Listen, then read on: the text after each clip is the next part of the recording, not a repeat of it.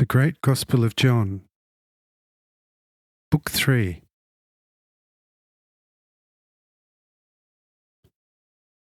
There is no copyright for this book.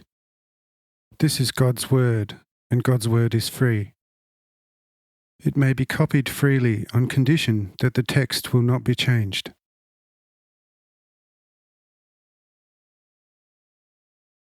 Original German book, Das große Evangelium, Johannes, 1851 to 1864. This Book 3 is translated from the German Book 1, chapters 201, to Book 2, chapter 58.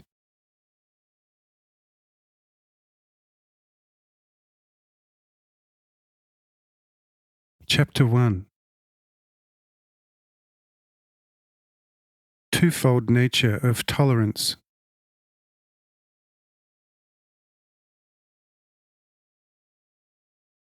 I said, "Friends, I did indeed know that this would soon happen, so that Satan may complete his work. However, the ones who fled to the heathens could also have found refuge here in Galilee. And those who cursed my name in order to save their earthly possessions would have done better to free themselves from all their worldly ties than by cursing my name to safeguard their possessions, to which eternal death is attached. How hard will it be for a person with many things to part with them one day? And how easy will he depart from the world who did not possess any goods from its poisonous bosom, and suffered persecution for the sake of my name? The latter scorns the world, and will surely not be sorry, when, clearly seeing it as it is, he will be leaving this place of darkness to enter the kingdom of heaven.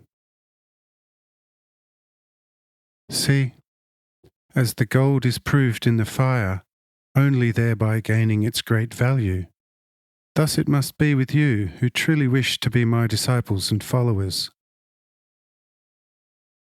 My kingdom, for which all of us are now working, is not of this world, but of that vast, eternal, everlasting one, which follows this earthly, material, short trial life. Therefore, I do not give you peace for this world, but the sword. For you have to attain to the freedom of eternal life through the battle with the world, and all it offers you. For my kingdom suffers force, and those who do not seize it forcibly will not enter it.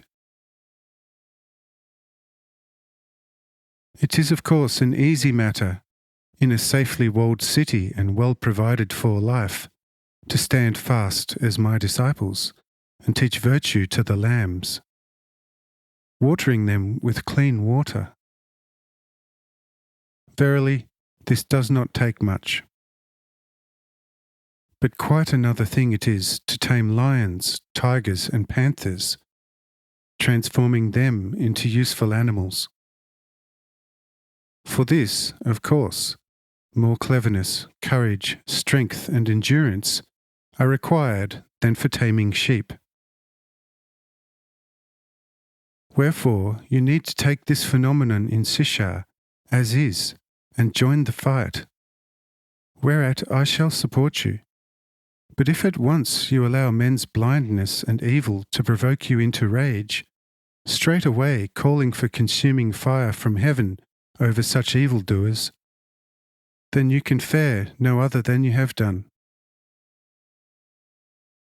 Nor can my angels be of service to you in such cases, for such service would be diametrically opposed to my eternal order. If you intend to be victorious fighters for my kingdom, then prepare yourselves a sharp sword from pure truth. But this is to be fashioned from the purest and most unselfish love. Then fight courageously with such sword, not fearing those who in extreme cases can kill your body, but then can harm you no more. If, however, you must fear, then fear him who is a true Lord over life and death, and who can reject or accept man's soul. He who loses his earthly life in a just fight for me shall regain it to full measure in my kingdom.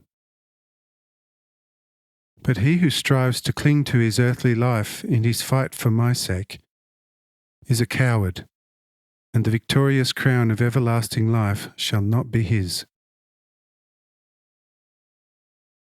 What rewards has he who fights gnats and kills flies? Verily, I say unto you, such hero is not worth to urinate on. Ah, it is something quite different to, well armoured and with sword in hand, enter a herd of lions and tigers. After cutting down the herd and returning home victoriously, triumphal arches shall await him, and a great reward shall not be withheld from him for his heroic feat. Return home, therefore, and fight as I have shown you, and you shall not forego your proper victory. To what state Satan has brought this earth, I verily know best, and I lack not the power to finish him off. Yet my great love and patience will not allow it. Because he who seeks to defeat his enemy only to destroy him is a cowardly fighter. For not his courage, but his great fear has prompted him to rid himself of his enemy by killing him. He who wants to be a real hero must not annihilate his enemy, but take the trouble to win his foe with all cleverness, patience, love, and wisdom in his heart. Only then can he boast of fighting a true victory over his enemy, and his greatest reward shall be the hard-won foe.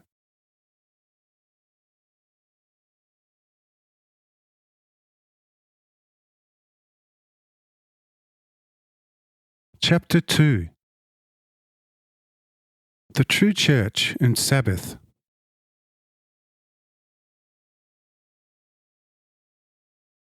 If you too have now understood this, then return home soon with your angels, and there do according to my word, and all the unpleasantness there shall soon take on a different aspect.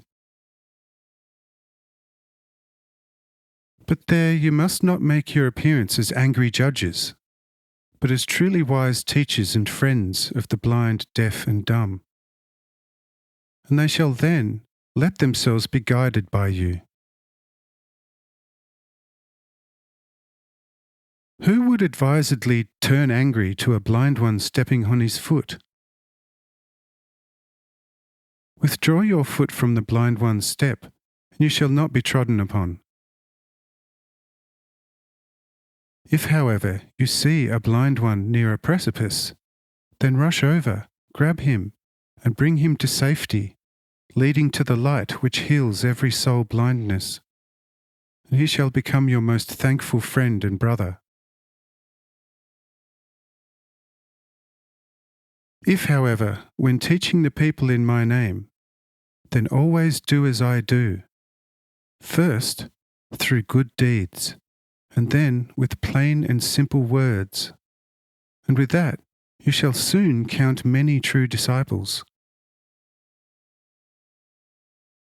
But if you dress yourselves up in mysteries, way beyond the stars, and try to impress upon men that you are called of God to judge, bless, or curse them, and besides that, get angry if my angels don't want to support you therein, then it must be clear to you that such conduct is not at all my will, as revealed to you, but that you have created a new order, and from this tried to build a safe church in place of the old Mosaic one, before which your lambs were to bend their knee already from afar. See, thus it was with the Mosaic church, And when it had been fenced in, it did not bring any, or only little and usually stunted fruit. I am now giving you a completely free church that does not need any other fencing than with everyone his very own heart, wherein the Spirit and truth are dwelling, and where alone God wants to be recognized and worshipped. Because I gave you my Spirit first, you shall not imagine yourselves by a hair's breadth better than any other person. And you shall not make any particular office of this gift, as is done by the heathens, and the twice as dark Jews and Pharisees. For there is but one who is your master, and all of you are equal as brothers and sisters, and there shall never be any discrimination among you. Thus there shall not be any rules among you. You shall not observe any particular days or times, as if they were better or worse, as if God had laid down only certain days on which He wants to hear your prayers and accept sacrifices. I tell you, with God, all days are equal, and the best among many is the one in which you have done a truly good deed for your neighbour. And thus only your deed shall in future determine the true and sole Sabbath day pleasing to God. On whatever day you will be doing a good deed, that will be the right Sabbath, which is considered by God. But the usual Jewish Sabbath shall be an abomination in God's eyes. However, if you wish to erect a so-called house of God, then build hospitals and homes to care for your poor brothers and sisters, in which you serve them with all they need. Thus you will perform the truest divine service, which will be most pleasing to the Father in heaven. By such a genuine and solely true divine service, one will recognize that you are truly my disciples. Do go home now and act accordingly. Then your work will be blessed.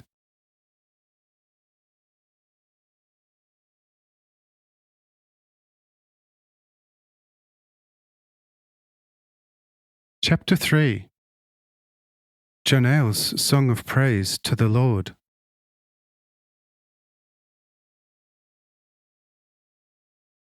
After these extensive instructions, the two say, Lord, forgive us our sin, for now we clearly see that actually we, rather than the people, are at fault.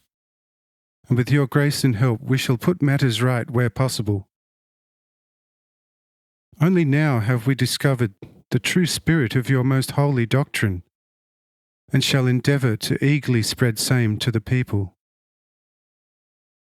But many have gone over to the heathens, and we hardly know how to win them back. What shall we do? I said, Do with them as I do with the heathens, and they shall be your disciples together with the heathens. See, this house too is now a heathen one, having for a lengthy period already embraced the doctrines of the Greek wise men. And yet it is now more on my side than ever a house was in Jewry. Do likewise, and soon more heathens than Jews shall rally around you. For he with an empty stomach more avidly consumes a meal than a person with full stomach, especially when the stomach already is quite spoilt, as is that of the Pharisees and scribes. Say the two, What shall become of those who cursed your name for the sake of their worldly goods not being taken from them? I said, He who has fallen, him raise, and lead unto the right path, that he may become aware of his sin and repent committing it. Let this be your special charge. I have not come to judge and destroy this world, but to seek what was lost and raise up the fallen. If you know that now, then go and do so." After these words, the two bowed down deeply before me and asked me if they could remain with me for a few days. I gave them my approval, saying, "Although I said to you beforehand that you can now return home, I wanted to therewith indicate the willingness of your heart and its comprehension, rather than to directly return to Sisha for a specific time. And so you are welcome to tarry here for a few days, which I shall be still spending here with my friend." The two, quite happy with my advice, gave me thanks and honour, and Jonail, deeply stirred emotionally, said, "O earth, you aged field of weed, thorns and thistles, you life's dark tomb, deliverer of sin and death, are you indeed worthy of the Lord your God and Creator's walk upon you, with his own most holy feet, breathing in your pestilential air and partaking of your evil fruits? We humankind, together with the animals and plants, are not worthy enough for his glance. It all is endless grace and mercy. Therefore, let everything get up and praise him forever. And you stars up there upon high heaven, veil your unholy countenance, for it is God your Creator upon whom you are looking down from your height, haughtily. O earth, what has become of you? What name shall be given you?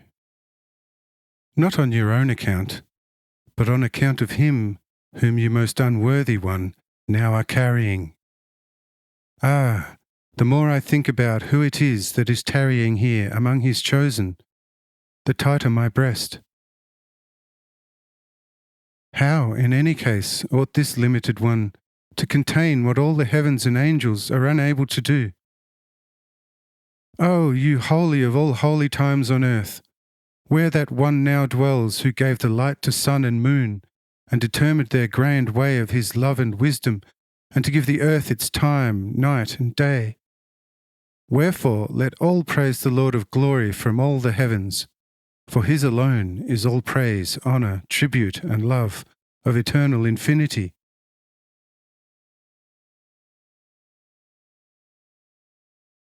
On hearing such exclamations, the disciples say, "Do you not hear Jonail's praise?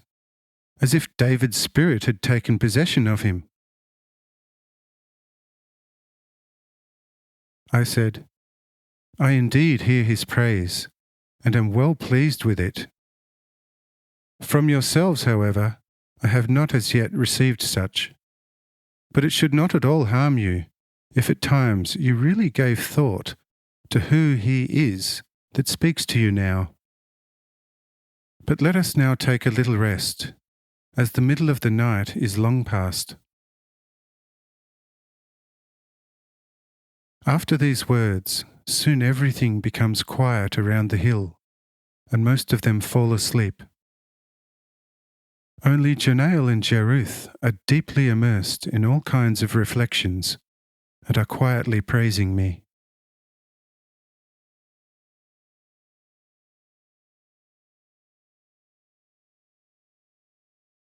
Chapter 4.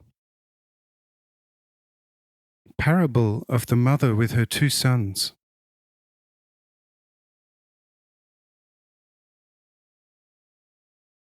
As the near approach of sunrise in the morning, Jonail and Jeruth's angel awaken all those still asleep, while Kisjona, whose quarters were next to mine, instructed his wife and daughters and the sundry servants to organise a proper morning meal.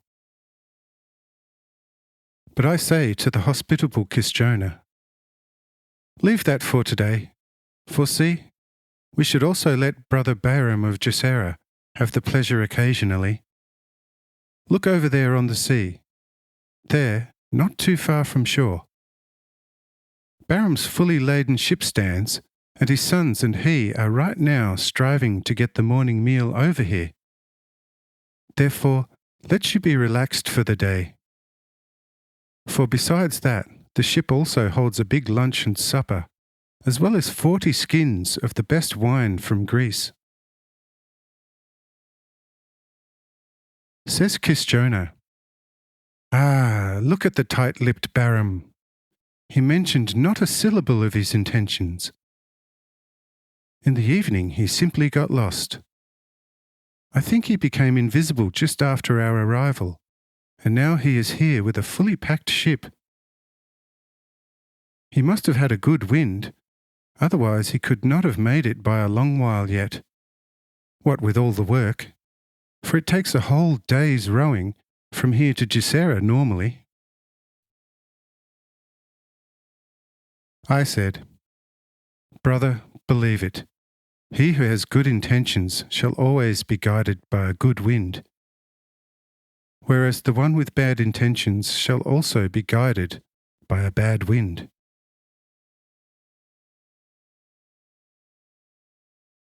There once were 2 brothers, whose mother had many a treasure.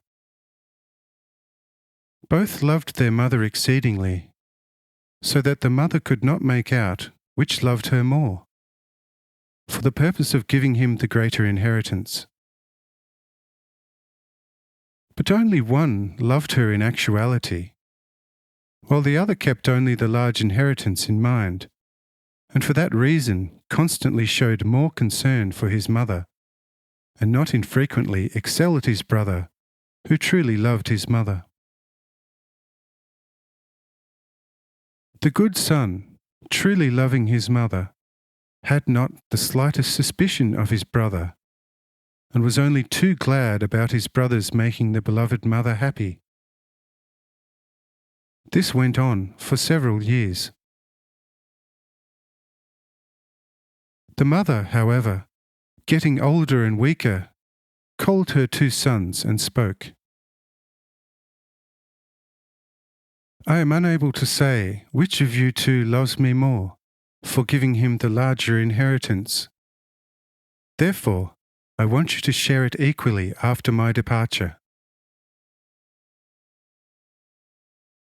Whereupon the good son said, "Mother, it was through your care that I learned how to earn my living for all my needs. But I shall ask God with all the fervour of my heart to keep you alive as long as me, and that you would manage your wealth for the best of the whole house. For if I were to possess the inheritance without you, it would become my greatest torment, making me disconsolate each time I looked at it. Wherefore, dear mother, keep the inheritance, and give it to whoever you will. Your heart is my dearest inheritance. Would that God would keep it alive as long as possible." On hearing such talk from her good son, with a deeply stirred heart, she spoke, hiding her real feelings. "Most beloved son, your confession indescribably gratifies my heart, but this is still not a reason to give your inheritance to a stranger. If you insist on having no part of it, then let your brother take the whole inheritance after my expiry, and that you serve him and earn your keep by the sweat of your brow." Says the good son, "Dearest mother, when serving and working, my heart shall always be gratefully mindful of you, and speak, 'See, this is the way your mother taught you to work.' Were I to possess the inheritance, I would in the end become work-shy, throwing myself into a useless life of wealth, and finally even forget you. Therefore, I don't want your hard-earned treasure, which does not bear the imprint of your heart, but only that of the emperor's authority. Yet that which I have taken from your heart also bears the latter's imprint, and has a lasting seat in my heart. Therefore, beloved mother, this inheritance, which you have given me already from the cradle, and with which I have already earned much of the good and the costly, is to me indescribably more precious than that which you earned for yourself with the work and struggle of your hands. Its sight would only perturb me, as the thought would keep returning. See, this has cost your mother's hands much strain and work. Did she perhaps cry often from pain for being concerned about giving you an inheritance? And see, dear mother, I could not then possibly be of good cheer, because I love you so exceedingly. Moved to tears, the mother calls upon her other son to say what he thinks and wants. This one answered, I have indeed always thought my brother noble, yet in some ways an eccentric. There I am quite a different man. Just as much as I honour and regard you, dear mother, just so I also respect everything you want to and will give me.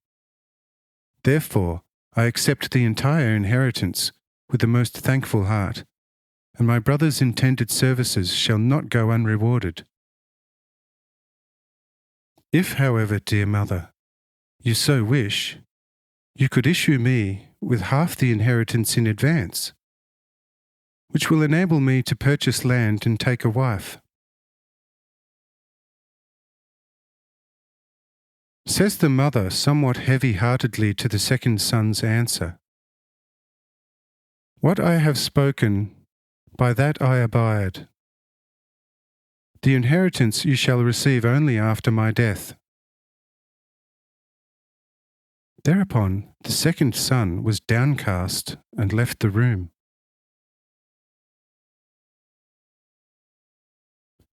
A year later, the mother became very ill, and a maid came out to fetch the two sons working in the field, so that the most worthy could receive the mother's blessings in accordance with her will.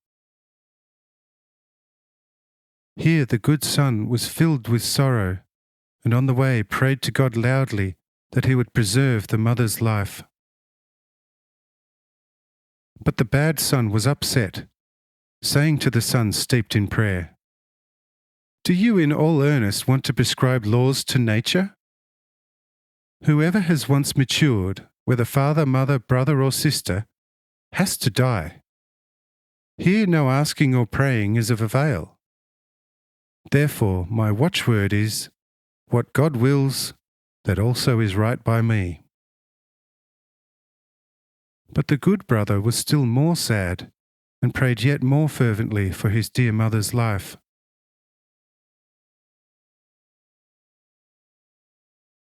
As they came to the mother's sick room, the bad son said, I knew that you wouldn't die so quickly. Whereupon he began dissuading her from fearing death. But the good son cried and prayed loudly. God, however, listened unto the good son's groans, sending an angel to the mother's bedside, who made her fully well.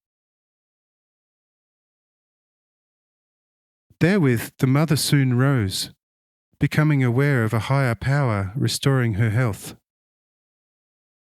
And upon noting the strength in her limbs, she said, For this I have the fervent prayer of my son to thank, who rejected the proffered inheritance out of his true love for me. Truly I say to you, my most beloved son, because for true love's sake you wanted nothing, you shall now have everything. Whatever is mine is yours. But you other one, having loved me only for the inheritance, fervently desiring my end, for being good to you and making everything over to you, shall receive nothing, and become man's slave for evermore.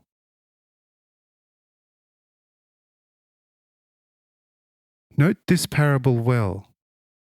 Which of the two sons, do you think, had the good wind? The disciples said, Obviously, the one who truly loved his mother. I said, Well said. But I say unto you, as this mother acted, so shall the Father in heaven do. He who does not love me for my own sake shall not come to where I shall be. Man should love God without thought of gain, just as God loves him, or he is completely unworthy of God.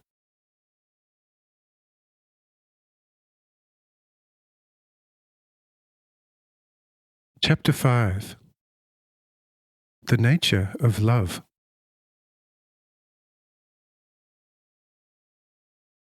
Kistjoner says, That is an exalted and deep truth, but I would like to comment on this, that, at least among humans, there cannot exist a completely unmotivated love.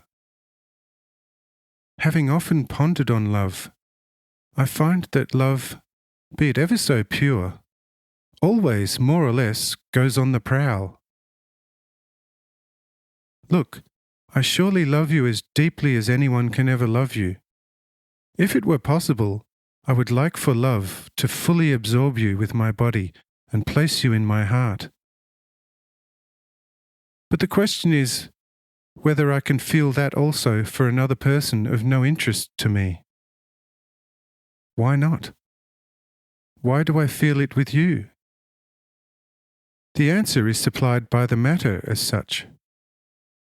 I know who you are, and know what you can do, and also know what I can achieve through you, and the observance of your teaching. And that is the unquestionable basis for my ardent love for you. For if you were not what you are, my love for you would surely be considerably weaker. Thus, I have an enormous interest in you, and therefore I want and love you. I do not want to say that I love you for the sake of some particular gain, for I am giving up everything in the world for love of you. But nevertheless, my love here goes on a special prowl, for it aims at you, because you are more to it than the whole world. The greater worth, either material or spiritual, always determines the prompting of love. The merchant who was looking for pearls sold everything and bought the finest pearl he found. Why? Because it was worth much more than everything he had so far possessed. The interest is indeed a noble one, but it is still an interest, and without that there is no love, at least not with man. And to the one who would like to convince me of a love without an interest, which at the most may be found in God, I say, Friend, you may be very wise, but you have never as yet pondered deeply on the subject of love. Of course, the divine, true love differs from the hellish one quite considerably, in so far as divine love is also on the prowl as is the hellish one, but it returns it all again. It only gathers for the sake of returning, whereas hellish love robs only for its own benefit and will not surrender anything. However, if we adopt heavenly love, we know that we shall thereby never end up with a loss or suffer damage, but are going to gain ever more the more we give. There we may be compared to a hole dug in the ground. The more earth it loses, the larger becomes its inner cavity for the reception of light and heavenly air. Lord, I think that I am not wrong there. What does your endlessly superior wisdom say to it? I said, Nothing but that you are quite right. For if love were not a robber in one way or another, it would not be love, since all love desires and wants to have. However, there is an endless gap in the motivation for having, and that separates heaven and hell for all eternity. But now Baram's people are bringing the morning meal. We want to therefore, having for hours cared for the spirit, also for a few moments think of the hungry body. Baram brings me a most precious fish in a bowl, prepared in the finest manner, together with a full beaker of wine, begging me for grace to be worthy of serving me a morning meal from his hand.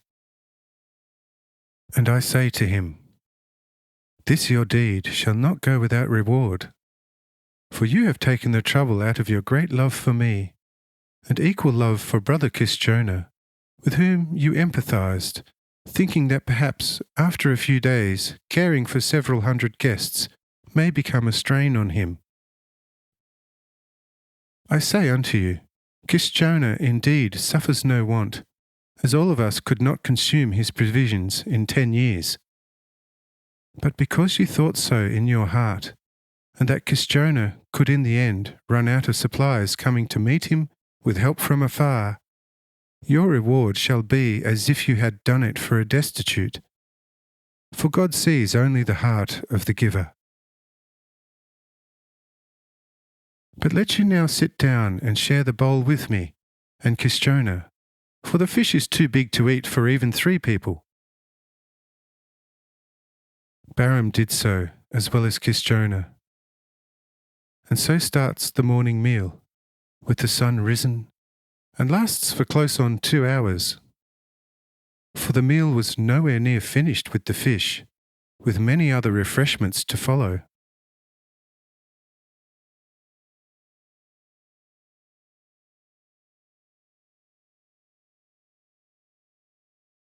Chapter 6. Human Nutrition.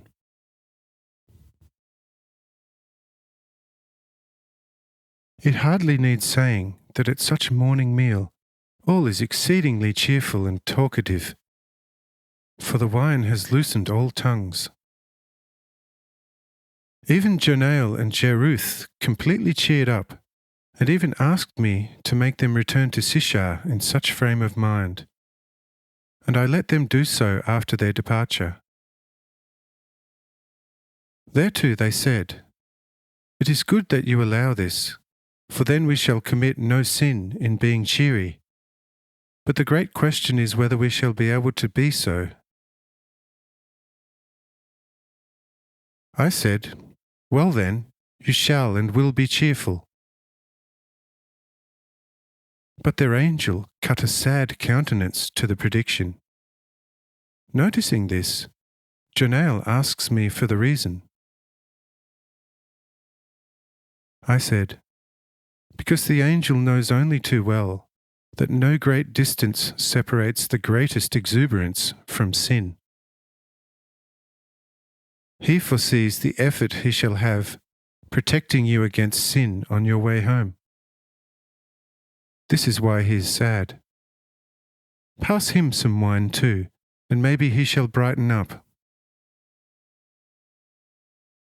Whereupon Jonael hands the angel a beaker of wine. He takes it and empties it completely, which amazes the two, for such they had not noticed with him before. But the angel says, "For quite some time I have been with you now. Why did you never pass me a beaker at home?" Says Jonael, "But how could it have occurred to us, even in a dream, that an angel takes in any material sustenance on earth?" Says the angel, "Strange, have you not seen how the Lord of all heavens also ate and drank? And yet he is the highest and most perfect spirit. How then should we angels not also eat and drink, when we have to put on a body in order to serve you in the physical? Give me also some fish and bread, and you shall see how I can not only drink, but also eat quite well. For where the Lord takes terrestrial sustenance, the angels also do so. Whereupon Janael passes the angel a whole fish and a fair-sized lump of bread, the angel taking and consuming both.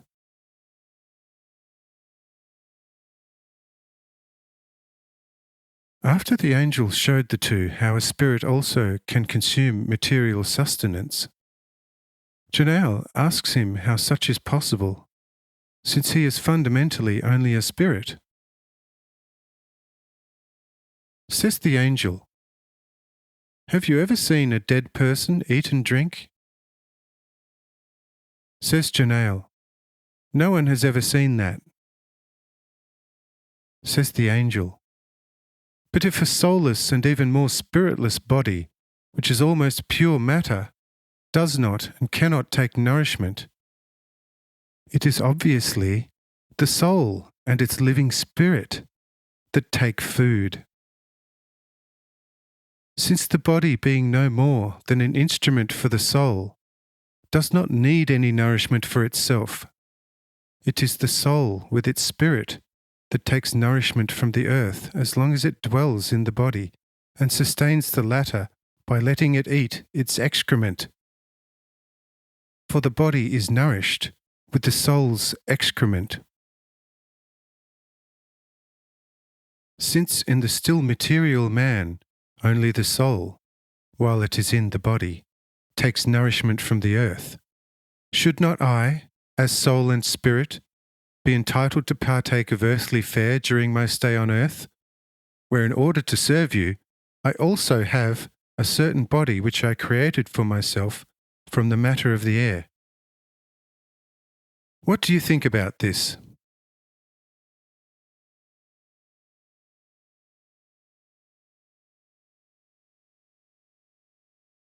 Chapter 7. The Right Kind of Fasting.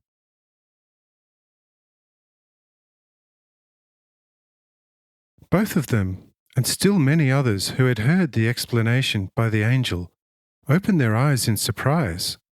And Peter asks me, "Lord, is it right what Janael's servant has just said? It does sound a bit peculiar. How can the body be nourished with the soul's excrement? Does then the soul too have a stomach and maybe even an anus?"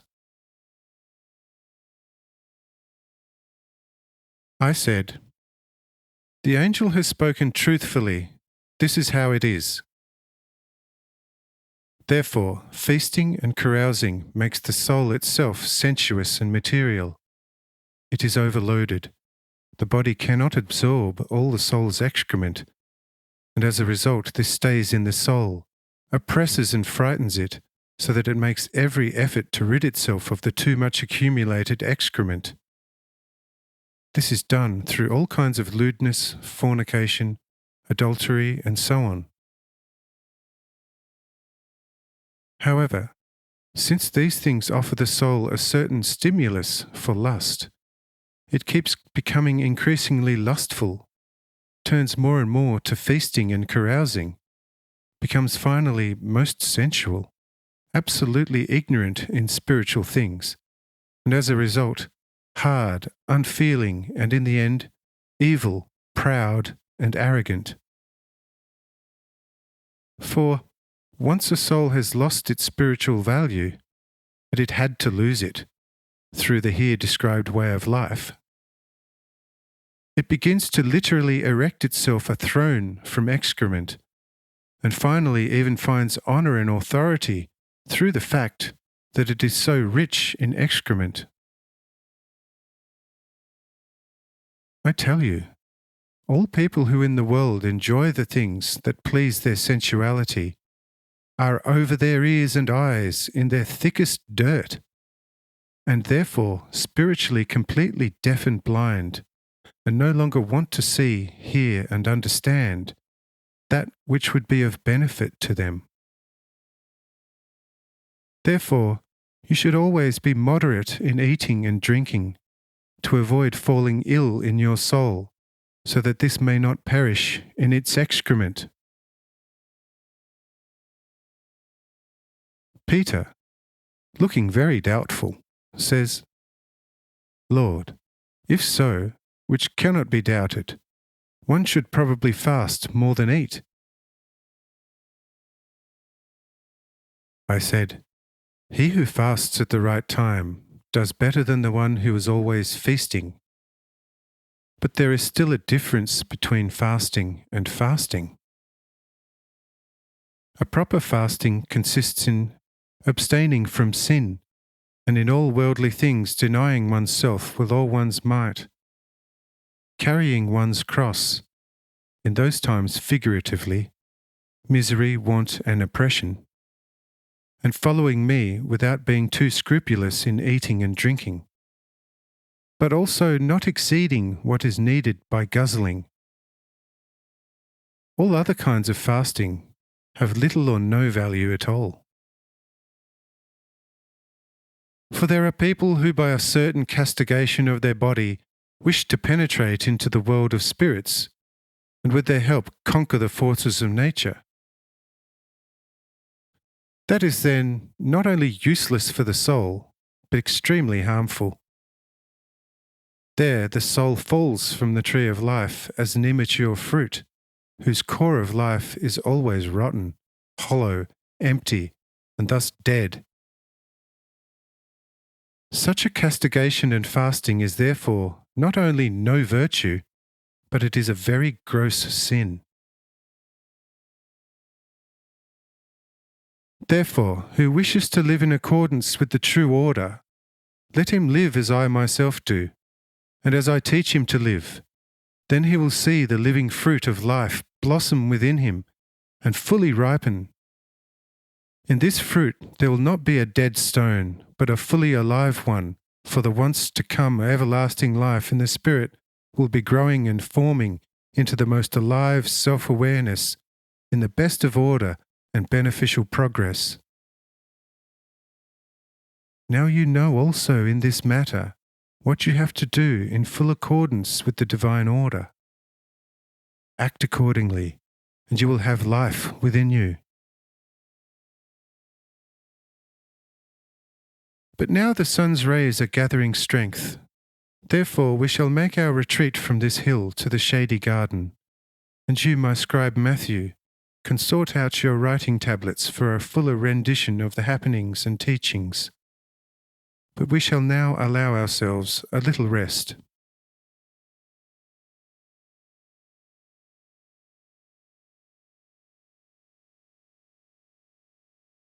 Chapter 8. Earthquake, Sea and Thunderstorm. We leave the hill and move to the shady trees. There was a nice grassy bank under a wide fig tree, where I sat down and fell asleep, and all the others, even Mary near me, took their places and slept. Only Janael, Jeruth, and Matthew sat at a garden table, where Matthew started ordering his tablets, with Janael and Jeruth's angel making him aware of certain deficiencies. Towards the middle of the day, Balaam, who meanwhile found himself aboard the ship with Kishjona, noticed immensely heavy storm clouds rising over the horizon in the west. With the water surface growing progressively calmer, it being a sure sign of imminent and destructive tempest, combined with earth tremor. Balaam therefore at once had all edibles brought up from the ship, tying the latter down in the firmest possible manner. He had hardly finished the work when the sea already began to rise prodigiously from afar.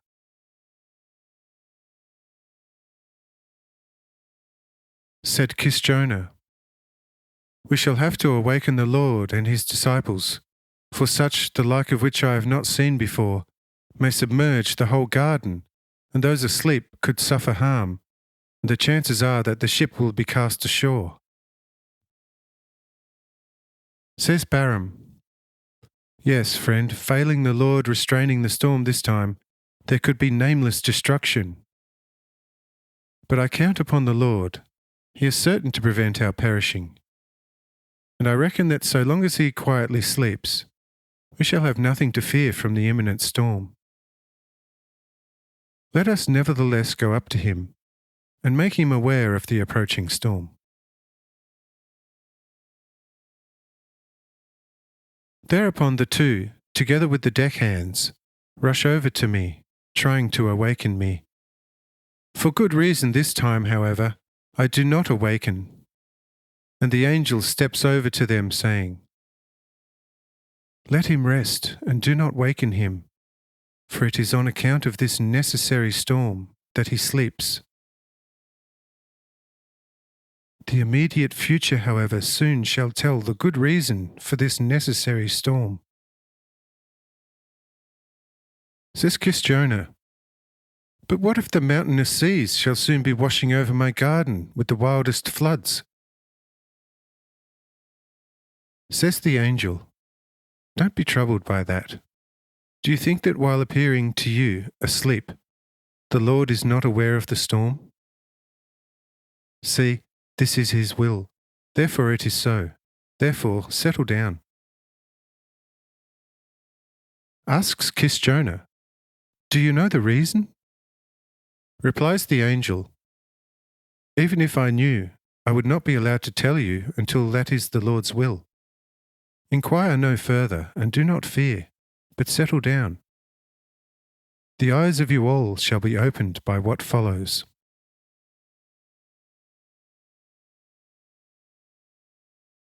After these words of the angel, who then quietly helped Matthew to upgrade his tablets, Balaam spoke, "I must confess that in my whole life I have not seen a more threatening storm. Yet at the same time I never before watched a storm so undaunted and indifferently. Just look, no more than a quarter-hour average travel time further on, the length of this bay. In just a few moments the storm should hit us. Yet watch now the billowing rollers move along the length of the sea towards Sibara, a mere quarter-hour's distance outside the bay, resembling swimming mountains being smashed by thousands of lightnings. And yet the bay is so calm that one can see the storm in its external aspect, like a section of the coast. This truly is a rare phenomenon.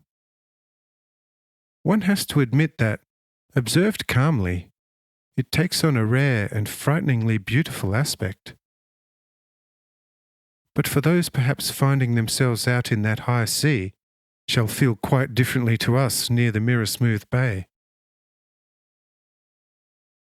It is at least a half hour from the weather front, yet what mighty roar of the thunder! It must be downright deafening at that front. Now I also feel a marked earth tremor. Do you not notice anything? Says Jonah, "Indeed, I just wanted to tell you. However, it is a wonder of all wonders that my bay still remains calm. For I know the spectacle of what this bay is capable of once it starts raging. Yet the bay, together with a considerable stretch beyond, is totally calm. But listen, the tremor intensifies. If only the dwellings escape harm. I am seeing a peculiar circular swell in the bay, and the start of a tidal wave further out. We haven't long to go. In the name of the Lord, we can't lose more than this earthly life, and so let come what may. The Lord and his angel in any case are with us. But it has a terrifying look. The Lord have grace and mercy on all sinners." Now the bay too is getting rough. Powerful wind gusts are tearing through the trees and countless flashes of lightning through the heavy clouds. Several hit the bay with an unbelievably frightening racket, causing a roaring froth. Yet there still falls not a drop of rain from the glowing cloud. Lightning hits the hill on which we spent the night. The exceeding racket of this flash now wakens all from their good sleep, except myself. As the many awakened ones take in the unprecedented din and the storm of all storms, fully awakening with the tenfold simultaneous flashings, they leap off the ground with the disciples rushing over to me to awaken me, shouting with fear. Says the nervous Judas, "But Lord, how can you sleep with these raging elements? It is raining lightning from the sky. Who could be safe from death for a moment? Help, Lord, or the entire earth is rubble." I said, "Has lightning actually hit you?" Says Judas, "Not yet, of course, but what hasn't happened may easily still do so with this storm. I therefore speak while I still live.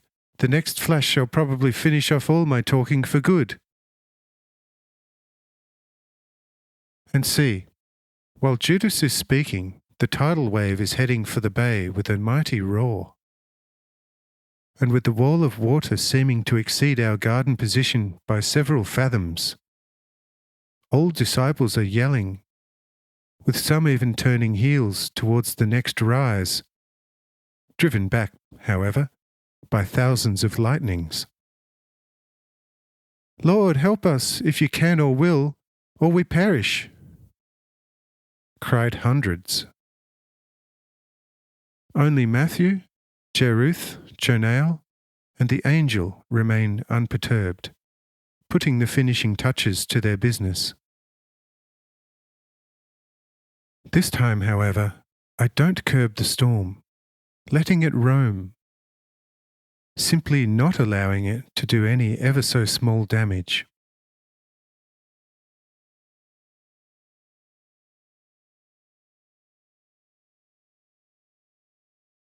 Chapter 9. The purpose of this storm.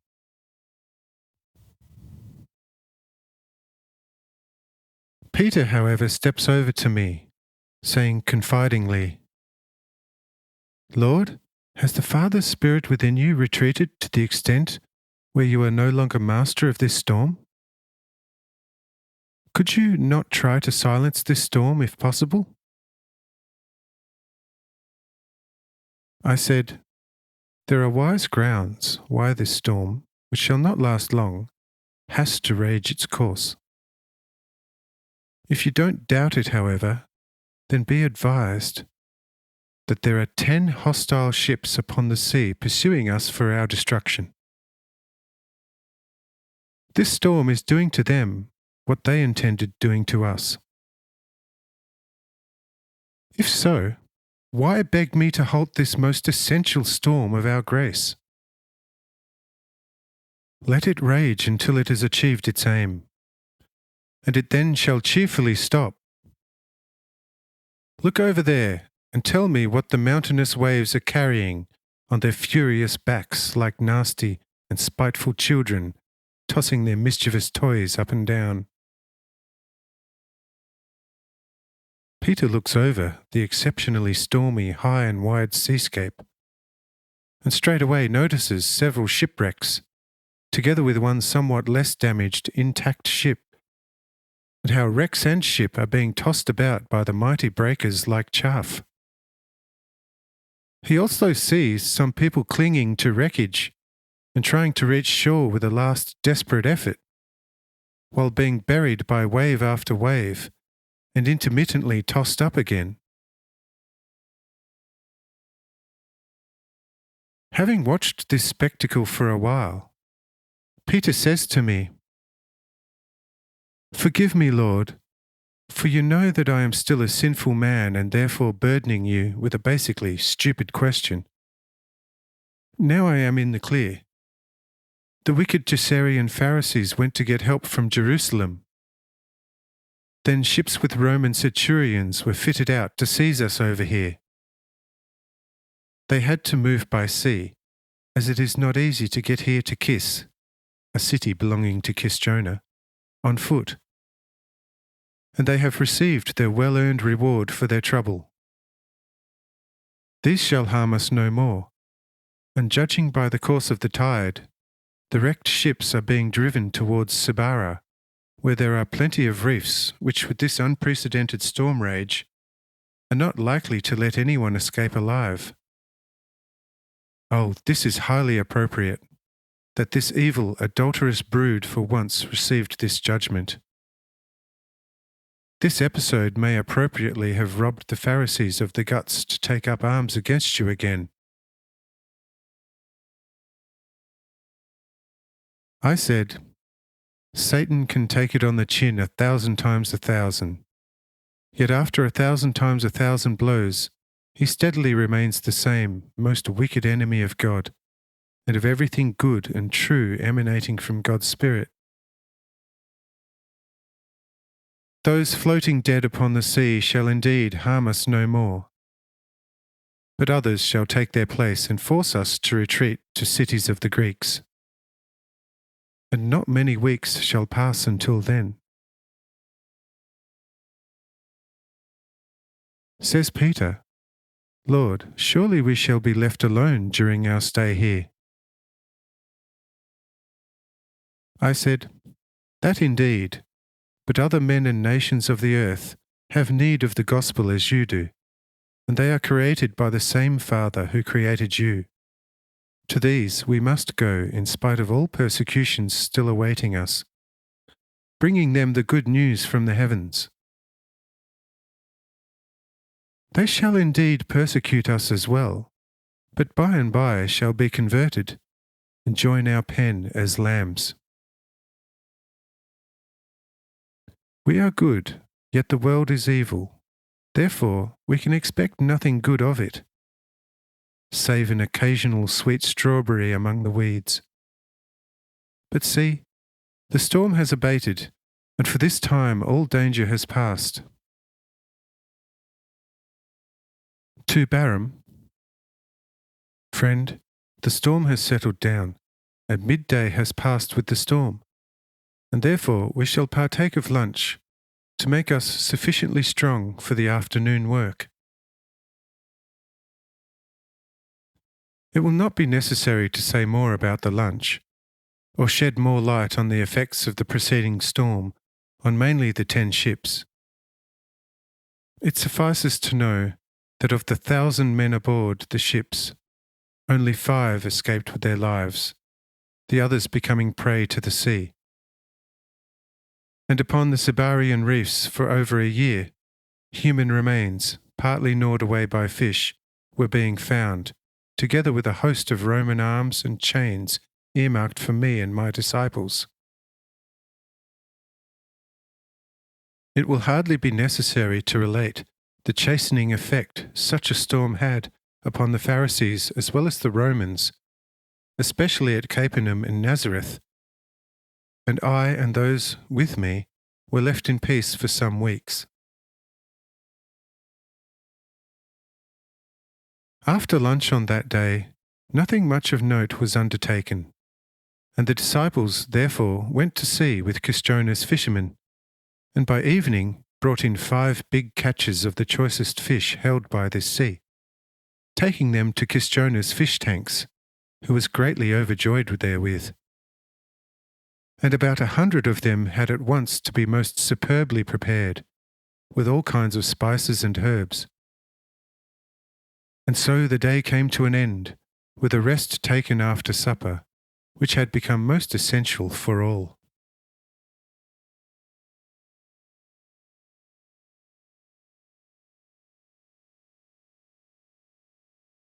Chapter 10. Excursion to Cana in the Valley.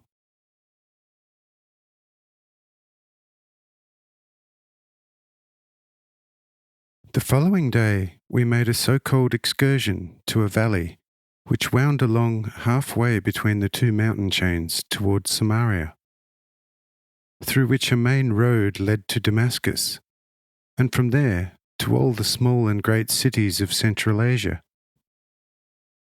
For which reason Kisjona's toll at Kis was one of the most profitable in all of Galilee.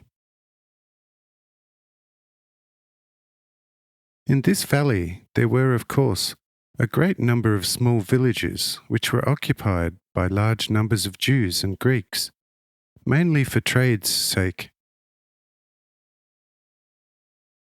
Most adjacent to Kis was the locality named Cana, for which reason the Cana near Nazareth was referred to with the appendage of Galilee. If Cana was mentioned on its own, then it was understood to mean the above-mentioned Cana in the valley, whose location already was in the region of Samaria. The reason also for a toll at Kis, a border city between Galilee and Samaria.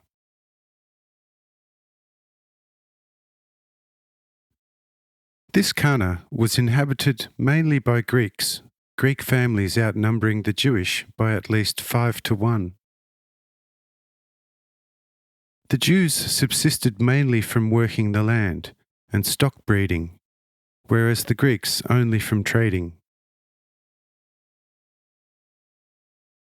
We therefore visited this Cana, and namely the resident Jews, who not seldom were immensely cheated by the sharp and crafty Greeks, and as owners of the land were almost exclusively subject to all the taxes and other burdens, and therefore quite often sank into all sickness and infirmities from grief and wretchedness. As we arrived in Cana, with the Jews as well as the Greeks noticing the familiar Christiona, they rushed over and greeted him, pleading forbearance for their debts, as both the Jews and Greeks owed him substantial sums of money. But Christiona said, "If I had wanted to make demands on you, I need not have made this journey myself, but just have sent my servants to you. But I came to bring you comfort, which I announced to you all publicly. Your arrears are more than paid, for my and your Lord has paid them and restituted me, and you can cheer up and be untroubled." On hearing such, the Cana residents joyfully probed Christiona as to who and where such Lord would be, who did them such great favour, that they may go and thank him and do him honour.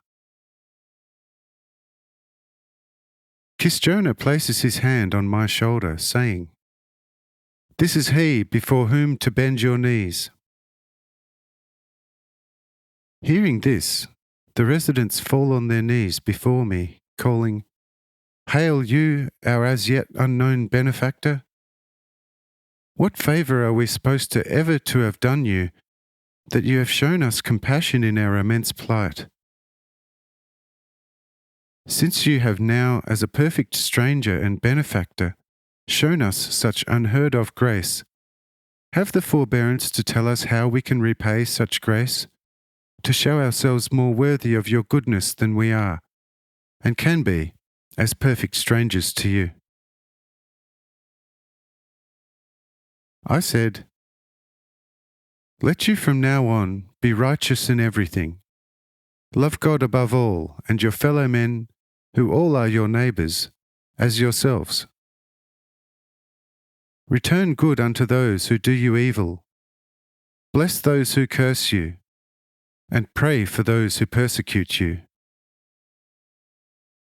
In this way you shall be accepted as children of the Most High, and in this shall consist your only real gratitude for all I have done for you.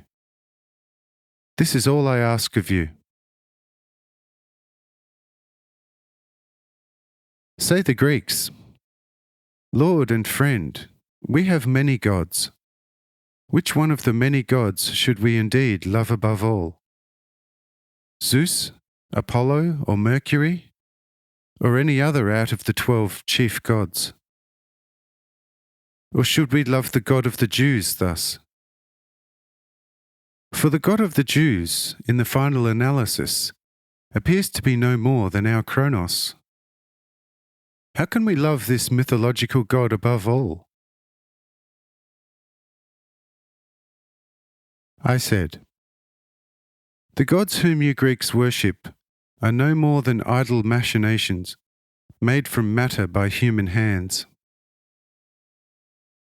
These you can beg, worship, honour and love more than your own lives for thousands of years, and yet they shall neither hear you nor do you a good deed, for the simple reason that they, in living truth, are nothing and exist nowhere. The God of the Jews, however, whom the vast majority now are no longer able to or want to recognize in fullness and in truth, and instead, in spirit and in truth of heart, which in reality is love, worship and honour with only the filthiest and dead sacraments, nevertheless is the only true, eternal God, who out of himself once created heaven and this earth, with everything on it, in it and under it, that lives and has its being. I am, however, his messenger from eternity, and have now come to you to proclaim this gospel to you. It is this God, therefore, whom you are to love above all, keeping his commandments, which briefly consist in loving him above all, and your neighbours as yourselves, as I said to you before.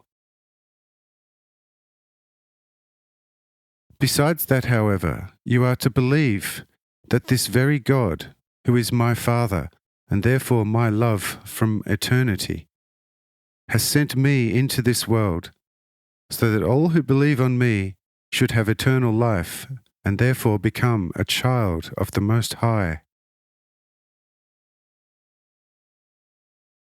In order for you to believe more easily, however, bring all your sick, and I shall make all of them well, regardless of which sickness they may suffer from. Therefore go and bring them all here.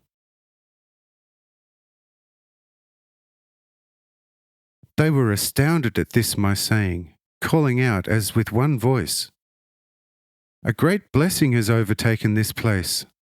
How mighty and marvellous is the sound of the divinely true words of this our greatest benefactor. Verily, no guile could reside in such kindness and goodness, nor falseness or deception. Therefore we shall do without misgivings whatever he is pleased to ask of us.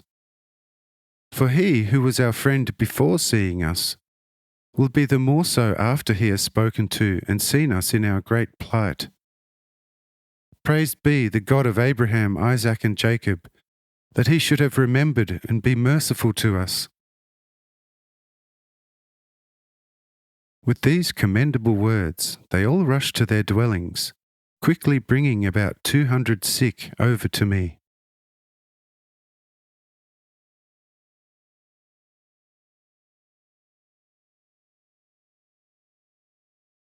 Chapter 11. Great healing miracle in Cana of the Valley.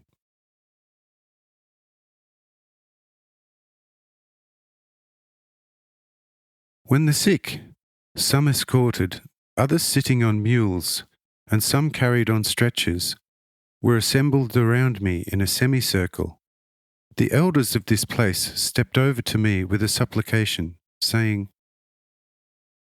"Lord, you who have freed us of our debt to the mighty and exceedingly wealthy Kisjona, a deed for which we shall never be able to thank you sufficiently.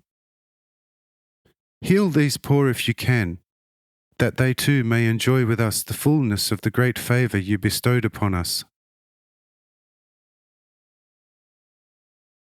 I said, "Yes, I have urged you to do this, and can, and will keep my promise.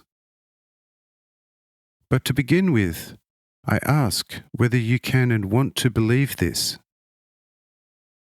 Your faith would help you much." Say the elders, "Lord, it seems to us that you are capable, wherefore we believe, so to speak, blindly, that you will heal our sick with wondrous remedies as yet unknown to us." I said, "But what if I have no special medications with me? neither healing oil, nor healing potions, nor any usual healing substances.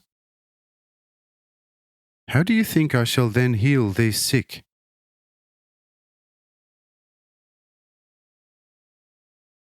Say the elders, Lord, how could we possibly understand that? For we probably have more knowledge in any field other than in the art of healing. We indeed have a doctor in this place, who, however, is as good as none, for he has helped no one yet, other than into the grave. If therefore we knew even as much as our doctor, we could still not tell you anything about your method of healing without medicaments. Therefore we cannot possibly know how it is possible for you to, in a natural way, make the sick whole. Perhaps you have supernatural means at your disposal, something we cannot know. Or you could be, perhaps, a disciple of the famous wonder doctor of Nazareth by the name of Jesus. Then, of course, such cures could be possible to you. It is an everlasting pity, however, that we hear how the Pharisees in Jerusalem persistently pressure Herod to arrest and jail this most famous Saviour. Oh, this is a tragedy for poor, suffering mankind. But by good fortune he is supposed to have instructed several students in his art. It is of course rare for a disciple to become as perfect as his master. But with the right amount of diligence, he could have in any case learnt something from him. And that which we suppose as indwelling you to a high degree is already a considerable something to give us the faith you... But what is this? Even while we are trying to represent our faith as based on your being a disciple of Jesus, all the sick are getting up. The blind are seeing, the lame walking, the dumb speak, the leprous are clean. And among them had been several choleric, and some with consumption, and they are well.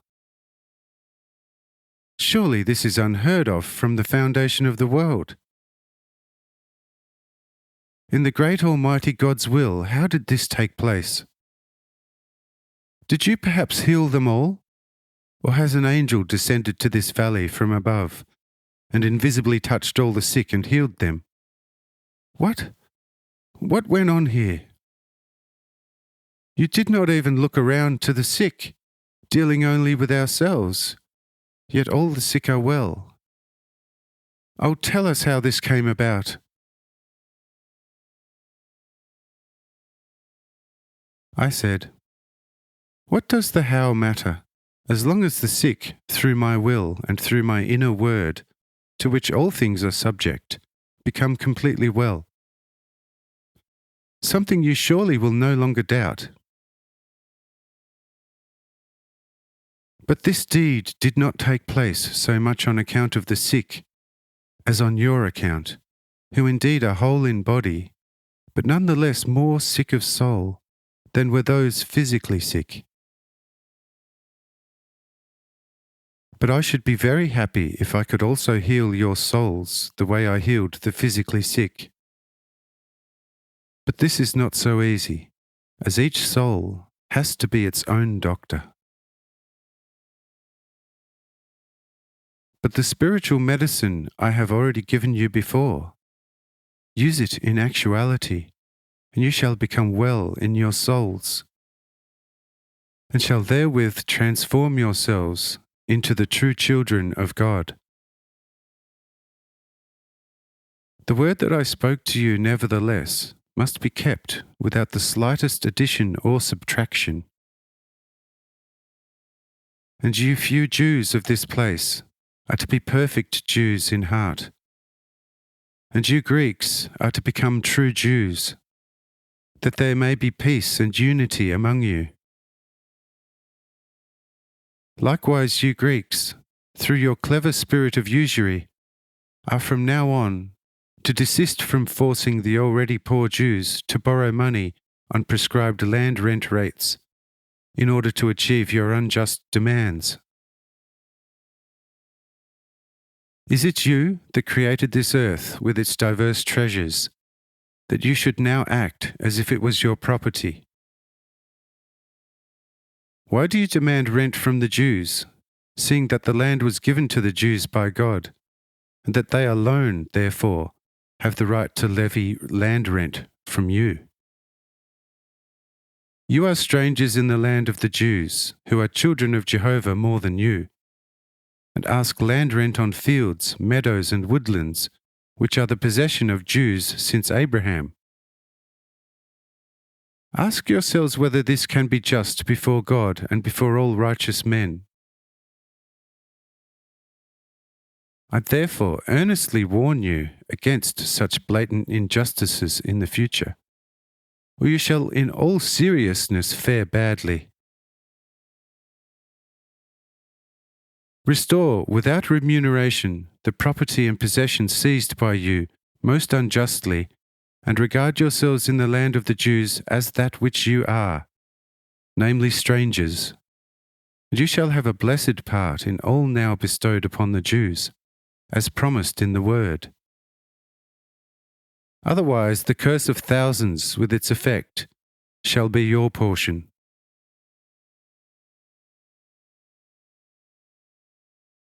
Regard the matter for once in its true light, and you shall see that in your eyes the Jews are no more than beasts of burden. You indeed cede political right of possession to the Jews, and the Jew can still say, "This land belongs to me." But you are there with your tempting wares.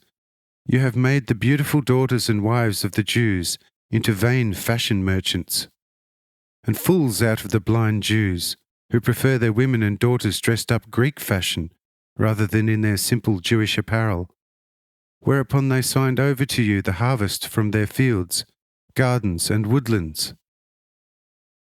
And since they still needed their life support, and to reap some sort of the harvest from their fields, they had to go into a secondary lease for land use, and in addition then tithe you from the harvest.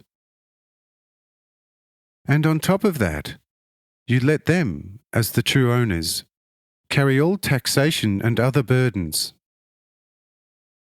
I say unto you, such injustice cries out to heaven and calls for punishment from above. Let you therefore suffer my rebuke, or you shall not escape the sharpest scourge from above.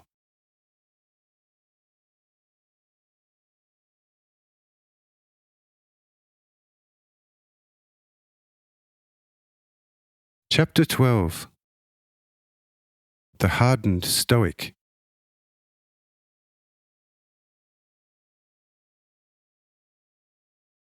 The talk makes the Greeks hesitant, with some saying, "The usually stupid Jews have worked this out very well.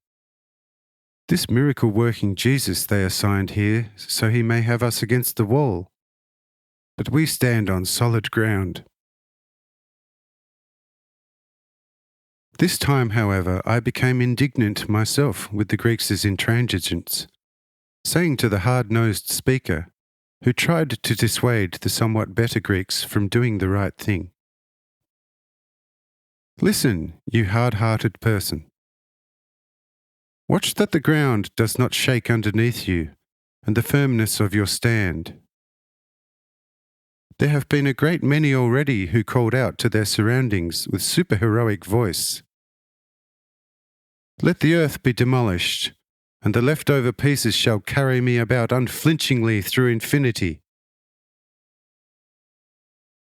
I say unto you, braggart of a Greek, who calls himself Philippold, that the fly that sometimes make a business trip unto your nose stands more firmly on your nose than you do on the ground.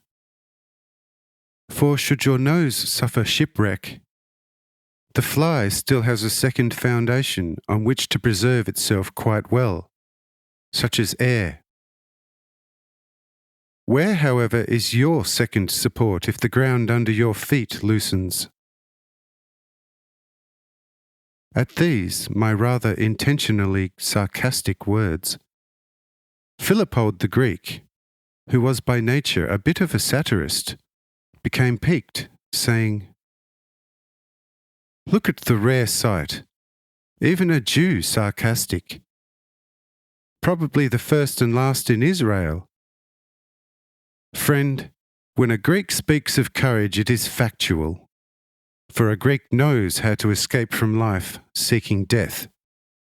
Greek history acknowledges Greek chivalry only, but is not ignorant of the incomprehensible cowardice of the Jews. Let the earth shake, or let all the dragons out, and watch whether a Philippold's expression changes by the smallest degree."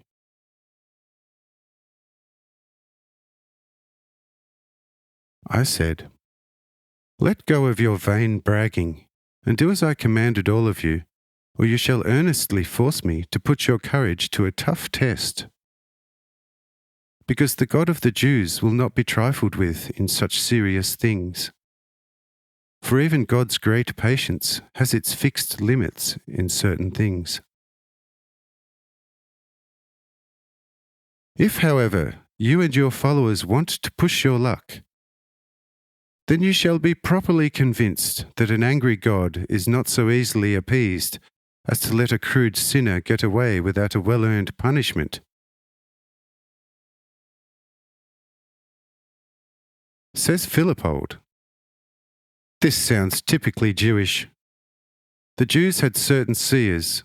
These never opened their mouths except for sheer warnings, of which some came true upon certain usually unspecified times. Most of them, however, were empty air, for the earth's nature surely always has been stronger than the mouth of a Jewish prophet.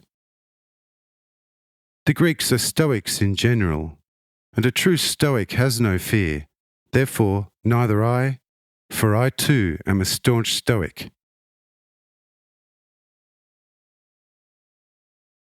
Says Matthew the Apostle to me privately, until recently the tax collector at Sibara, "Lord, this one I know quite well, a thoroughly annoying person.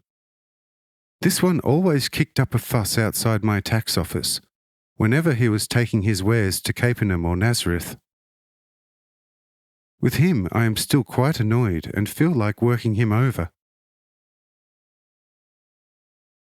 I said, "Let it be. I have a little test for him, and it will shortly come about." Matthew stands back, but Philippold recognized his tax collector from Sibara, saying to him, "Well, well, you miserly turnpike jockey, how come you are here too? What is your barricade going to do without your watching it from every angle with your lynx-like eyes? No need for you to actually stir up this wonder saviour against me, for he shall know what to do if I get too stiff for him. But from the natural aspect, you two could have a tough fight with me. For a Stoic is no rope or string that one can bend any old way. See, the miraculous healing of the 200 sick has confounded nearly all the inhabitants of Cana. Why not me? Because I am a true Stoic, to whom nearly all of creation is hardly worth a bump on the nose, and myself and miserable life even less. How would you therefore punish me? With death? I tell you I long for it, together with eternal annihilation, because I owe thanks to no God for this ignominious life. Or should one feel obliged to anyone for the most despised gift of all? Surely it isn't much for an almighty God to call a human into being. Who could prevent God from doing so? The man still to be created surely won't be asked whether he wants to be created, so that, as the only one really concerned, he may utter his yes or no.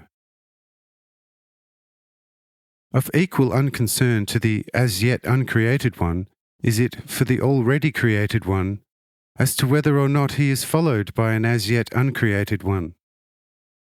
For a God, therefore, the act of creating is nothing special, but indeed so for the created one, because he has to be something that he has never been able to request.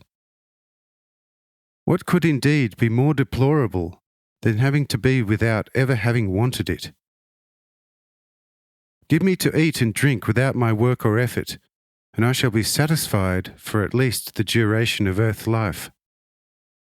But having to work unreasonably hard for maintaining this being, and therefore suffer like a hunted wolf, and on top of that be obliged to thank some God for it, and at the same time keep certain commandments, only for the Creator's selfish benefit, for this let me thank you not, to all Jewish and Greek gods or half-gods.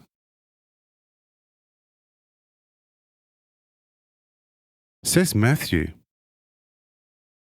a few more such people on earth, and Satan himself has a school he can attend for 100 years.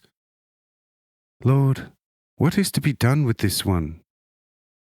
If he really is the way he speaks, then all the angels together can achieve nothing with him in the normal way.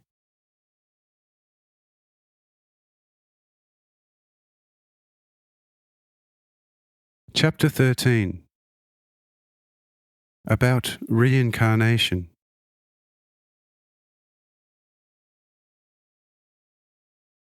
I said, just let it be. You shall soon convince yourself that something can be done with this one. And turning to Philippold the Stoic, do you think that you did not enter upon a prior contract with God, your Creator, fulfilling all the oft stipulated conditions essential for life upon this planet? See, you fool, this is already the 20th heavenly sphere on which you live physically. Your cumulative age in the flesh in terrestrial years far exceeds the number of sand grains in all the terrestrial oceans. Yet besides that, what eons of time, hardly imaginable to men walking the earth physically, had you already existed as a pure spirit of the fullest being and in the clearest self-consciousness within endless space, together with countless other spirits, consummating the fullest life and power. When, however, living upon your most recent solar world, called Procyon by the wise of this earth, but named Akka by the inhabitants of its wide earth, pronouncing it with uniform intonation, because the inhabitants there speak only one language. You expressed the most ardent desire, after hearing from an angel that the great, almighty, eternal Spirit and sole Creator and Sustainer of infinity and everything within it is to take on the flesh himself and the full human form upon one of the most insignificant planets orbiting within infinite space in countless numbers. That you would be set down here for the purpose of seeing and hearing him who created you.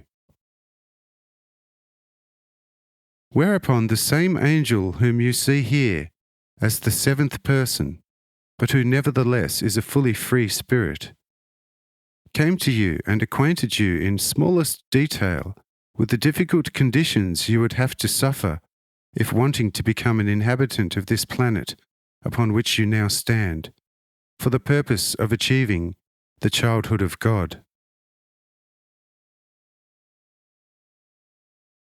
You accepted all the conditions, including the one that, in common with all the inhabitants of this planet, you be barred all retrospection to your previous existence on other heavenly spheres, until such time as this same angel would call you 3 times by the name by which you were named on Akka.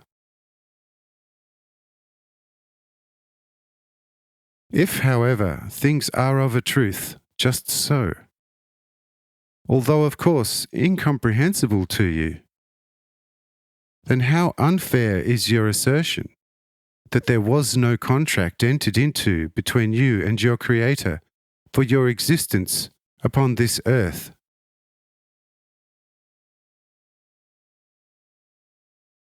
Says Philippold, "What kind of raving lunacy is this? I'm supposed to have already lived in the flesh, on some nicer and obviously better world as a human? No, this is getting too thick. Listen, you seventh one on the right, referred to as an angel by the Nazarene. What do they call you and me?" Says the angel, "Just wait a little, and I shall in all haste fetch evidence from your previous world, and give it to you for your greater insight and identification." With these words, the angel vanishes, reappearing in a few moments to hand Philippold a scroll on which, clearly inscribed in ancient Hebrew, appear the angel's and his name, together with a second scroll in which were recorded the conditions he promised before his transfer. Handing such over to Philippold, the angel says, "Here, read and understand, old Murahel, Murahel, Murahel. For I myself, named Archiel, have picked it up from the same altar where you made me the great promise. But do not now ask how such was possible in just a few moments, for with God, the most wondrous things are possible. Read it all first and speak afterwards."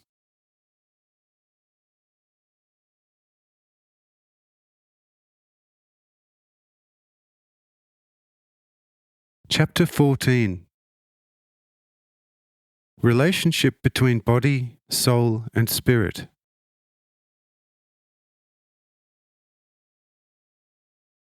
Philippold is absorbed with reading the scrolls, and as his inner vision opens therewith, he says after a good while, with the greatest astonishment,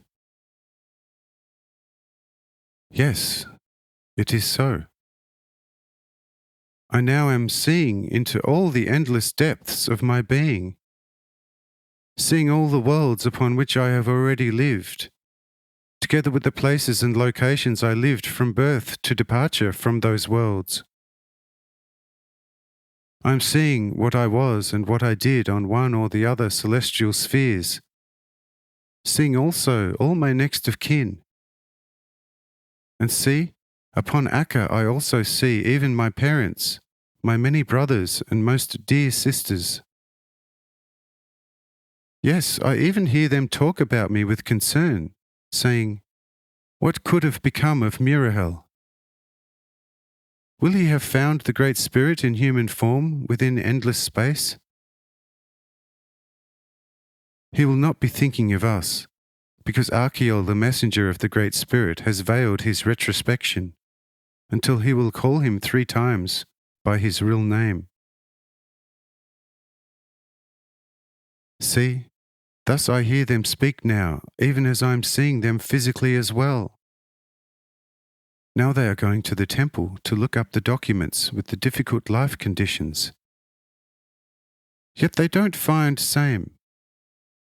But the high priest of the temple is telling them that Archiel picked up the documents a few moments ago on behalf of Murahel, but that they shall be restored in a short while. And now they are waiting in the temple, giving a sacrifice for me. Oh, love, love, you divine power! How endlessly far have you stretched your holy arm? Everywhere the selfsame love. Oh God, how great and holy art you, and how full of mysteries is free life. What man on earth can probe the depths that I see now? With what insignificance miserable man walks this lean earth, waging mortal combat not infrequently for a span of earth, even while carrying within himself what billions of earths cannot grasp." With these words, Philippold falls silent, going over to the angel to return the 2 scrolls to him, remarking, "Restore them to where they are waiting for them." But the angel says, "See, I also brought a writing utensil, the very same one with which you wrote the documents in the temple up on Akka. Sign yourself doubly on each document, and your name here, and keep the writing utensil for remembrance." Philippold does that, and the angel takes the documents and vanishes. After a few moments, those he needs to talk to the high priest on Akka, he is back among us, asking Philippold what he thinks now.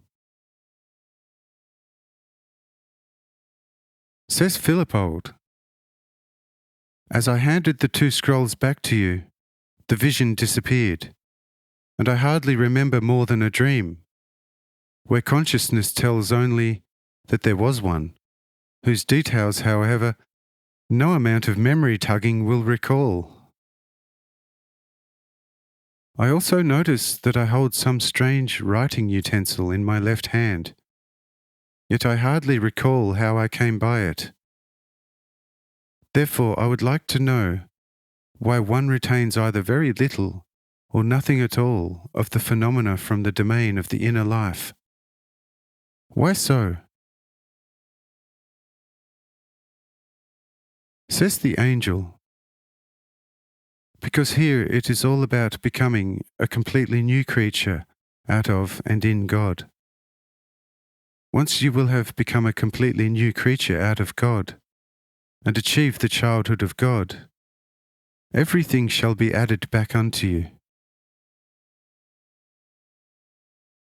In all the other countless worlds, you are created externally and internally what you are to be. But here, God hands the external formation to the soul, which builds its own body in accordance with its created order. But the task of the Spirit placed into every soul, primarily, is to develop the soul by keeping the commandments given him from without. Once the soul, as a result, has achieved the right degree of ripeness and development, the Spirit spreads into the entire soul, and the entire man is then perfected, a new being, and that fundamentally out of God, since the Spirit within man is no less than a God in miniature, because fully out of the heart of God. But man is then so, not through God's deed, but through his fully own, and is for that reason a true child of God. And I repeat to you in all brevity, in no other heavenly sphere do men have to form themselves, for they are so of God, or what amounts to it, are so through his children. But here, men have to develop completely by themselves, in accordance with the revealed order, or they could not possibly become children of God. And thus, a perfected man on earth, as a child of God, is fully identical with God, although an undeveloped one, in contrast, is below the kingdom of animals.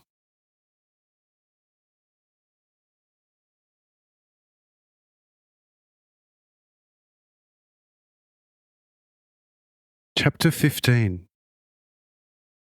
Archiel speaks about the Lord's incarnation.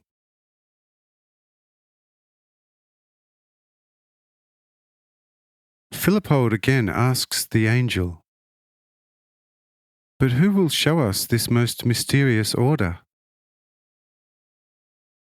Says the angel, "The same who referred you to me. Go to him. He will tell you what he has already told you. Because to live as he teaches already is that divine lifestyle through which alone one can attain to the childhood of God." And he also is the same one on whose account you and many others have spiritually left Acca, and for the Lord's sake were incarnated on this earth, into the flesh of this earth. But throughout all of creation, and that upon all celestial spheres inhabited by intelligent beings in human form, the incarnation of the Lord has been proclaimed by us. But only a few spirits from a small number of worlds were allowed to enter the flesh of this world. For the Lord is familiar with the nature of all the worlds in endless space, together with the nature and capacity of their inhabitants, and spirits occupying one or the other such world. And he therefore knows best as to what spirit is capable of entering upon the flesh of this earth. Whoever was fit was also transferred here, and the number transferred here is not much over 10,000. But among these you are one of the most fortunate, because if you so desire, then you can be accepted by the Lord as a disciple, like those who arrived with him here. Says Philippold, "My Archiel, since you have already done me such great favours, please do me also the favour of taking me over to the Lord, for now that I have recognized him, I lack the courage to go over to him again. If it were left to me alone, I would rather run away as fast as possible and hide so that no man would find me. But since I am here now, and everybody knows me only too well, I can't do so, for the entire valley would be filled with laughter. Therefore be so good and take me to the Lord as my advocate." Says the angel, "It is not necessary to do so, as the Lord knows what we have need of. Therefore go to him yourself, and he shall not pull your head off your trunk." Upon these words of the angel, Philippold plucks up courage and comes to me cautiously, saying from some 30 paces away, "Lord, will you let me approach you? If not, then I shall make my retreat." But I say, "He who wants to come, let him come, for no man has advanced while hesitating." Hearing this, Philippold hastened his steps, and is therefore quickly by my side, achieving what many hesitate doing, and therefore frequently don't achieve, as they are not to be moved from the spot they occupy, in spite of being called. For as long as someone, no matter what he does, will not direct his steps to me in a straight line, all his doing, going, and standing will be futile for his life. And were he to win the whole world but not me, then the whole world will be useless to him. And if, in this time of revealing the gospel, I call to someone, saying, 'Come,' but does not come, then he shall die the spiritual death. And for this reason, Philippold is a good example that everyone should follow. He who calls after me, let him not hesitate once called. For from now on, I shall not remain in Cana, meaning filled with grace in this world, but shall move on, turning my eye and ear away from all who hesitate upon my come.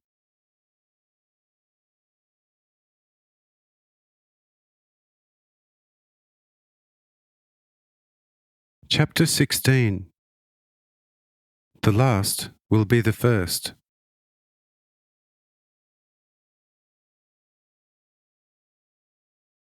On coming over to me, Philippold said, "Lord, I have sinned without limit against you, but only my great blindness was responsible for this.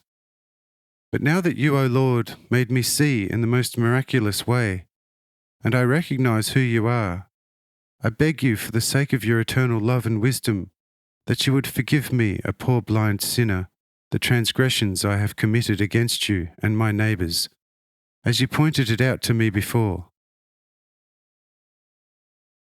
Had I written down your holy word, then by all the heavens, not even one accent should have remained unfulfilled. But I believe myself to have memorized your will and shall follow it to the letter.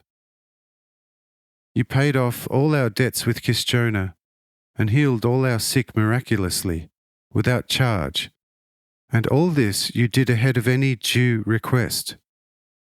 And I therefore believe that you will not cast off a begging sinner.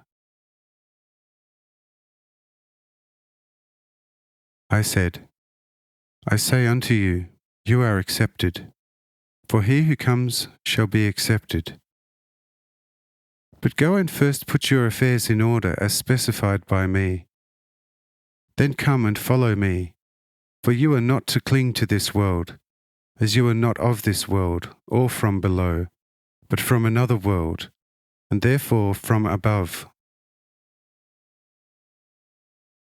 Because, of all those you count as around me, there are some from your world, others from another light world, and only a few from this world. And these few don't mean much, for the world still matters more to them than I. Therefore, they are capable of only little or nothing. I selected this earth, however, because its children are the last and lowliest throughout all of infinity. And therefore I put on the garb of the deepest lowliness, to make it possible for all the creatures of my most endless creation to come unto me. From the lowliest planetary inhabitants to those of the highest arch-primordial central suns, all are to be enabled to come unto me along the same path. Therefore, let it not astonish you that you meet me on this most imperfect and last planet of my entire creation. For it is I who want it thus. Who therefore is to prescribe to do it differently? Says Philippold, Lord, whoever would want to or could give you advice, if he believes and recognizes that you are the Lord from eternity.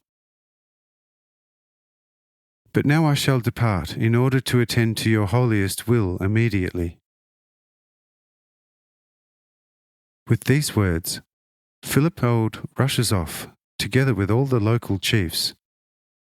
But while quite a few Jews accompany them, to see what the Greeks would work out on their behalf, I myself am instructing the healed on how to conduct themselves in future, in order not to be revisited by their old illnesses. Everyone received this teaching gratefully, and they thank me also most ardently for the great favour bestowed upon them. I, however, command them, one and all, to tell no stranger what they had seen and heard here, and to, as it were, betray me before time, the non-keeping of which would cause them to fare badly. But they all promised that no other place shall find out. I then let them go, and also tell the disciples not to make known this deed anywhere outside Kis. And to Matthew's query regarding whether to record this matter, I reply, no, because you, as my closest witnesses, indeed, can bear and also grasp it. But if everything I do and say before you were recorded in books, the world not only would not comprehend such books, but on the contrary, be offended beyond measure, and denounce you below every carcass on earth. Therefore nothing should be recorded by you, Matthew, other than what I expressly direct you to record. Says for once also John, "But Lord, my purest love, this would all be fine, but if once with time the world is handed down only fractious original documents about your presence and action in this world, then it shall go over into all doubts about your being and operation, and regard such fractions as the work of mere priestly self-interest." I said, "This is, however, exactly how I want it to be for the actual world, which is Satan's house. For regardless of whether you cast corn or the most precious pearls before swine, it shall do the same with the pearls as with the corn. Therefore, it is better to present the thing to the world fully veiled, whereupon the latter is free to wrestle with the husk, within which the living corn remains unharmed. When once nevertheless it becomes necessary, I shall indeed awaken men and reveal to them all that took place here, and what the world can expect on account of its incorrigible wickedness. But how all this shall take place I shall, my brother John, once reveal to you for the rest of the world in veiled images while still in this world, when I shall again be dwelling in my heavens. But now the Greek and Jewish local chiefs are returning from the city. We shall see how they attended to my request.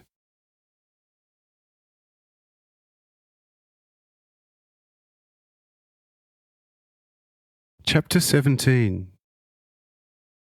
Warning against Satan's traps.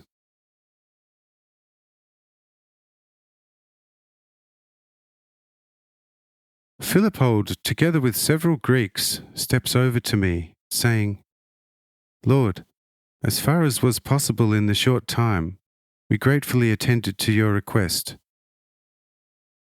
But we shall not fail to attend to the minor details too. So far as my family is concerned, I am now free to accompany you 1 or 2 or 3 years, if only I let my family know from time to time where I am and what you are doing. For see, my entire household now believes and hopes in your name. If you are pleased with that, O Lord, then please communicate it, or any further request."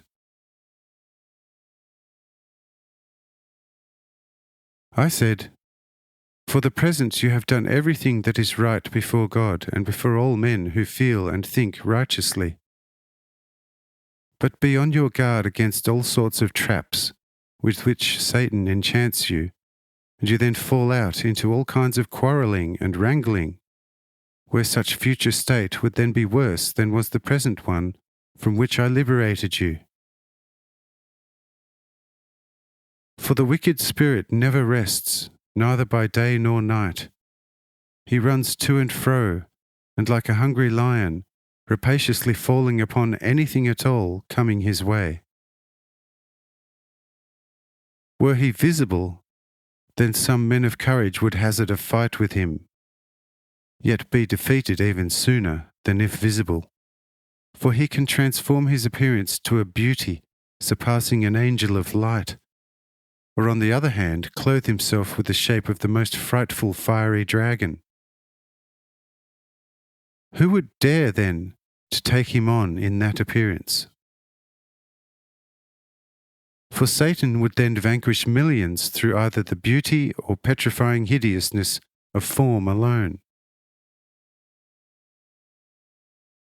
Where he cannot and must not reveal himself, however, with every man nevertheless being capable of easily recognizing his evil whisperings, which always make the soul hard-hearted, selfish, domineering, deceitful, mean, merciless, indifferent towards truthfulness and godliness, unfeeling towards the poor and suffering, but attuned to all worldly indulgence.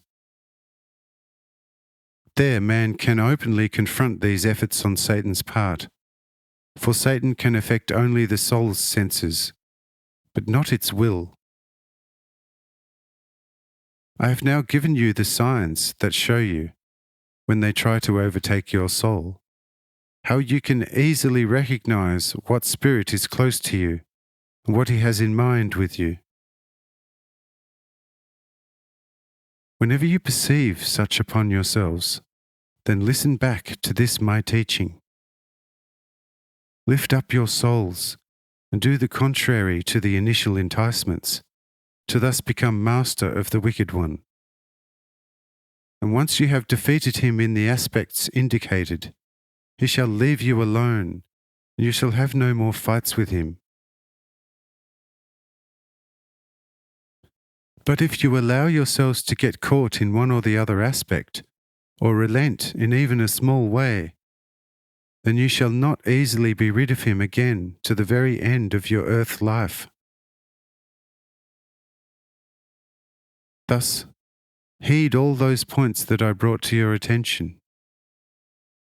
Because once when the evil one has brought a certain soul to the point, which is not so hard to do for him, that he gives in to something, leading of course to sin, then it already takes a fierce fight to fully repair the damage to the soul. But when someone is firmly determined to do all he can by himself, and spiritually hands his weakness over to me, for such the full victory over Satan shall be easier. But note well, only after the calling upon my name in living faith. Now you know everything you need to know. You know the one true God, and now his will. Verily I say unto you, the Father in heaven has well provided you with everything you have need of. Now it is up to you as to how conscientiously you want to employ it for your true and everlasting benefit. Out of your own doing or omission, all effects shall proceed, and your words and deeds shall be your judges. You, Philippold, wait here 3 more days, and try to order everything. Then come out to Kiss, where you shall meet me. Philippold promised to do so. Thereupon I blessed the place, and we made our way back to Kiss.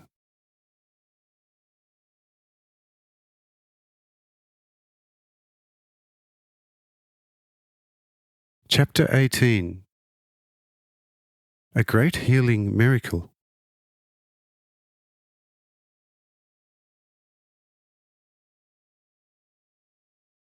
On arriving home, several servants come to meet us and tell us that shortly after our leaving for the valley, a great many strangers had arrived, insistently inquiring about me, what I was up to, and to where I had headed for. But they, the servants, who presumed to recognize them as Pharisees in disguise, told them that I had left the area a long time since, and that, in their opinion, for Damascus, or possibly even to the heathens in Persia, for I am supposed, during my stay here, to have repeatedly stated, the grace shall be taken from the Jews and given to the Gentiles. At this the inquirers were visibly angered, and one of them was supposed to have said, "Boys can shake the fruit off young trees indeed, but not from an old one that has to be climbed cautiously, if one wants to get to the fruit-laden branches. This magician shall have little effect upon the jury." At this they, the servants, laughed and said, "Just watch that the tree does not get blown over on account of its rottenness. It seems to us that your tree has already had it for a long time, so far as fruits are concerned, and its dried out branches hung by you with dried figs for a dirty trick wonder. At this, the obvious Pharisees were supposed to become indignant and to start threatening the servants. But the servants said, "To begin with, we are Greeks, and embrace the religion of our emperor, and therefore can laugh at your stupidity that you call God's doctrine, and you can do us no harm if we don't do so in your temples and schools. And secondly, there are many of us serving at mighty Kisjona's big house, and if therefore you don't leave this place soon, then we shall start showing you the way out with clubs." Thereupon they bit their lips balefully and went their way up the coast leading to Jerusalem. "But we would ask you, Lord Jesus, whether we acted in an appropriate manner." I said, "Except for one thing. It was not right that you knowingly told them an untruth. It would have been better if you had told them the truth. In that case, they would have waited for us, and we would have effected changes on them. For these were mostly sick, with some Pharisees among them indeed, but of a better variety. They are still camping upon the hill that rises from the upper end of the bay. Therefore, hasten over to them with donkeys and mules, and bring them all here. Say to them, 'The Lord has arrived and waits for you.' Load the sick upon the mules and donkeys, and let the healthy walk." Although it is already late dusk, the servants get under way as I requested, bringing all those over whom they had driven away with blind zeal. 5 Pharisees step over to me at once with proper deference, complaining of how roughly they were treated by domestic staff, who abused and lied to them. But I reassure them, telling them that it was not from ill will, but out of blind love for me, since they thought they sensed you my enemies. This is why I also commanded them on my arrival to convey you here in as good a state as possible. And so they had to therewith make good their transgression against you, and I regard this matter as fixed up. Say the Pharisees, "Quite, it is all in the best order. But now to another matter. We have come all the way from Bethlehem, having heard of your extraordinary healing miracle power. Therefore we brought along our sick. Those still strong enough had to walk, of course, and the weaker ones we transported by beasts of burden. We beg you to have mercy on the suffering and heal them of their maladies."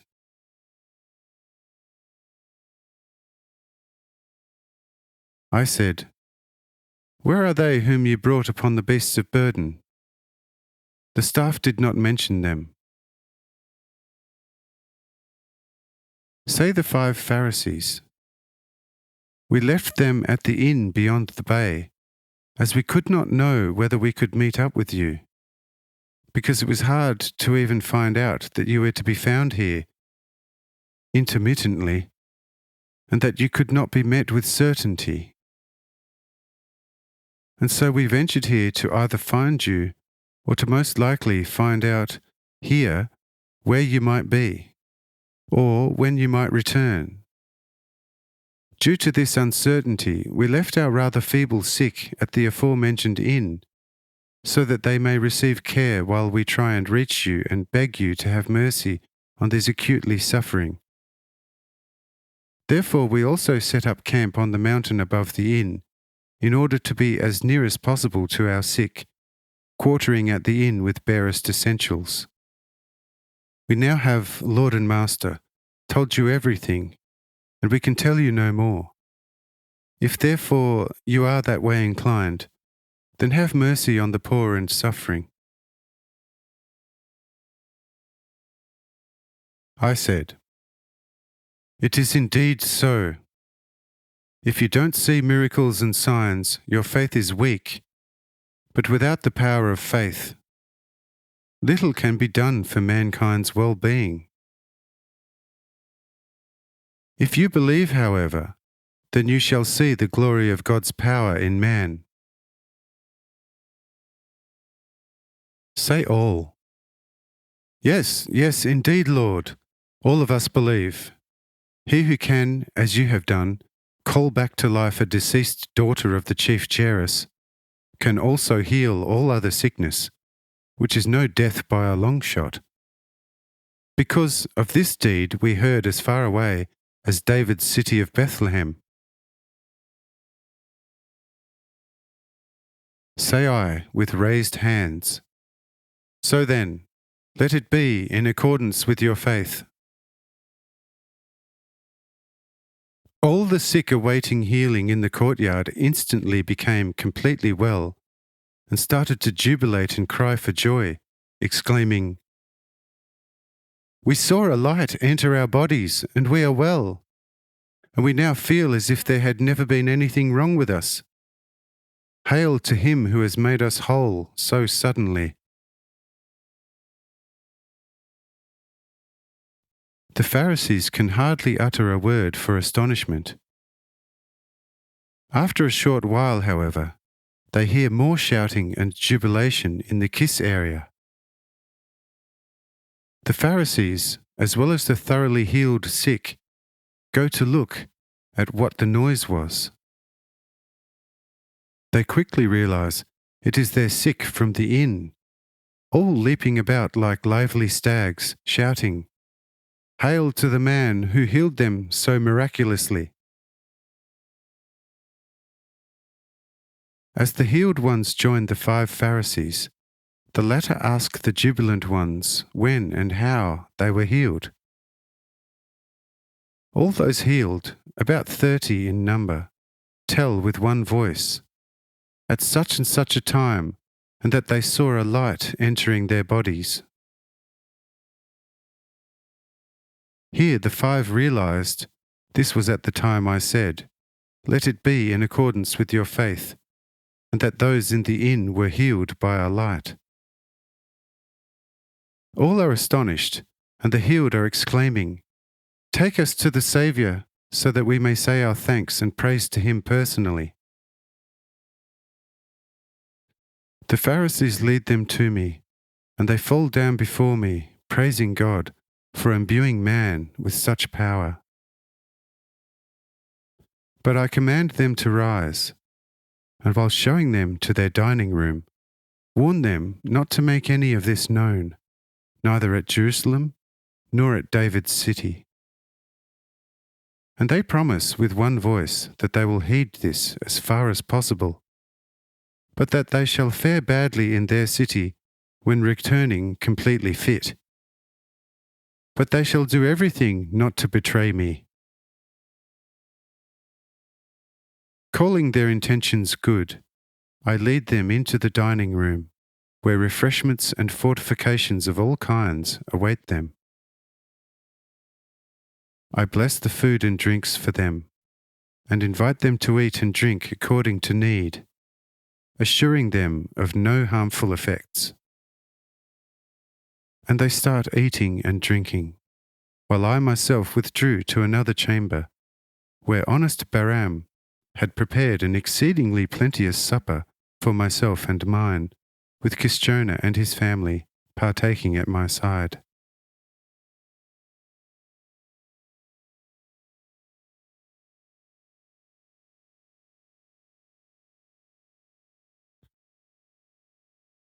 Chapter 19. Parable of the Fattening Bull.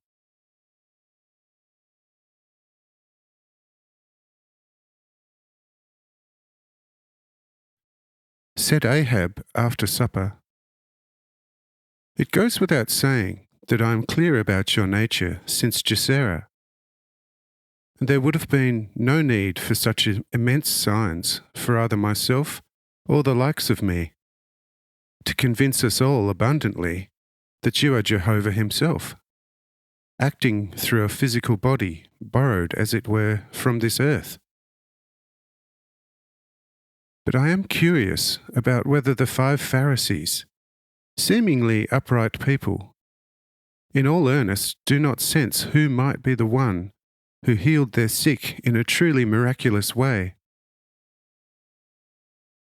If they had but the faintest clue, they would have to be capable of grasping by hand that an ordinary human could not possibly accomplish this in all eternity. In my opinion, one should go and sniff them out a little, and it should quickly transpire as to what they actually make of you.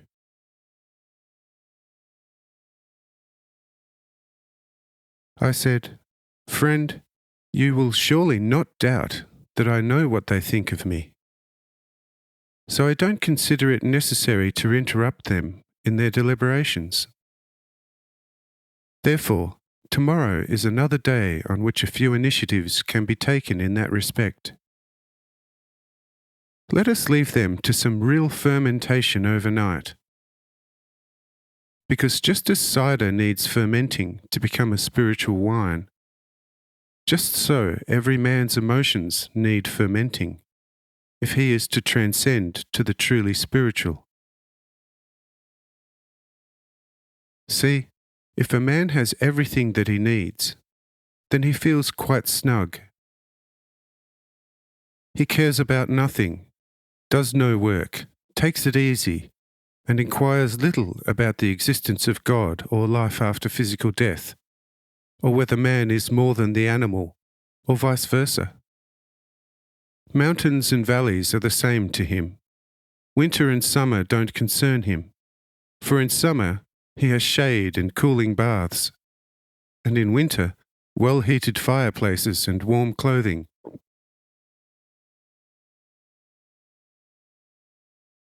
Neither does he care whether the year was plentiful or not, for he is provided firstly with all stores for 10 years, and secondly with plenty of money for acquiring anything he lacks. See, such a person then enjoys the leisure of a fattening ox in the stable, prone to little more thought than the ox, and is therefore no more than a hedonistic animal in human form.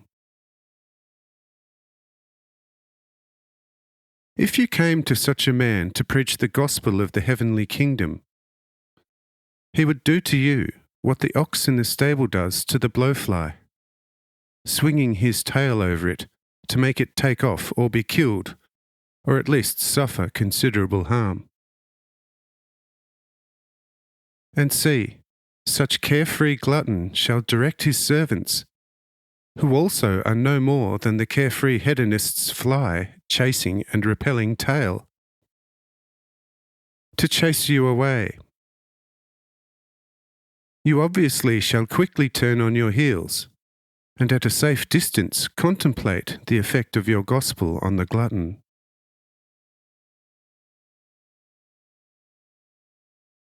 But I know how to give such oxen quite a different introductory sermon. I let one terrestrial accident after another overtake them. This fills them with all sorts of troubles and fears, causing them to think, seek, to find out, and ask how it is possible for them to now be beset by all sorts of extremities, since they had never been unjust to anyone, having always been orderly and respectable citizens. This, however, is only on account of the necessary fermentation. When such people then undergo a proper fermentation, they long for friends who could bring them comfort. Go to them then to preach the gospel, and they shall hear you and not raise their furiously swinging tail against you. And see, for this reason it is good for these guests to undergo real fermentation this night. This shall make them internally more spiritual, and your work shall be easy with them tomorrow. Do you follow this?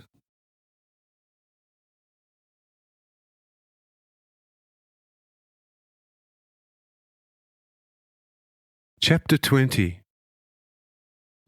A late riser will soon age.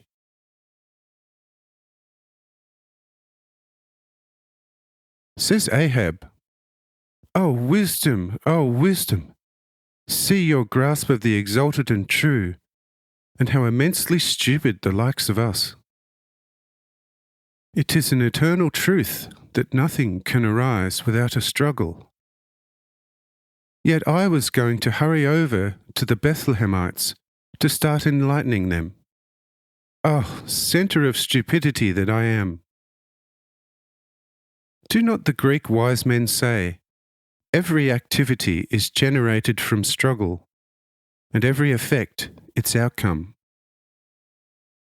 Yet I did not see this. Why do I see it now? Indeed, if there is no preceding contention between the inner life elements in man, then all external efforts with man are futile. I am now in the clear about human instruction, and could almost pronounce a life fundamental, without straying too far afield. I said, let it be heard. I intend not to review it within myself until you have voiced it. Ahab says, what man has not initially acquired himself from the properties given him at the outset, no God can give him without ruining him. To God, of course, all things are possible, but thereby man does not gain anything. Who does not know himself first, how can he know another and, finally, even God? That would be my principle. Am I far off the mark, Lord? I said, no, friend Ahab, you have in truth hit the nail firmly on the head. Thus it is. What man does not acquire for himself independently, with the abilities bestowed on him, God cannot and may not provide without judging him. Therefore, all of you should not just be idle hearers of my word, but diligent doers. Only then will you begin to notice its blessings within you. For life is action, not stagnation, of the powers on which life depends. And so life must be preserved, even for eternity, through the constant activity of all its powers. For in the lying down to rest, there is no permanent life.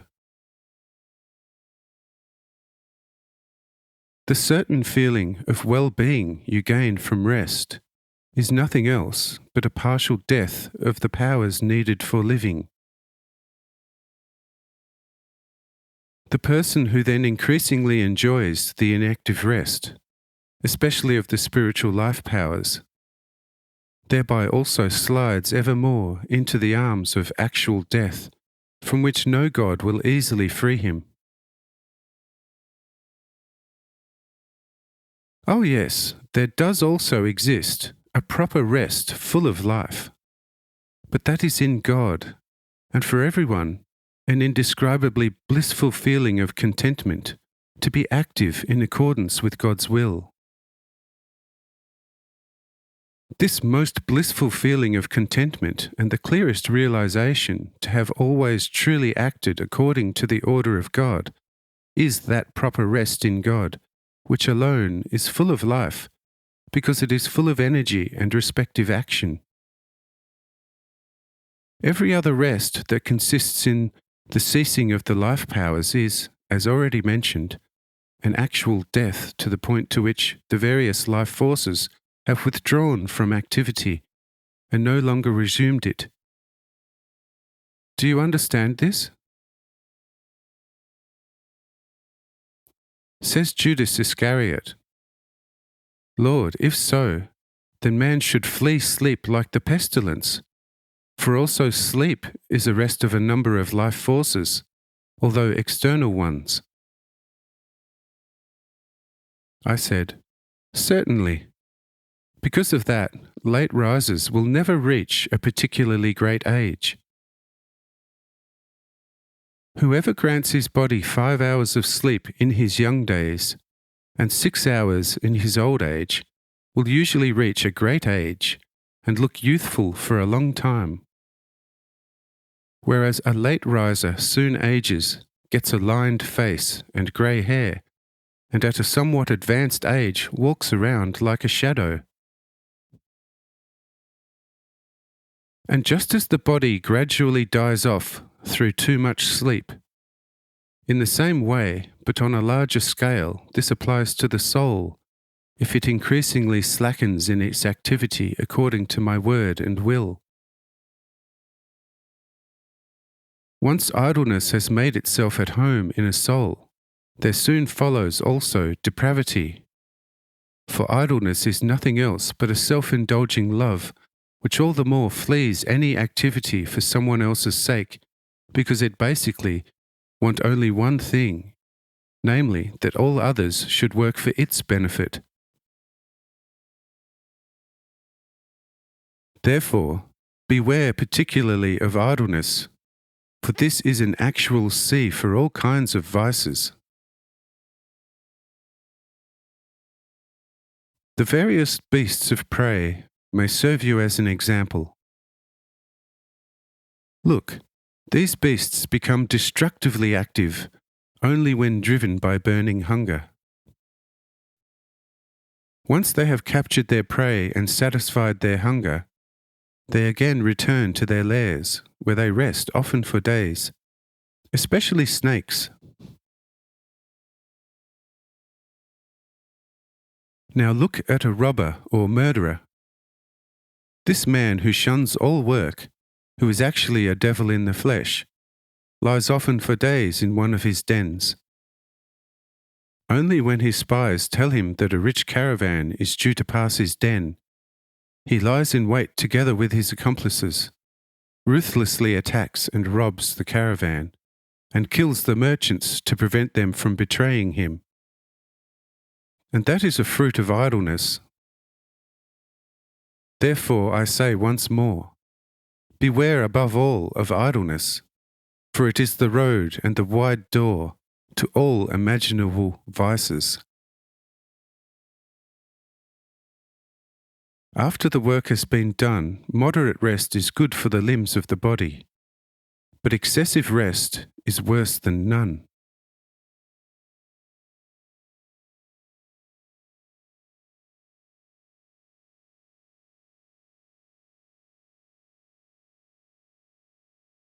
Chapter 21.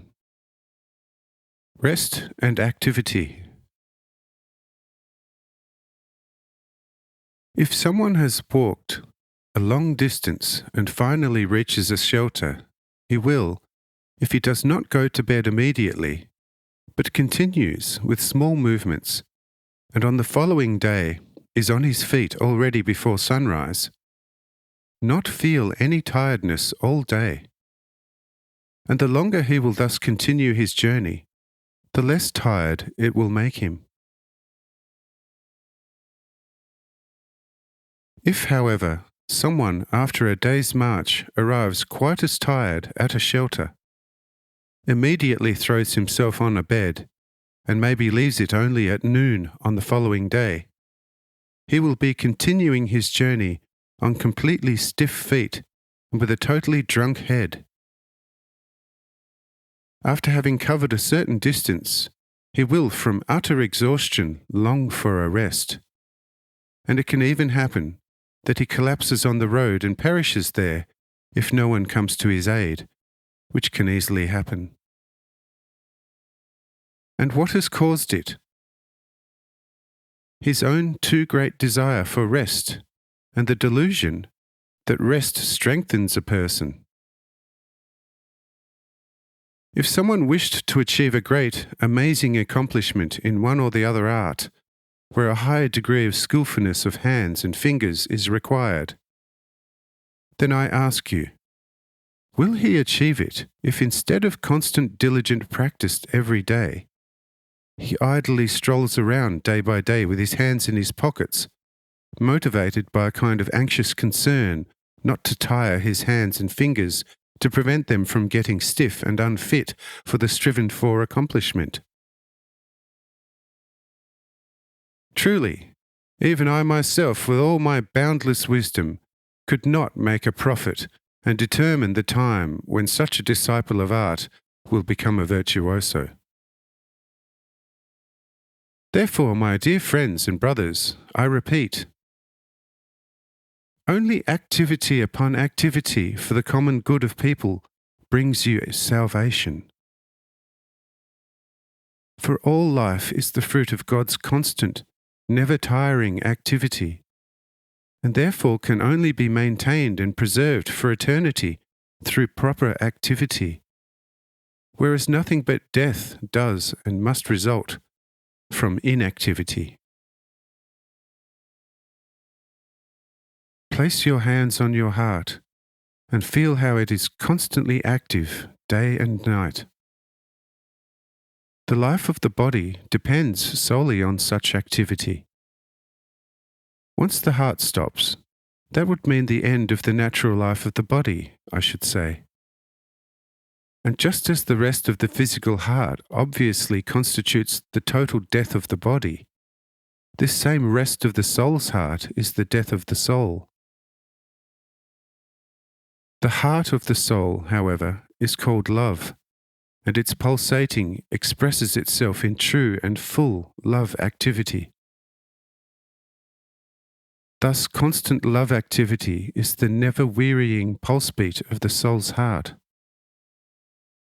The more actively the heart of the soul pulsates, the more life is generated in the soul, and once thereby a sufficiently high degree of life, this awakens therein the life of the divine spirit. This spirit, being pure life, because it is the untiring supreme activity itself, then flows into the soul that has become equal to it through love activity. And everlasting, imperishable life has fully begun within the soul. And look, all this arises from activity, but never from idle rest.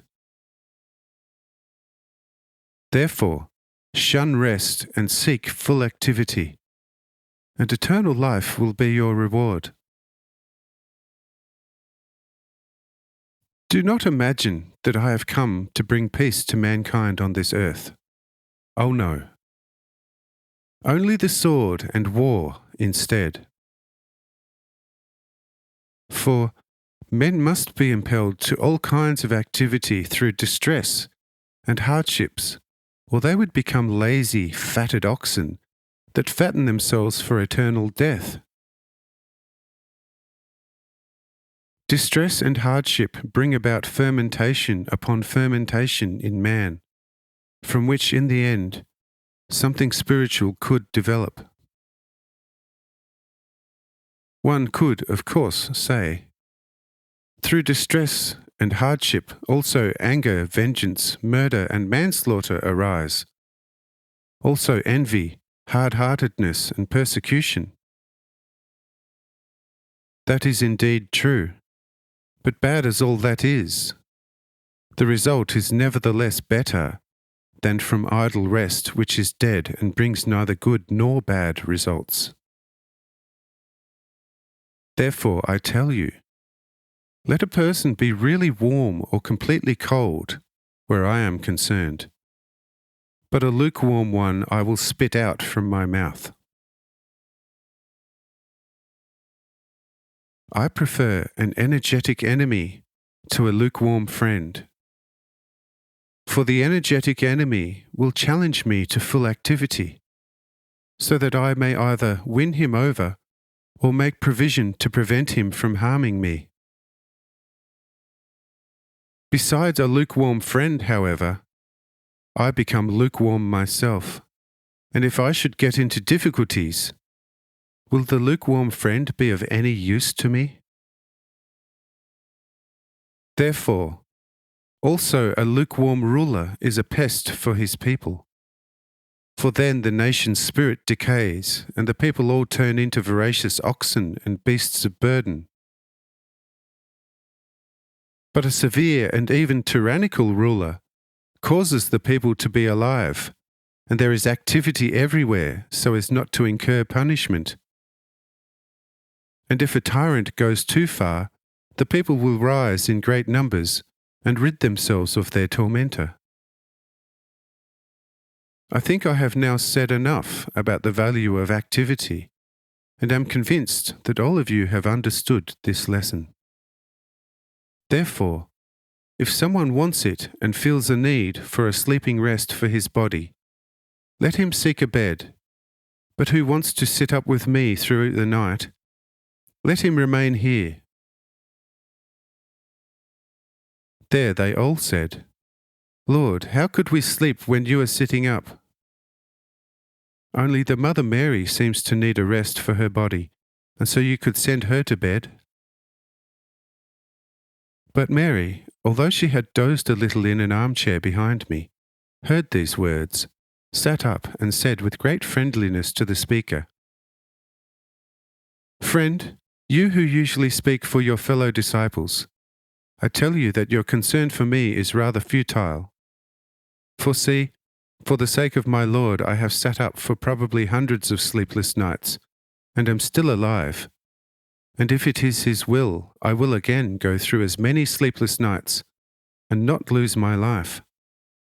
Therefore, do not concern yourselves about me, all of you. It is sufficient that one looks after me. These words had been addressed to Thomas, and he came to Mary and asked her not to regard his good intention unkindly. But Mary comforted him, and was very kind about his concern for her, and Thomas felt easier in his mind, and soon, quite relieved, resumed his seat. For a while there was now silence. No one spoke, for they all pondered on what had been said, and found the truth of it shining ever brighter. Only Matthew said after a while to himself, Tomorrow at daybreak, this teaching about activity and rest will be recorded as best as possible on a special tablet, for this so extremely important lesson must on no account be lost to the world. And when soon it began to dawn, Matthew kept his word, and this lesson was preserved for a long time, and through Janail and Jeruth reached also Samaria. But in the course of time was considerably distorted, and therefore also got lost. But while it was still around, the people knew it under the name of the Night Sermon.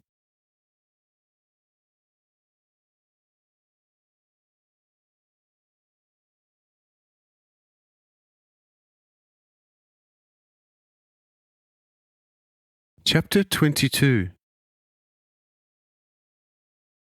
The 5 Pharisees washing the Lord's feet.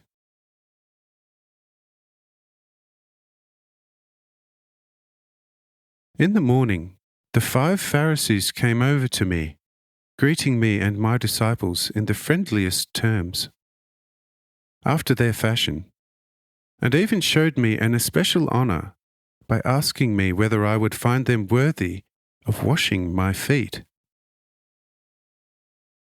For in Bethlehem it was still an old form of especial reverence the following morning for the host to wash his guests' feet, or alternatively, for the principal guest to wash the feet of the host. Therefore I permitted the 5 Pharisees to wash and dry my feet. Only after this action did the 5 Pharisees ask me, saying, Verily, inexplicably Supreme Master, would you not tell us something of the method by which you achieve such unheard of healings? There can be no doubt that in general terms, you obviously effect this through God's power. But it is another question in what way, and in unheard of perfection. Only of this give us a few hints if you find us worthy, whereupon we shall be joyfully and everlastingly grateful to you, and undertake our journey back to Bethlehem. I said, even if I were to tell you that, you would, nevertheless, not believe me. For Moses' threefold veil hangs also over your eyes, that you may not discern who it is that now speaks to you. Were you to know him, you would not put such a question, but because you don't know him, you ask the way you do.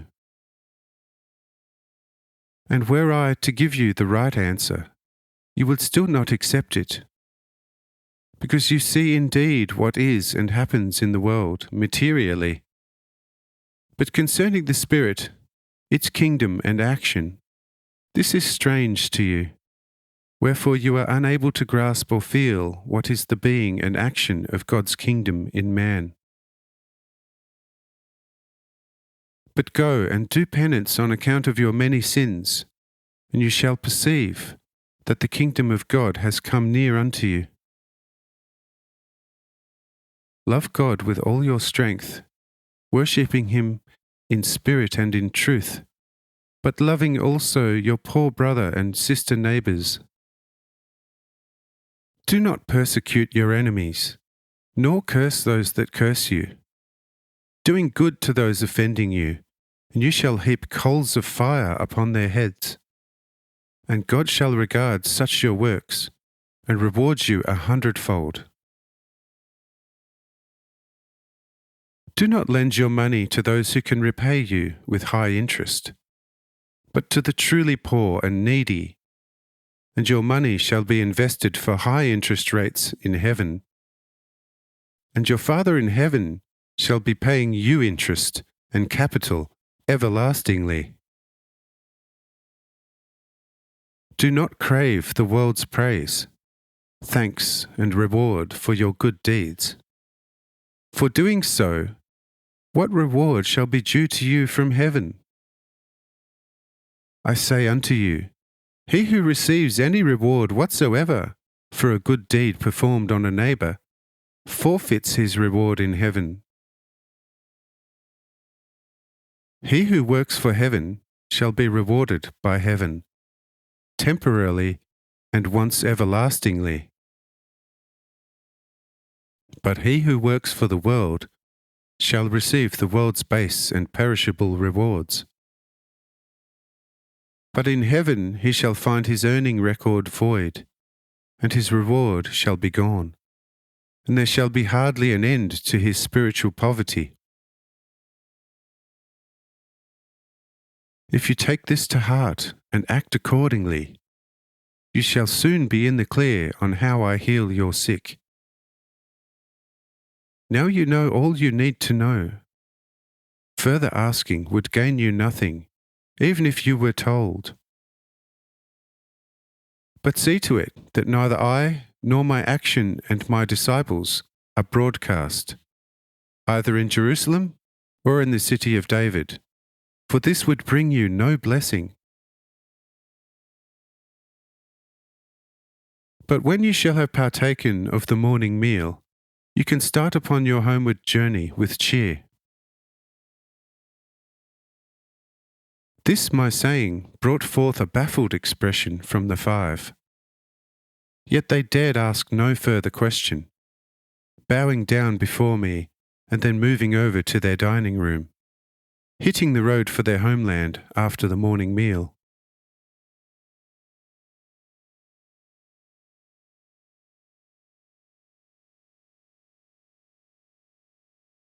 Chapter 23.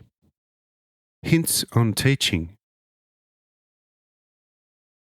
Following this, the disciples step over to me, asking why I was so secretive with the Bethlehemites. I said, "Are you still so unwise, as if you had never heard me utter a wise word yet? These regard me as no more than an exceptionally gifted doctor, who effects such healings with the help of secret natural forces. They are not ignorant of the Essene sect that has some very remarkable knowledge in the secret art of chemistry, by means of which they are capable of healing quite a few sicknesses, and also are capable of producing quite a few phenomena which the layman regards as obvious miracles.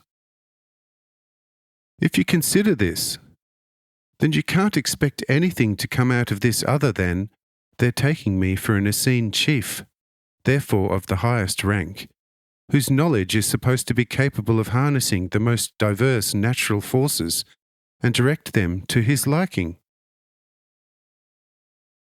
Had I therefore revealed myself to them, straight out, as the Son of the Most High, and therefore the promised Messiah, how would these steel-hard Jews have started raging beyond measure, taking me for a self-arrogating magician in league with Satan, and then also as such blasphemed me beyond measure, and the healing of their sick would then have been the ultimate bone of contention.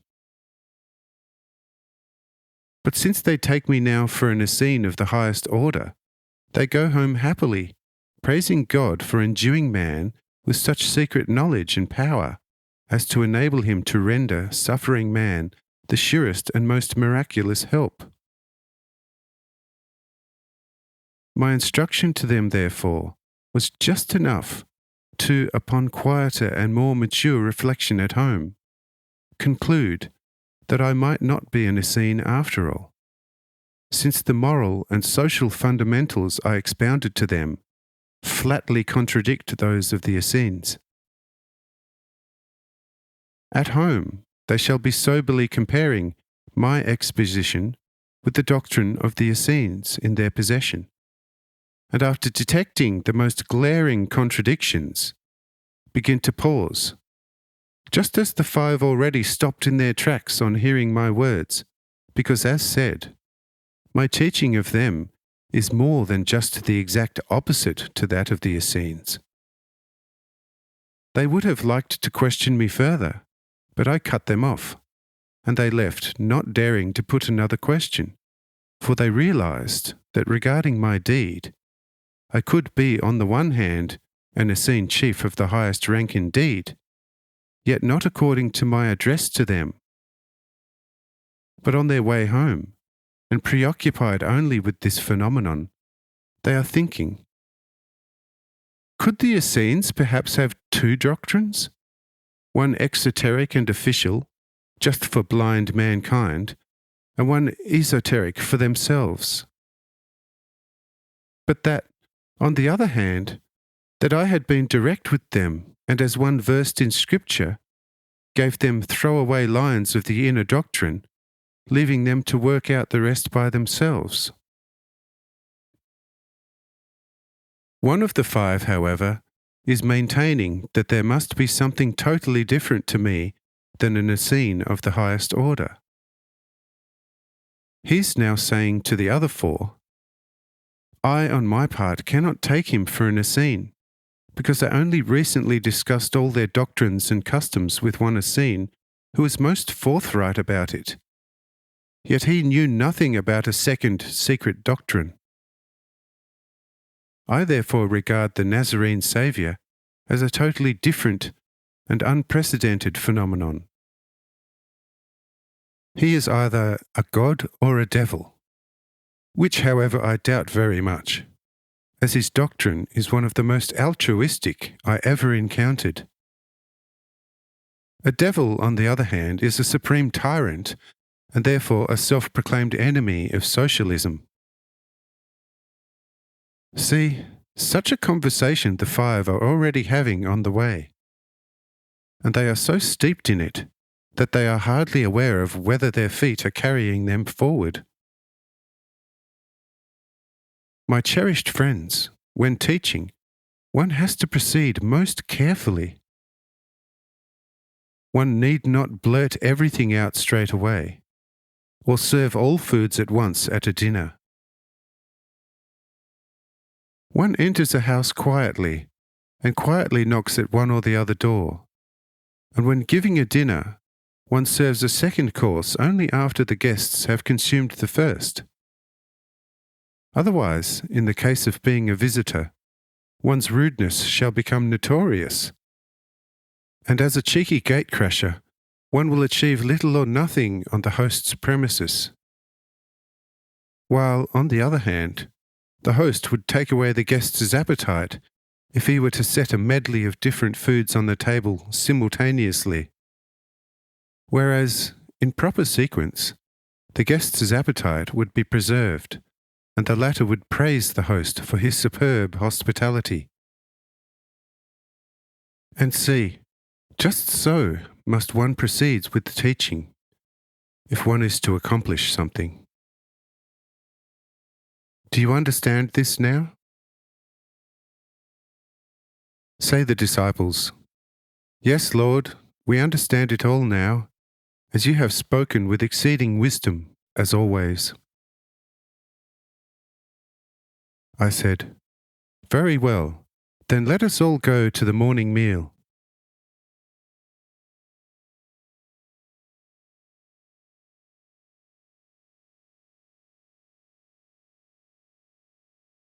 Chapter 24. Importance of introspection.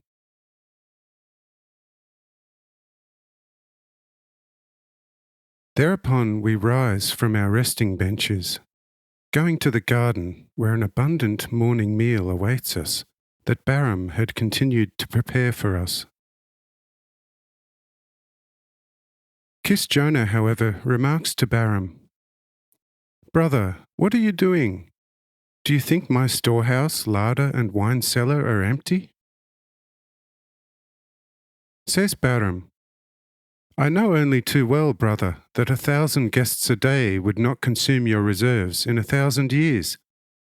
But praise God that I don't count among the poor of this land, and so allow me the pleasure of serving the Lord with my limited means. Let it be a lively day at your cooking stoves again tomorrow."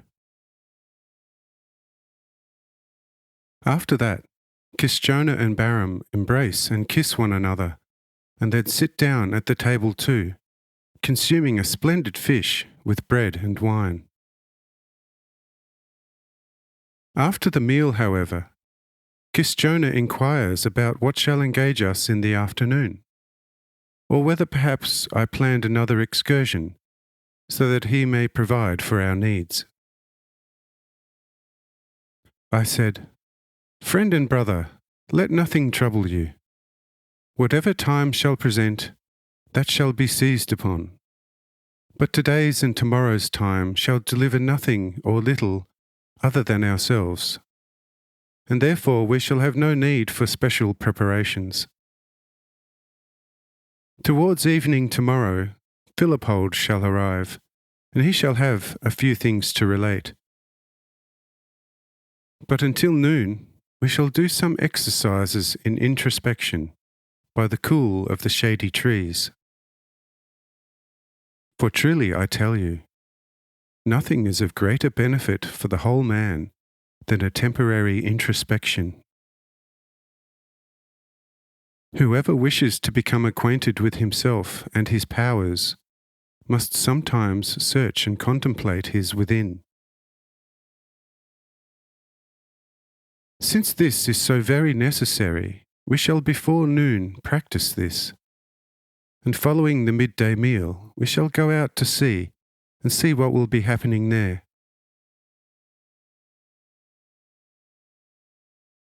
Some do not know how to go about this introspection and ask me what to do. But I say, relax and think quietly on your actions and the to you well-known will of God, and whether you have complied with it at different times of your life. Then you have contemplated your within, and have made it increasingly difficult for Satan to enter your heart. For Satan seeks eagerly through all kinds of external meaningless trickery to prevent a person from such introspection. For once a man has through practice acquired a certain accomplishment in introspection, he easily discovers within himself the traps Satan has set him, and is then able to properly destroy and eliminate them, and energetically take precautions against all further deceitfulness of this enemy. Of this, Satan is quite aware and is, therefore, busily occupied with engaging the soul in all kinds of diverting trickery, and then finds it quite easy, unnoticed behind the scene, to lay a snare for the soul in which it gets so entangled that it can no longer manage in introspection, and this is very bad. Thereby the soul is more and more separated from its spirit, which it can no longer awaken, and that is already the beginning of the second death within man. Now you know wherein introspection consists. Practice this quietly from now until noon, and do not let any external thing disturb you. For Satan will certainly not refrain from diverting you through one or the other external spectacle. But then remember that I have foretold you this, and return again quickly to your within. Now they all relax, and everyone begins quite energetically with his introspection.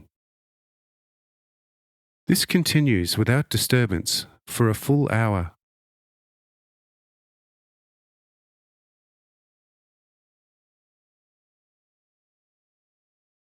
Chapter 25. The Leviathan.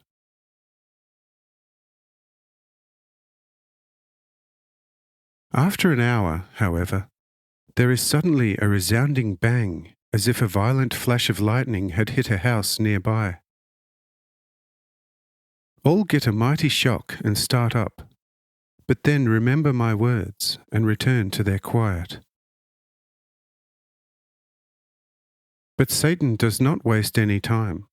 Soon after the bang, the relaxed but spiritually active hear an uncanny hissing and whistling, and before long, an unusual monster emerges at the seashore. The head resembles that of a wolf, but is at least 100 times as large. The long tongue sticking out from the jaws resembles a wildly writhing python. Both the immense ears are like those of an ox. The eyes look like two large sheets of glowing iron. The forefeet resemble those of a giant bear, the hind feet those of a lion of immense size. The body is like that of a crocodile with the tail of a basilisk, African vampire. Its cry is a resounding bang, and its breath an uncanny hissing and whistling. Thus it emerges from the sea. Sheep, oxen, cows, calves, and many donkeys are grazing on the shore, and the monster immediately begins to hunt these domestic animals and devour one after the other. The animals now flee, but the monster heads in our direction. When several notice this, they rise to their feet and say, "Lord, this test is a bit too hard. The horrible monster has already devoured some calves, about 10 lambs, and 2 young donkey foals. Now it is after some delicacy here and has, guided by its sense of smell, surely selected something among us, since it is slowly approaching in our direction. In this case, it should surely be advisable to get out of the way of this death-bringer. For by natural means a fight with this beast could not possibly lead to victory."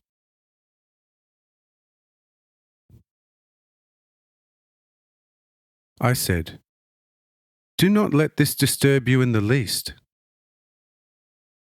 Externally, all of us together could not master this monster, which is a fully developed Leviathan.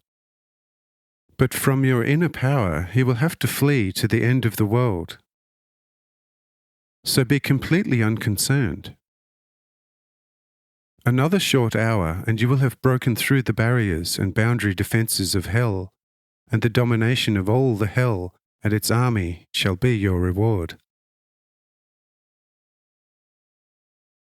Immediately following these my words, the monster again sounds its detonation-like voice several times in succession, and then quietly, but rather fast, proceeds in our direction, clearly demonstrating its veracity by the violent movement of its serpent tongue and the constant lashing of its long, tree-sized tail. The disciples, however, are now in a good frame of mind, and without fear and faint-heartedness, allow the monster to approach them. When it has come to about 10 paces from us, I, only in my mind, give the angel Archiel a sign, and he suddenly steps up to the beast and asks it, "What do you want here, Satan? Withdraw, or I shall destroy you." The monster now opens its jaws as if it wanted to speak, but the angel once more bids it to withdraw. Then the beast gives off several banging sounds and with loud hissing and whistling rushes into the sea. After it had sunk back into the sea, it for some time stirred the water in the large bay, as if by the worst storm. But all that no longer confounds any of the disciples, and with the greatest inner zeal everyone now rested in God during this last hour. Towards the end of that hour of rest, there suddenly arises a mighty thunderstorm. Wild lightning is flashing, and strong gusts of wind are bending the trees almost to the ground, while heavy drops of rain mixed with hail are already falling from the dark clouds. Some of the weaker disciples were already the point of escaping in the house, but the angel says, "Stay and recognize Satan's empty trickery." So they stay and easily put up with the empty rain.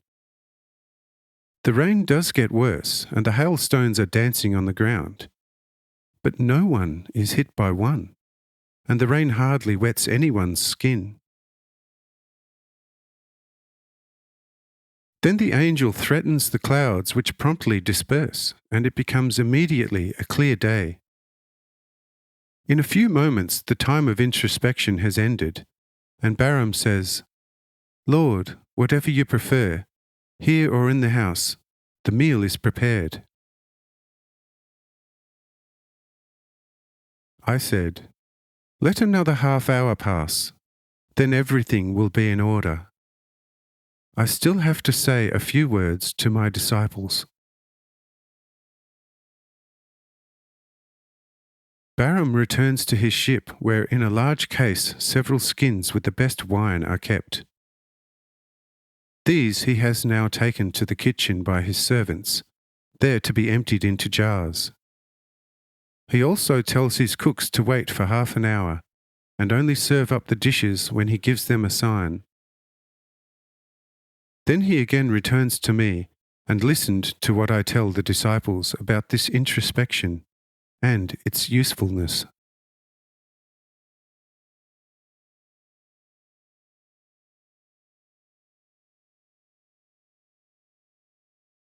Chapter 26. The Way to Rebirth.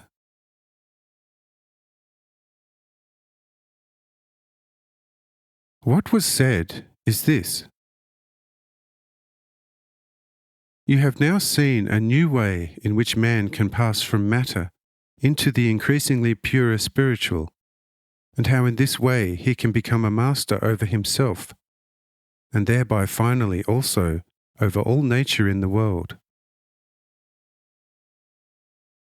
Therefore, from time to time do practice this method in my name, and you will gain great power over your passions, thereby over all the natural world, and in the beyond over all creatures.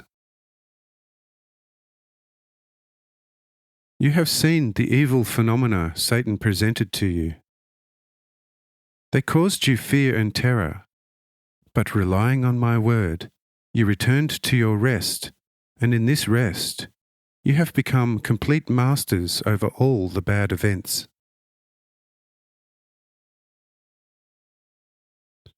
But do not think that you have already completely discouraged Satan.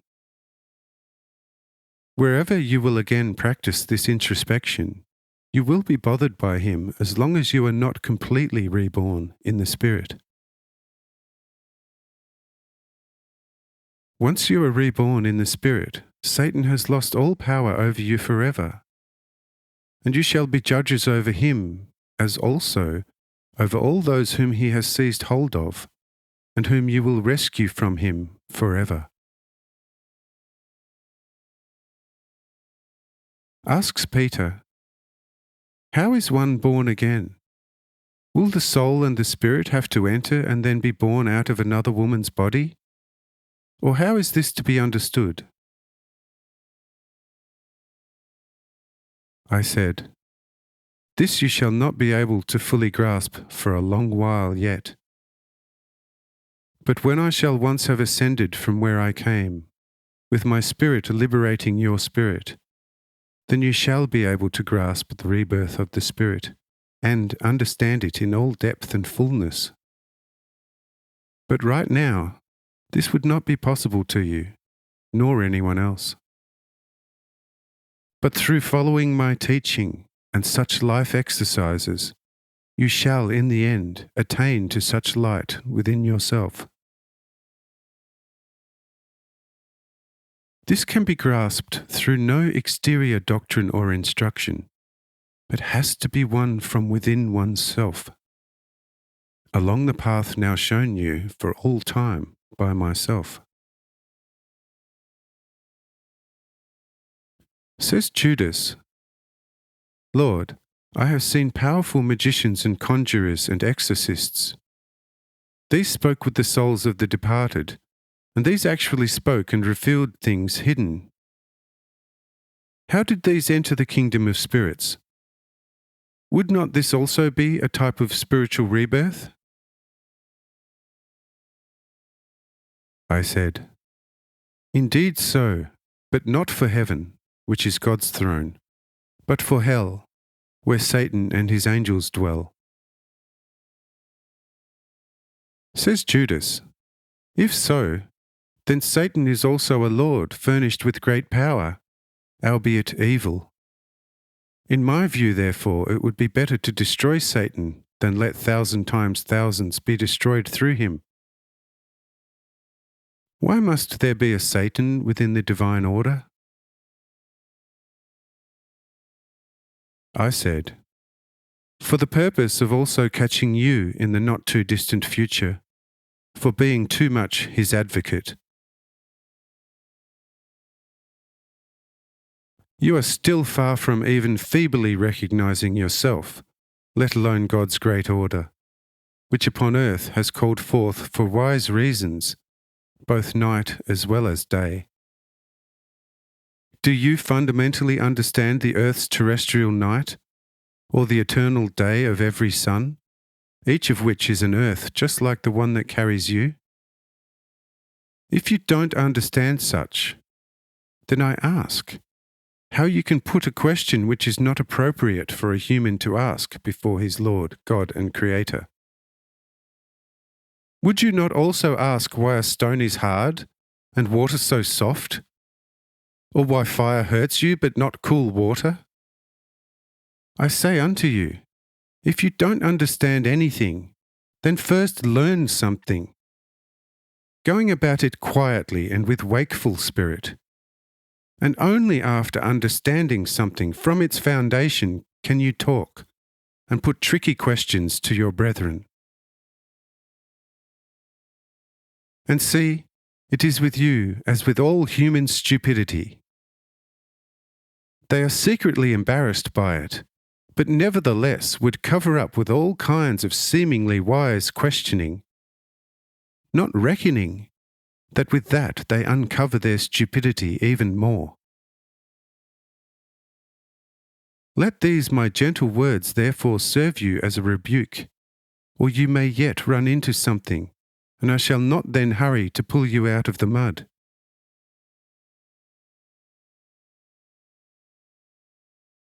These words cooled down Judas's questioning zeal considerably, and he also cast meaningful glances at Thomas, but the latter wisely feigned not to have noted the rebuke, and so did the other disciples.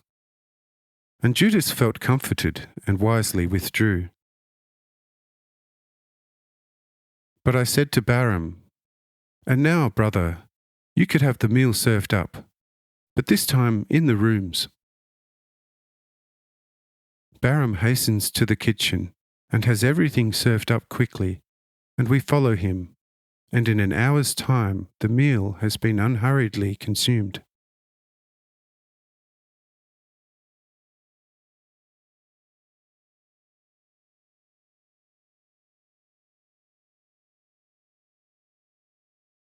Chapter 27. A Voyage at Sea.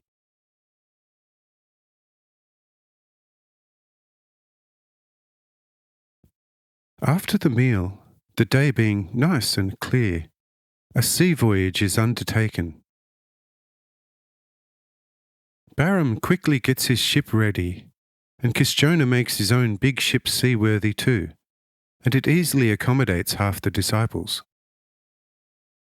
I and the principal disciples and Balaam and Kisjona board Balaam's solidly built ship, which had 2 sails and 6 rudders on each side, being capable of moving by wind or rudders.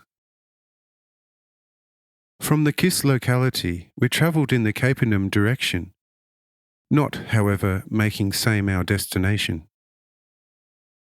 But after moving in the direction of Capernaum for some 2 hours, we noticed a ship quickly steering towards our 2 ships. It carried the Capernaum colours, and when we deviated from our course to test if it deliberately steered our way, it also deviated from its course and hastily set out in our direction. When Balaam's boatmen took this in, they asked him what was to be done, as the Capernaum ship did not seem to have good intentions. Balaam asked me what I might say about it. And I answered, "Just let it approach us, and we shall soon see its intention." In response to my words, Balaam had the sails lowered and the rudders retracted, while the boatmen on Kisjona's ship did likewise. A quarter-hour later, the Capernaum boatmen have caught up with us, asking Balaam whether I am aboard, for they had established at Capernaum that I was staying at Kis. For they had been dispatched by the high priest Jairus to ask me to come to Capernaum for Jairus' little daughter, whom only a few weeks earlier I had resurrected from the dead, once again had fallen so ill that no doctor was able to further help her. "The chief is fearing her death. A great reward would await you if you can put us unto Jesus of Nazareth," the boatman said to Balaam and his boat people. However, Balaam said, "Judging by your talk, good intentions have led you our way. And I say unto you, him whom you seek is aboard. But whether he intends to hear you and accede to your request, I cannot say. But I shall go below and speak to him in the cabin." The Capernaumans are happy with that, and Balaam comes down to my open cell to acquaint me with the Capernaumans' petition. But I say unto him, "Save your breath, brother, for I already know it all, and have already told you at Gisera that this slanderous brood shall fare thus. In order to persecute me and cast suspicion on my teaching, they denied that Jairus' daughter had been sick and dead, She is supposed to have just slept soundly, and I am supposed to have just awakened her in a very natural way, and to have then pretended that I woke her from death. Now then, since such my deed was fullest deception, they shall let the little daughter again fall soundly asleep, and she shall then also be again capable of awakening in a natural way through any normal human. Verily, this one shall not be touched by me until she has lain 3 days in the grave. Go on deck and tell them so. But then set the sails, and a fast wind shall carry us seawards over the great bay at Kis, and these shall not know to where we travelled. Balaam rushes up to deck, saying, My esteemed messengers of the chief, I heavy-heartedly let you know that I can bring you no favourable reply from Jesus the Lord. But the Capernaumers themselves are to blame. For when at the other occasion he had awaked the chief's little daughter from visible and perceptible death, back to fullest life, it did not take long for the Pharisees of this city, condemned by him, to declare him a deceiver, telling all folk that Jairus only wanted to put Jesus to the test by laying his healthy daughter upon a makeshift deathbed. Whereupon the deceiver Jesus, having no notion of the trap set him, was easily able to awaken her from death to life, which he effected, as I heard it said by some, after having in the end discerned that she lives, by applying much pressure when seizing her by the hand, and that she finally rather rose than continued to bear the painful pressure. According to what I heard, the chief's intention was for the little daughter not to let herself be awakened, so that Jesus would have at once been apprehended as an accomplished scoundrel.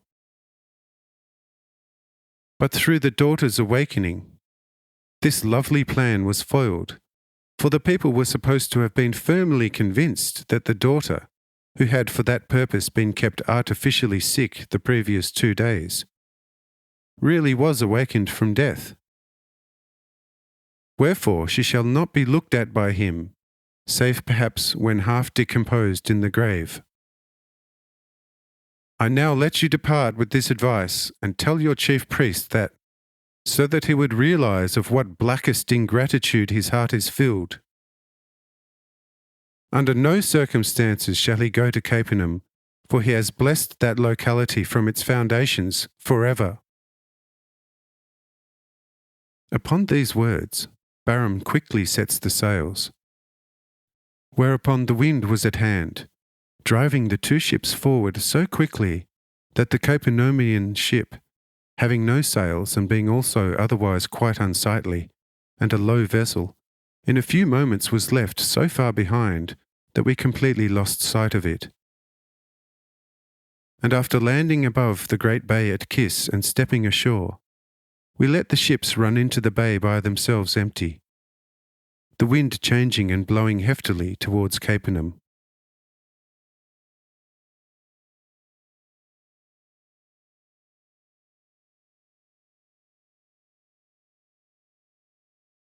Chapter 28. The Doctor of Nazareth.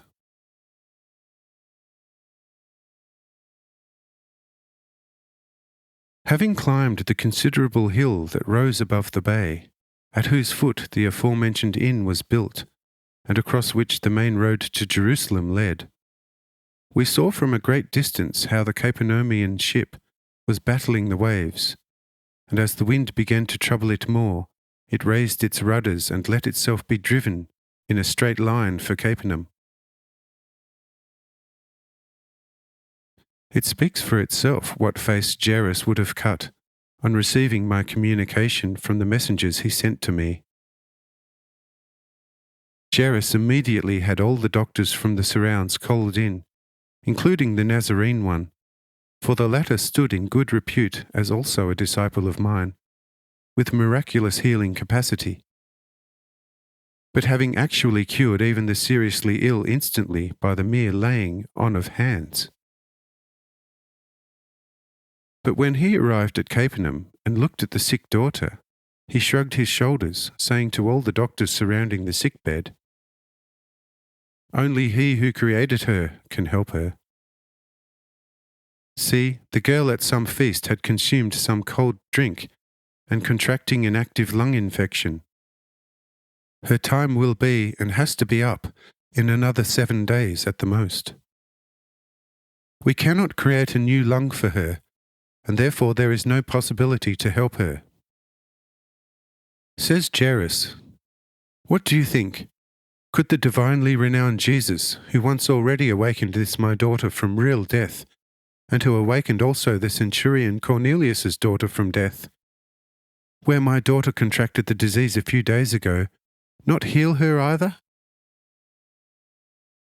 Says the Nazarene doctor, "Oh yes, he indeed, if he wanted to.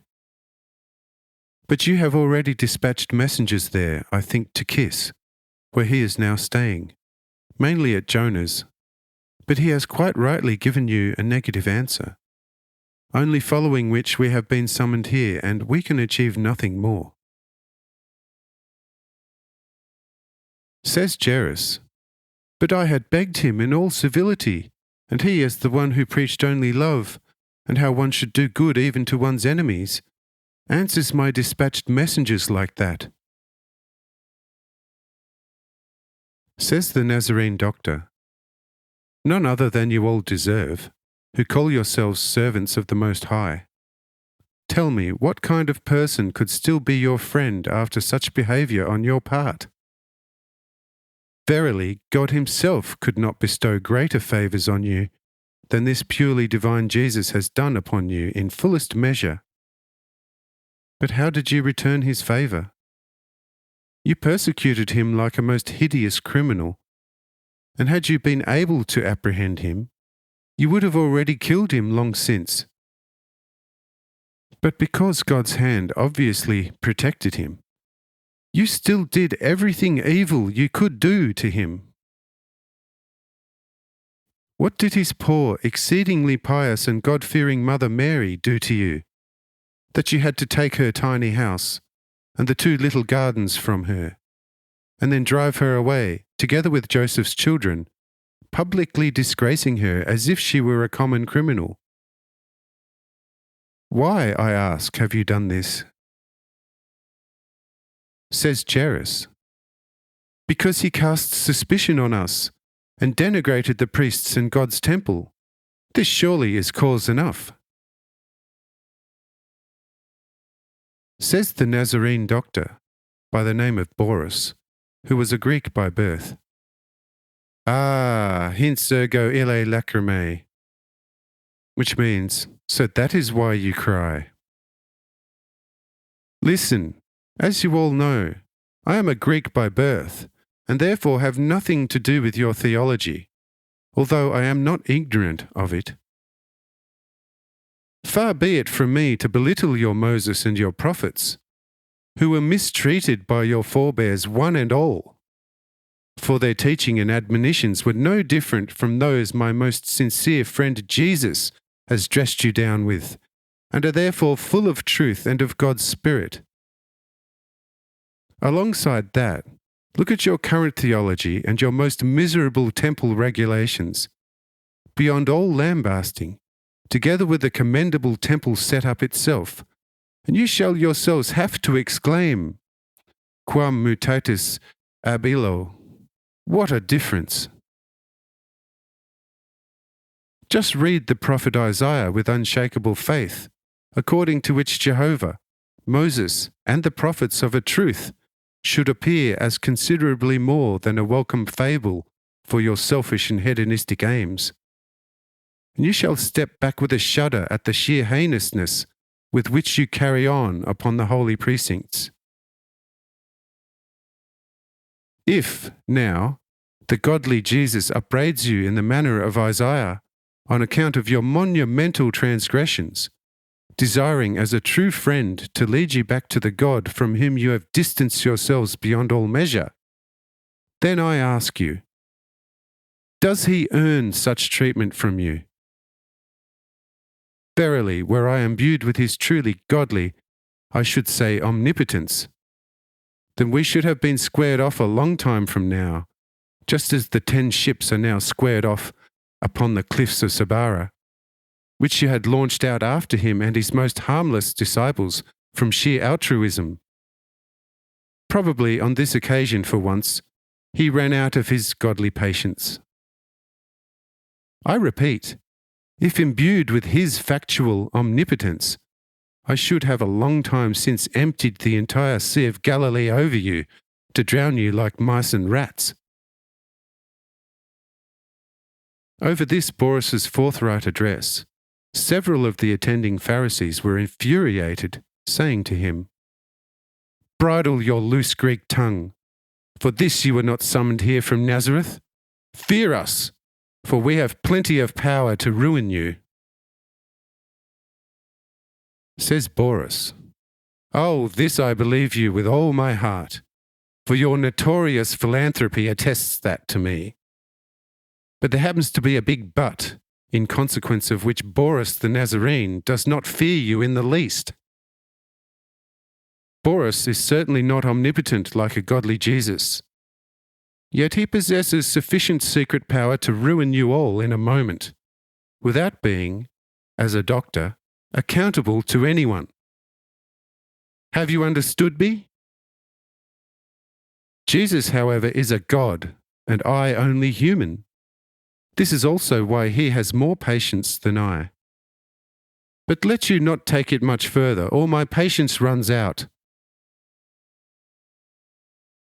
Here Boris pulls out a tiny bottle from his pocket, showing it to the vitriolic Pharisees with telling words. "See, this weapon has more power than 10 legions. I know how to protect my own person, but upon opening it, you all are dead instantly. And see, over this tiny bottle too, the big portent 'but' is written. If you want to have a go at me, we shall be square soon." The Pharisees take terrible fright at the sight of this deadly little bottle, which contained exceedingly noxious and rapidly spreading poison fumes, instantly numbing and killing whosoever's nostrils it reached. This poison, however, was an extract which subsequently suffered extinction. It had been extracted from a shrub that occurs sporadically in the remote parts of India, destroying all life within a wide radius of its growth. The Pharisees know of this, making them mute with fear, and Jairus asks Boris to pocket the bottle. Boris does so indeed, but says to Jairus, "Friend, how can one let a Jesus, who did you an unheard of favour, be so shamefully persecuted? Tell me, do you actually not realise that he is right in every one of his holy words? Or do you in all earnest intend not to see this?"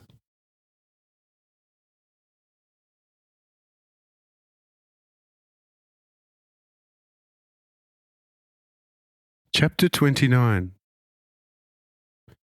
Jairus' cowardly and timid answer. Says Jairus, "Friend, I understand you better than you think. Yet there are things which in the light of status in the world must not be understood at all. As a person of standing, you have quite often to laugh when you would cry, but often mourn when you would rather leap and dance for joy. But what can you do as an individual in isolation? Can you swim against a raging stream once you get caught up in its power? We humans, however, have a sensitive skin and a still more sensitive stomach. These two want gratification, and therefore it is better for us to either let go of all understanding and common sense, or run with the crowd, or feebly expire in some corner as a scorned beggar, like a beast wounded in the hunt. Believe me that, speaking between ourselves, I know Christ better than you do. But what does that help in the face of Rome and Jerusalem? If you make a move, it is your last day. Jesus may in all earnest be a Son of the Most High, which I personally don't doubt in the least. But can I confess this openly, considering my official position? And if I did so, what then with the likes of us? Says Boris, what then, what then? The world always has, on account of worldly advantage, thrown up such questions at some friend, to whom pure truth counted far more than all the kingdoms of a cursed world. Therefore holy truth always found its grave in the skin and belly of hedonistic men. Whoever cares more for worldly advantage and exalted status than about godly truth, may he yet be born of a congenial disposition, he shall get caught up in such questions and considerations, then withdrawing from the divine light to the darkness of the world, denying God and all the light out of him. Ask why? What lays that burden into his heart? See, nothing but is bent for worldly comfort of every kind. Avidly he seeks after everything that can assure him worldly comfort, and having achieved it often through much effort and trouble, seeking same on account of worldly sensuality, he soon chucks all truth overboard. If he fears the least constraint to his glittering worldly living standards, then he chooses to become a tyrant against everything that is imbued with just a spark of genuine truth. But on getting miserable and sick, and coming to the doctor, he wants nothing but truest help. Why truth here, but nowhere else? Look there, your daughter has been laid low with an incurable illness. What would you not now give for a true medicine to bring help to your daughter's body? As an experienced doctor, I tell you that there is indeed one medicine which would bring your daughter immediate relief. And such a medicine in relation to the physical sickness of your daughter would then surely be a perfect truth. Yes, for such truth you would indeed give everything. Yet for truth that would heal your soul, you not only give nothing, but you actually persecute it wherever it shows up, for worldly comfort. Say, where does such behaviour belong? You know as well as I do that there is no curative effect in the temple manure. You know that such things are blatant superstition, well suited to stifle the last spark of faith in the weak folk. Yet you would persecute such profaner of the Holy of Holies with fire and sword if any of your fellow believers were to go public with it. Think of an eternally just God, however, who himself is the light and the most unchangeable eternal truth, and who will not be bargained with. What will such say to servants like you once? Verily, not one of you shall justify yourselves. Whether you believe or don't believe, there nevertheless is a hereafter beyond grave's portals, where each shall be rewarded in accordance with one's doing and dealing. I am no stranger to it, for I sought and found it. My eternal life is in my hands, and I would give 1,000 physical lives if that were the price. But I have it, and eternal life has taught me to scorn the life of the flesh, and only cede it enough value to benefit the everlasting life of the soul in all fullness. That I have attained to such in all clarity and truth, I thank none other than Jesus alone, who showed me the hidden path to it. And this Jesus, this God among men, you persecute with fire and sword, and shall hardly rest until you have done to him what your forebears did to all the prophets.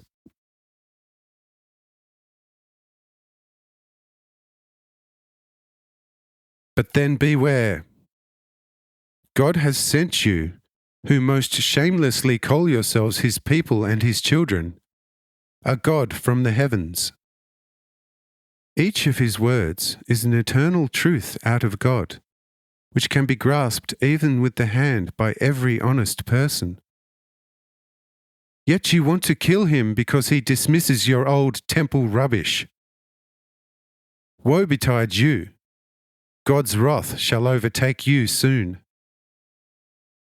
Yes, I could still help your daughter. I now feel the power within me. But I don't want to help her, because you are all devils and no longer men, and I shall never offer my helping hand to devils.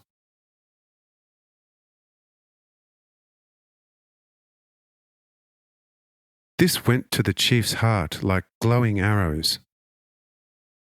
He indeed saw the truth of it in its depth, and was ready to lay down his ministry, but feared the uproar, saying to Boris, "You may not be subtle by any means, but your words have the ring of truth. If I could, without causing as it were a destructive disturbance, I would chuck my high office overboard. I would be quite prepared to do so for the sake of my beloved daughter's recovery. But consider the upheaval this step would cause.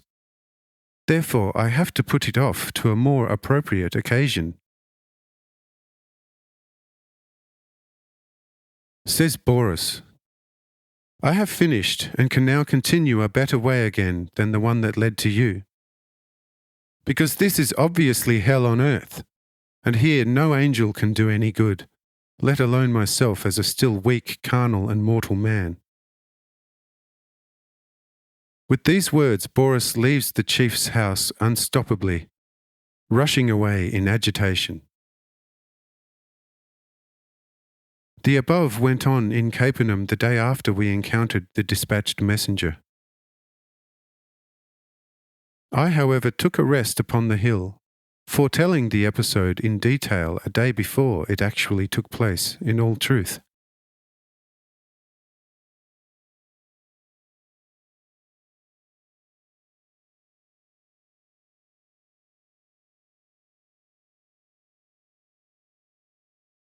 Chapter 30. Death of Joseph and his testimony on Jesus.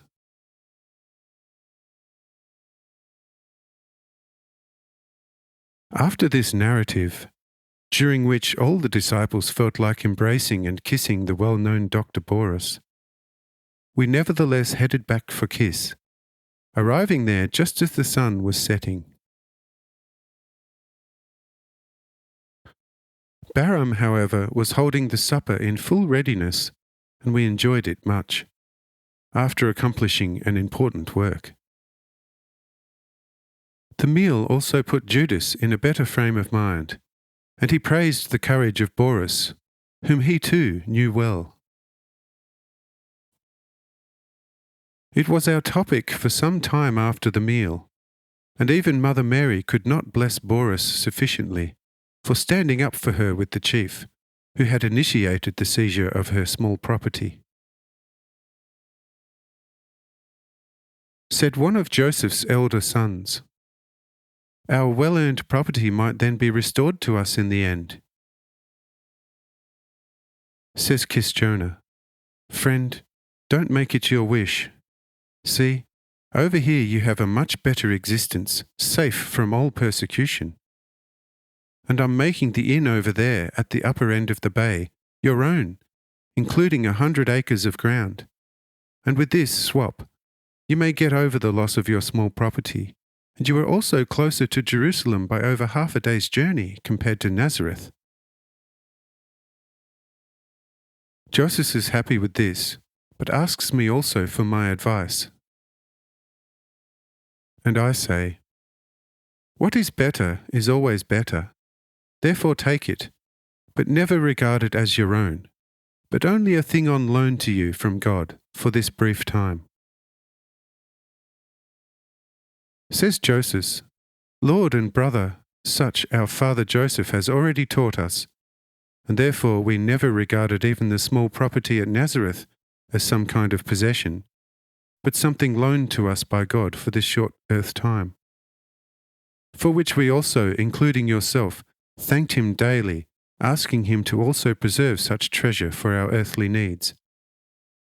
He also preserved it for so long as it was his holy will. But I now say with Job, the Lord gave it to us, and now it pleased him to take it away again. His holy will be done, and his alone be the honour, praise, and glory. Whatever God takes, he can richly restore. Indeed, as your earthly brothers and sisters, we are now in the clear about it. But they also took our tools and household implements. Here we consider that such at least, or the equivalent, should be restored to us. I said, Don't trouble yourself. In 3 days we are moving to Nazareth, and everything shall have to be returned to us. Have we not an angel of the mightiest order among us? Just one hint, and all is fixed up. And if one were not to suffice us, legions are at our disposal every moment. Verily I say, whatever in my heart I ask my Father, that he will do, and what the Son wants, that also the Father wants eternally. And there is never a difference between the Father's and the Son's will. For let you all believe it, Father and Son are not two, but fully one in everything. Therefore be still and believe that it is so. Says Joseph, Lord and brother, all of us do believe, and how could we not believe, as we have since your birth always been near you and seen countless signs that proclaimed to us who you are. Brother James has even written a whole book about it, beginning with your birth until your 20th year, from which time until the present you did not work any more signs and worked and lived with us like an ordinary man. So that we would almost have forgotten who you are if the physical death some years ago of our beloved father Joseph has not mightily shaken us up. For, as Joseph was dying in your arms, his last words, accompanied by a blissfully radiant smile, were, O my God and Lord, how much grace and mercy you have bestowed upon me. Oh, now I see that there is no death. I shall live forever. Oh, how glorious your heavens are, God. Children, look at the one who is now supporting my dying head with his arm. It is he, my God, my Creator. Oh, what bliss it is to die to this miserable world in the almighty arms of one's Creator. After these words he passed away, and all of us wept aloud, but you alone did not weep. We all understood why you did not weep. And see, from that moment on we could never forget who you are, for Joseph had declared it only too clearly in the last hour of his temporal life. How should we now not believe everything you say, since we do know who you actually are? I said, Quite so, my dear brethren. It is well that you spoke thus, for we are in fully initiated company, and such knowledge can no longer have judgmental effect on any, except one, if it will offend him. Judas was meant. But when we find ourselves among strange children of the world, then we must keep strict silence. But now we shall go for our rest, so that tomorrow we can attend to some work early. Thereupon all went happily to their rest.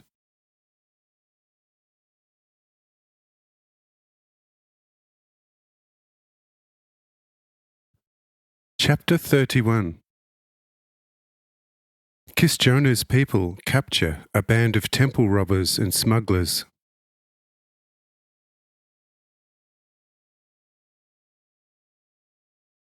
Only Kisjona, Baram, Jonail, and Jeruth, together with the servant Archiel, go outdoors, and Kisjona checks out his big household.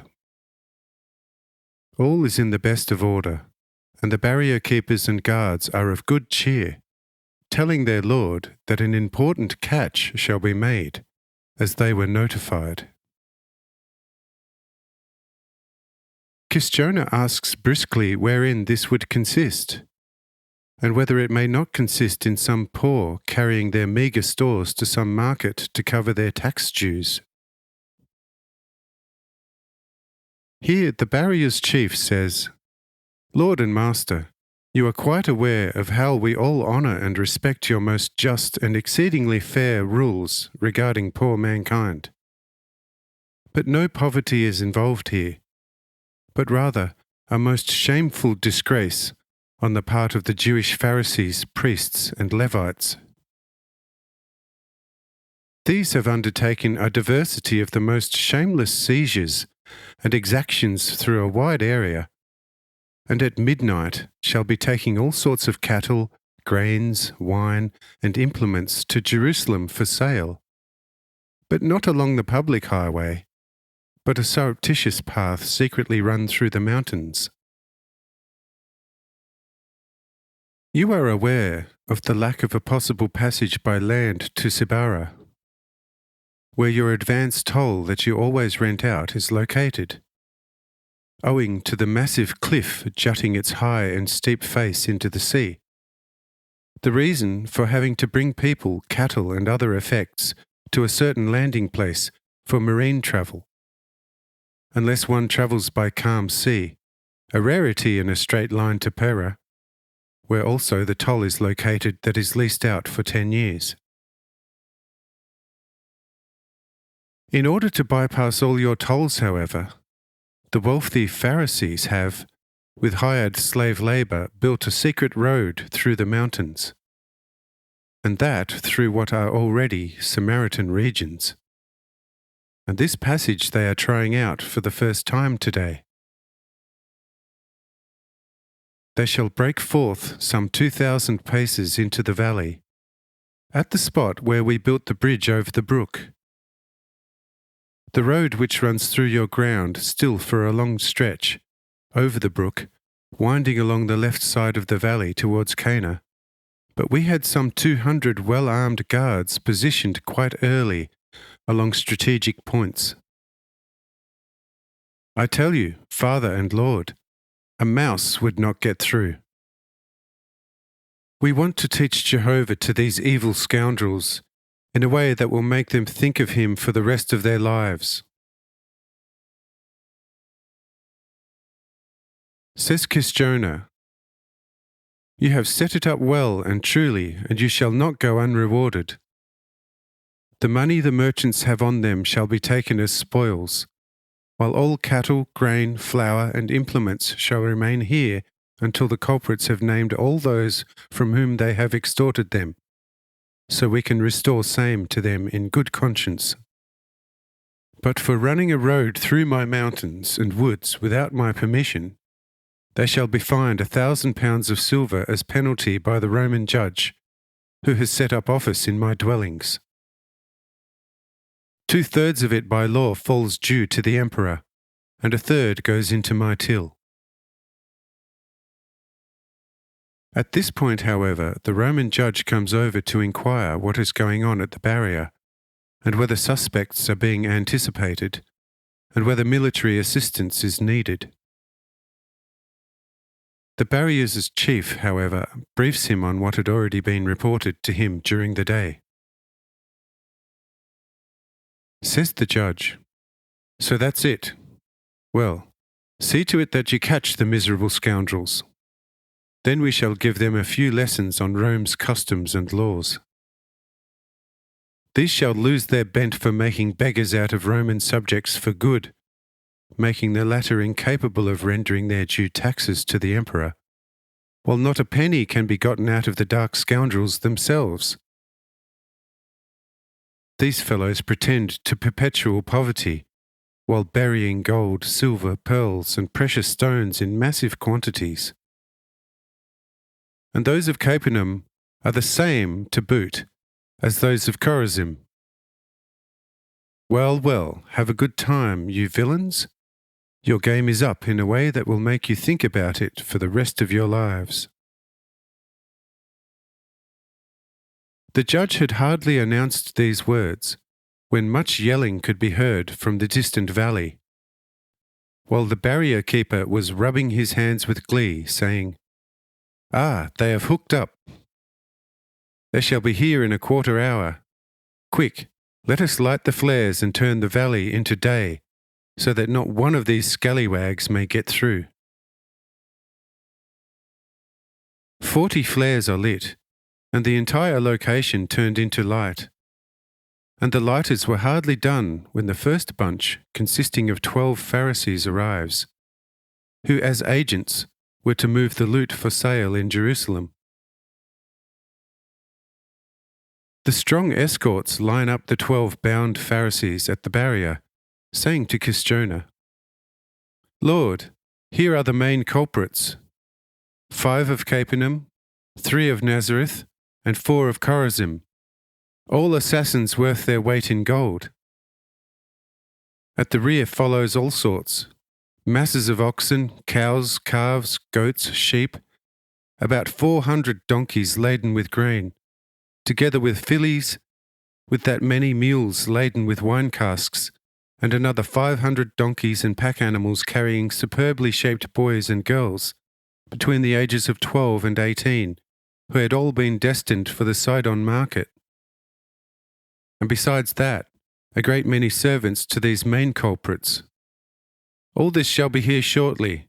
Therefore organize space. Let's make room for the lot.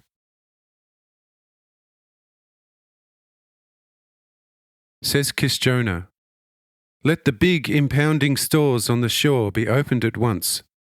There everything can be fitted in, and for the children, the big inn here on the mountain. And see to it that they receive to eat and drink, because these brutes are sure to have given them meagre rations on the way." Oh God, why do you allow such devils to power monger upon earth over poor and peaceful mankind?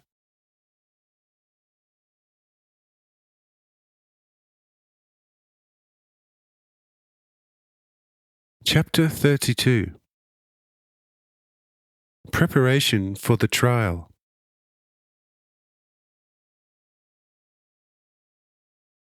The wailing of the children, who had been torn from their parents' arms, can now be heard.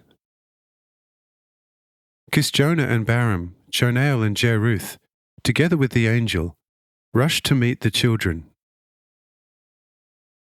The judge, however, has the 12 seized and escorted to a sturdy prison.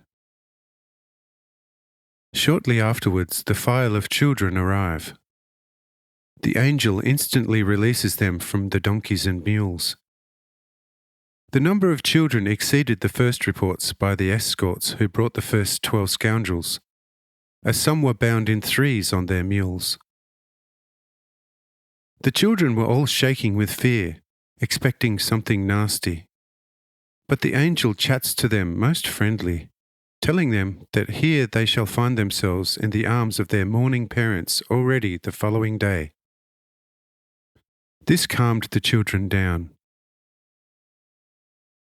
Some, however, were lamenting the pain the fetters had caused, some having bloodied spots upon their tender bodies, for they had been beaten for crying, to prevent them betraying the entire caravan.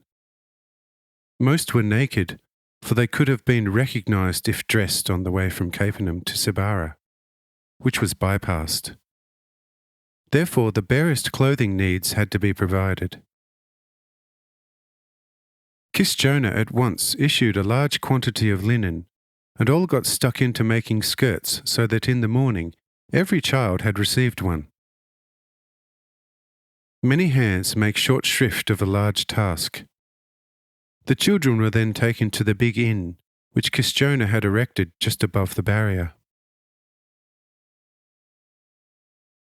No sooner had the children been lodged at the inn, when the main transport of cattle and other things arrived, and all was received into store, while the servants of the 12 also were bound and thrown into a large jail. After this hustle and bustle was over, and the guards dispersed, Kisjona and his 4 companions also took to their rest, which nevertheless did not last long, beginning late, while the approaching day promised many and large concerns.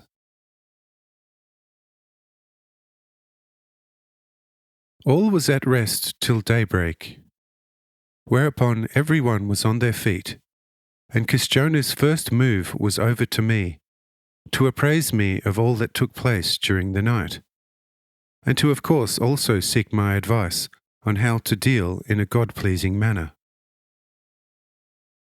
But I anticipated him, telling him what took place this night, but also giving him advice on how to best deal with it all in haste. The advice consisted in the following. Brother, as a first step, dispatch hastily a messenger to the centurion Cornelius at Capernaum, with power of attorney from the local imperial court of law, that he would send a commissioner for examining the 12 sinners, to enable him to return a verdict on them and to restore to all concerned victims, as confessed by the 12, the stolen cattle, but mainly to return their children in the shortest time, because, for the scale of this culprit case, the special court here has no jurisdiction and is incompetent. But no mention shall be made of myself. The 12 Pharisees shall yet create trouble for the High Court. It shall not be able to get them regarding the robbery. And the avoidance of the toll shall not worry them either, as they hold freedom of passage passes throughout the country. And since they are children of the nation, no toll can lawfully be taken from them, so they also did not avoid the toll for that reason, but out of fear of the people, for they had already paid their tuition fees on previous occasions, and for that reason forged a secret road to Jerusalem. Therefore, they are lawfully accountable for only one causa, point in dispute, on account of which they may be sentenced only for substantial damages, this being for breach of forestry law committed in your woodlands. This would not be covered by all the impounded chattels, not even together with all the money they have on them. Therefore, as a second prerequisite, let expert estimators, in company with a court official, hasten to the forest to assess the damage, so that when the High Court comes here for a sitting, everything is in readiness for arriving at a verdict, in the absence of which the court would drag out lengthy examinations, and the victims perhaps not be compensated for a year. If, however, all that the court considers material is at hand, then a sentence can quickly be passed and carried out. Upon this advice, Kisjona hastens to his administrators and arranges everything I advised. A sailboat quickly takes off with good wind for Capernaum, while the Roman judge himself, together with 8 assessors under oath, quickly leave for the mountains bordering the left side of the valley from Kis, dispatching at the same time a commissioner together with 8 other assessors under oath to the right of the valley. By the 4th hour, a High Court commissioner with 2 scribes arrives, as do the 2 parties of assessors from both mountains, together with their assessments.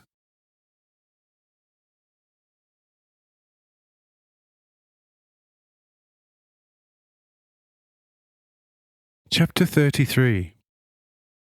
Intensive interrogation of the 12 Pharisees.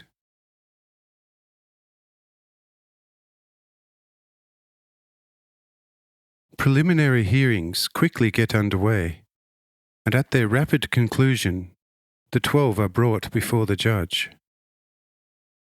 In response to the chief judge's interrogation, they say, "We are lords to ourselves and have our own court at the Jerusalem temple.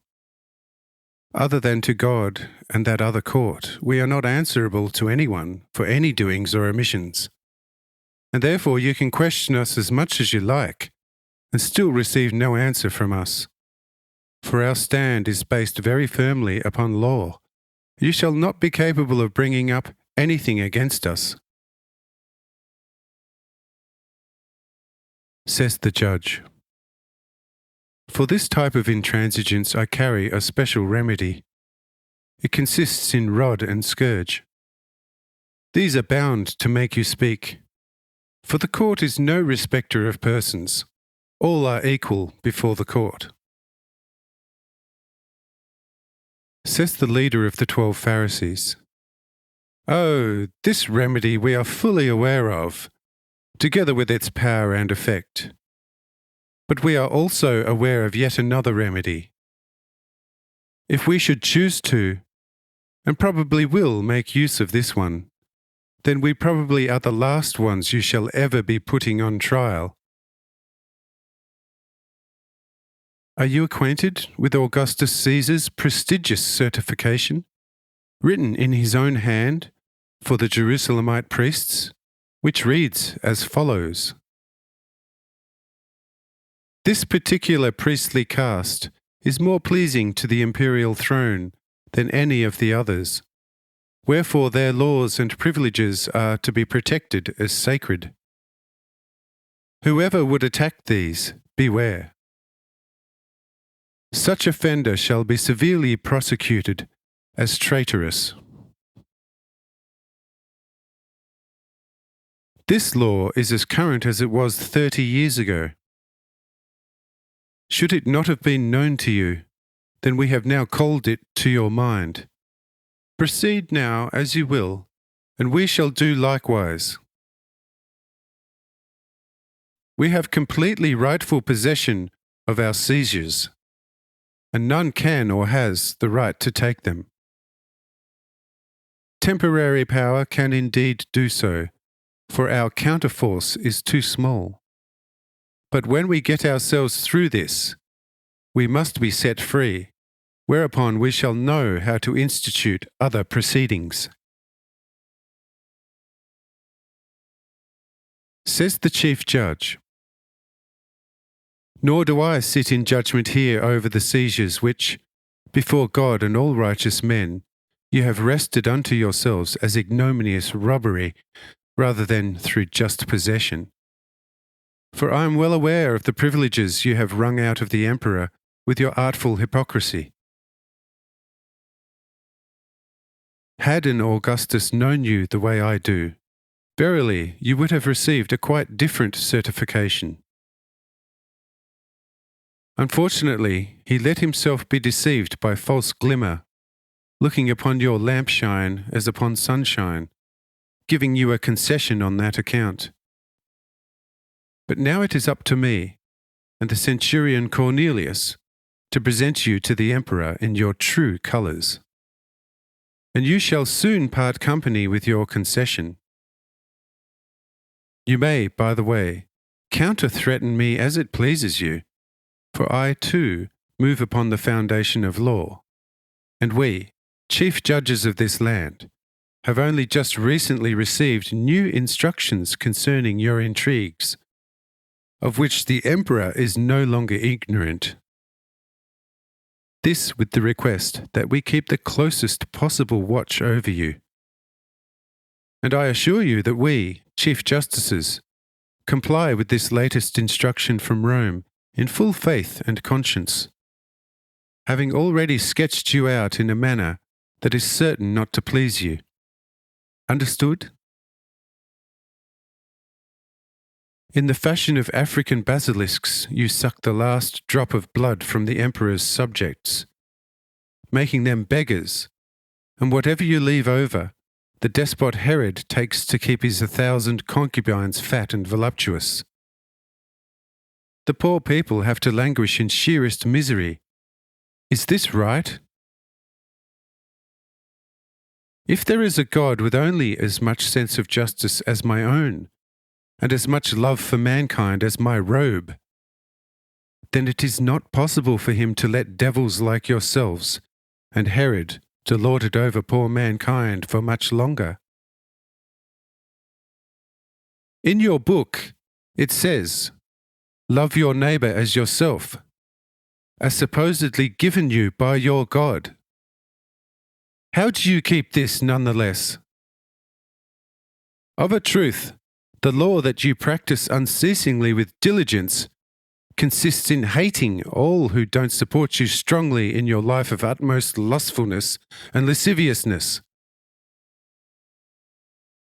For this purpose you have unfortunately obtained deviously an ordinance on which you lean for effecting unheard of extortions of all kinds.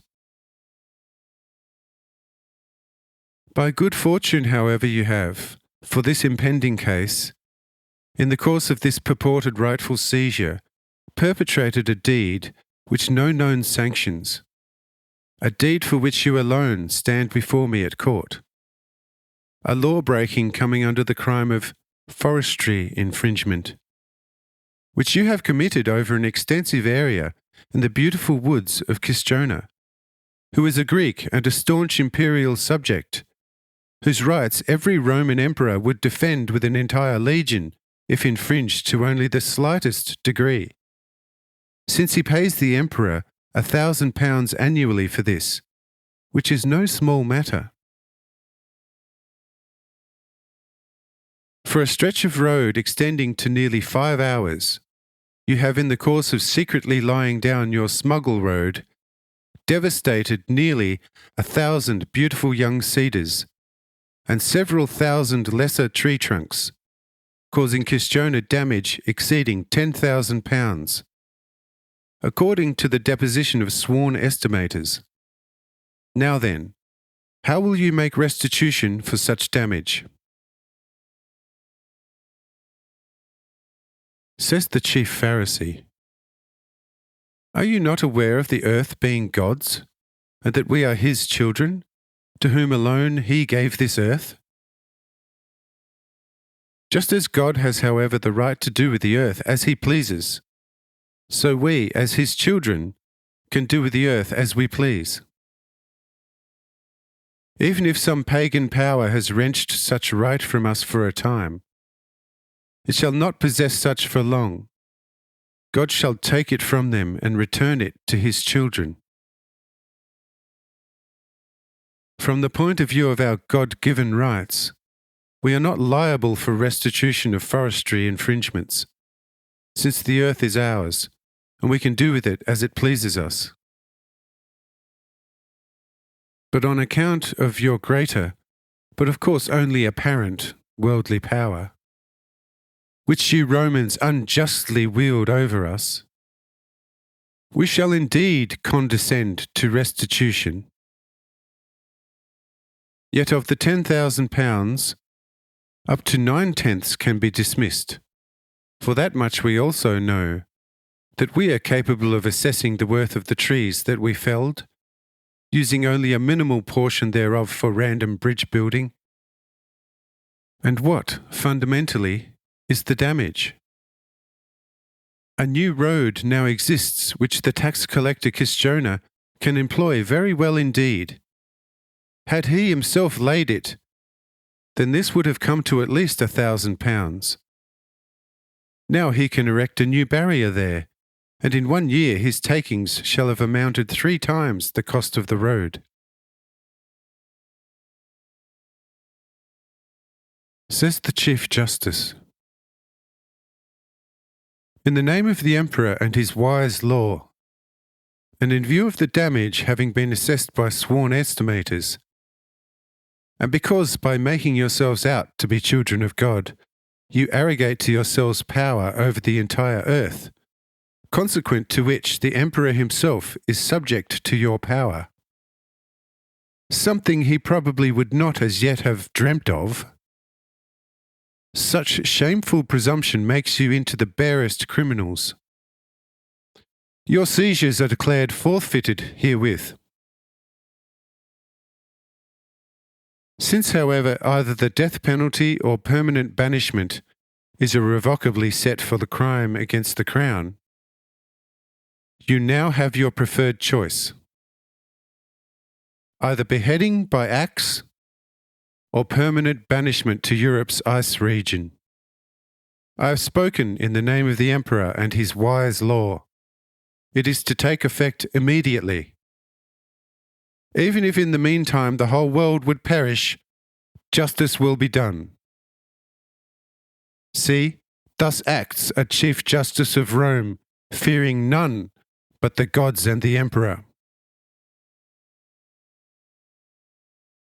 Thereupon, in accordance with Roman custom, he signals that water be handed to him, wherewith he washes his hands. A bailiff breaks a rod in two and casts it under the 12's feet.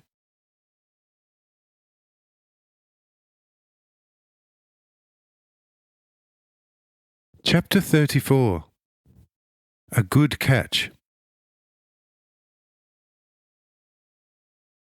Here the Pharisees get apprehensive, and the rather bold one says to the judge, "Lord, cancel the second fine.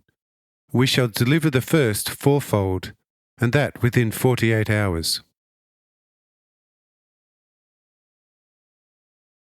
Says the judge, "I accept the offer, but stick with the banishment for 10 successive years.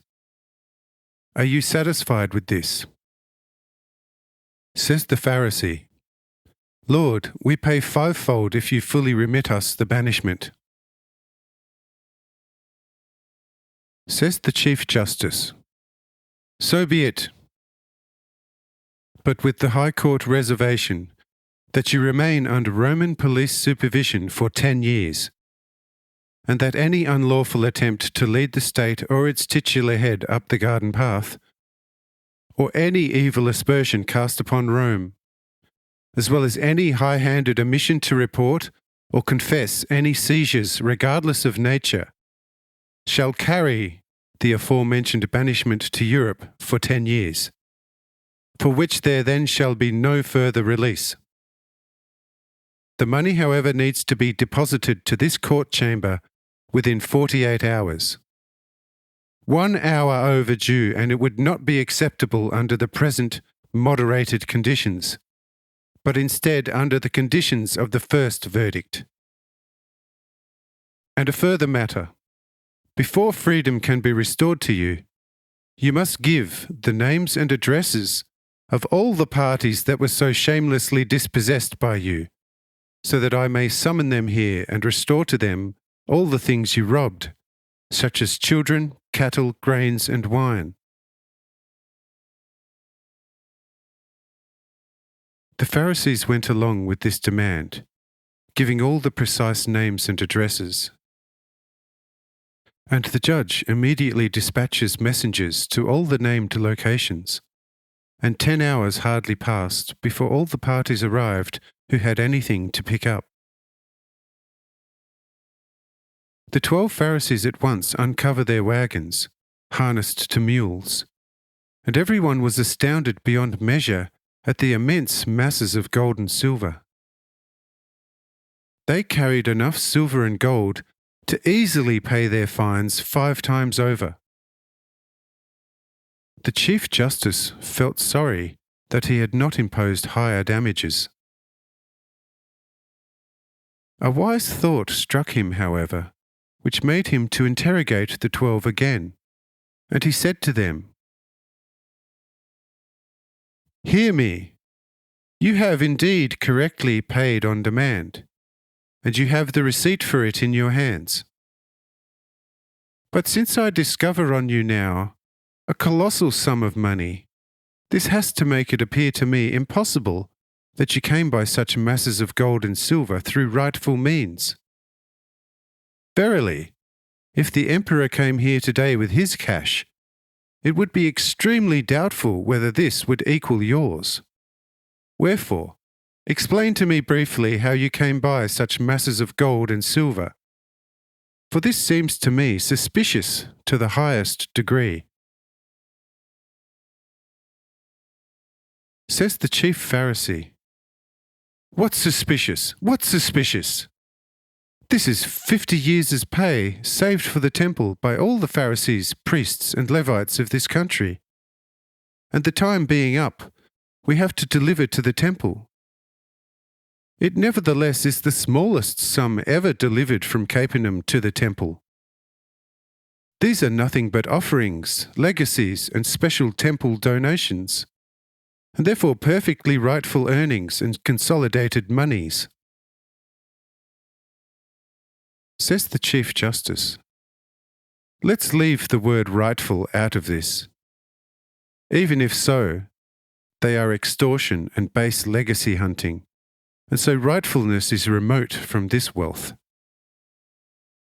A month ago, the following was reported directly from Rome to myself and all high courts.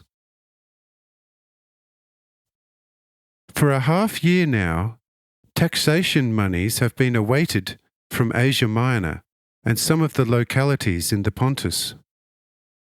They are supposed to have been collected and dispatched a long time since, and consist in gold, silver, precious stones, and pearls.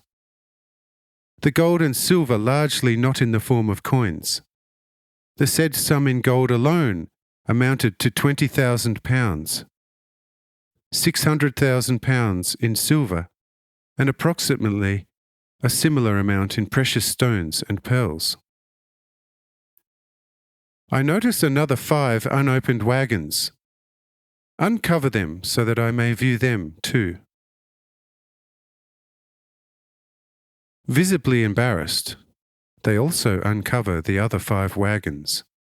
And see, these were filled with all sorts of precious stones, in a mostly still rough and unpolished state, while one wagon, weighing over a ton, was filled with small and large undrilled pearls. On examining these carefully, the chief judge says, "It seems clear to me where the dispatched taxes and treasures from Pontus and Asia Minor ended up. With all due respect to your cunningness, it shall be hard for you to come up with proper evidence, but I dare to swear before all gods and their heavens that the overdue tax monies and other treasures, awaited in Rome long since, here lie open before me, and are as good as in my hands. Let you then hang around here. On arrival of the concerned parties, I shall institute a big inquiry." On hearing such words from the chief judge, they turn pale and are gripped by fever, which does not escape the observant judge, saying also to the judge of Kiss, "Brother, I think we have netted the big birds of prey."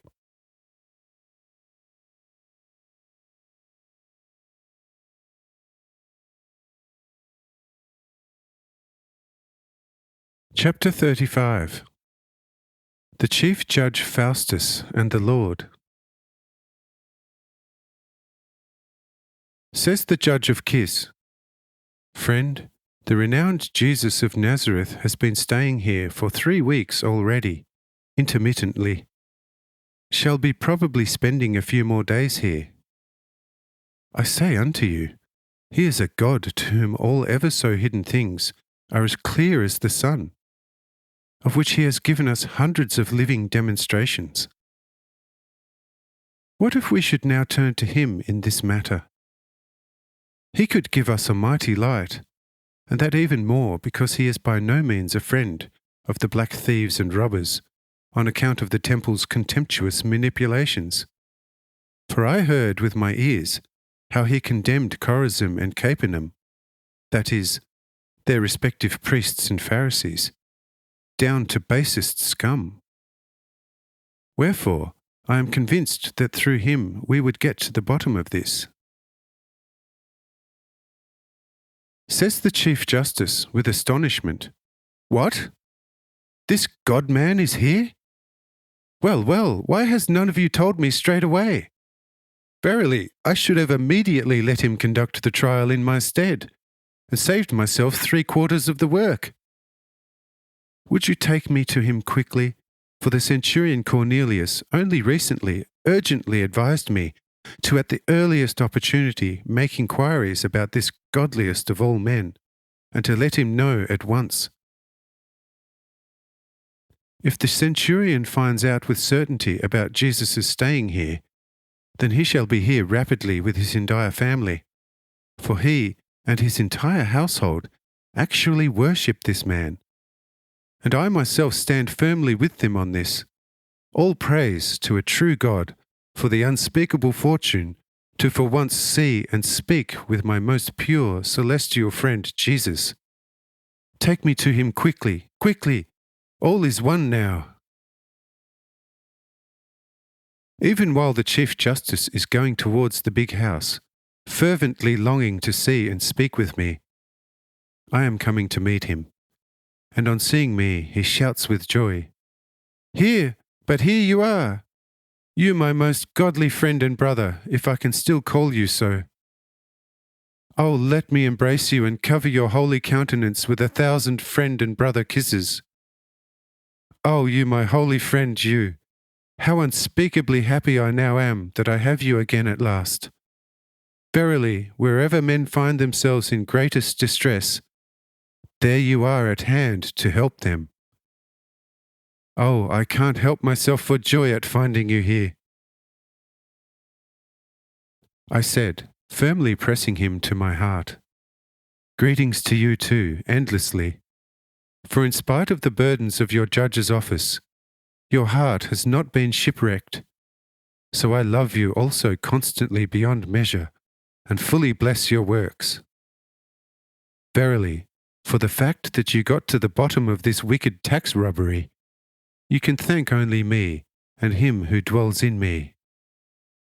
But let us now go inside, where a plentiful evening meal awaits us. We shall talk more about this after the meal."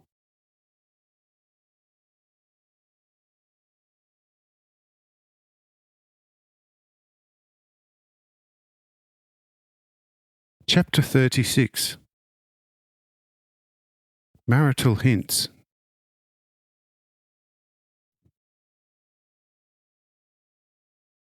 The chief and the assistant judges, together with Kisjona, Baram, Janael, Jeruth, and Achiel, now come with me to the dining room, and at a half-hour past sunset partake with me and all mine of a well-prepared and abundant meal, while the Chief Justice, a single man, finds great pleasure in Kisjona's eldest daughter, saying to me, "My most esteemed friend, you know how much I always loved you, notwithstanding our religious or theosophical differences, because I found in you no sly or one-sided Jew, but rather a most frank and liberal one, yet also a man of many sides, and well informed in every science. I therefore confide to you that Kisjona's daughter pleases me immensely.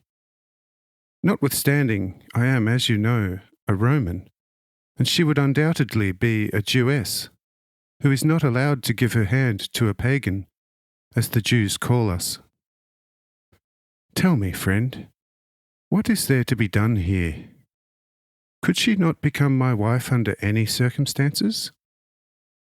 Let me have your solution."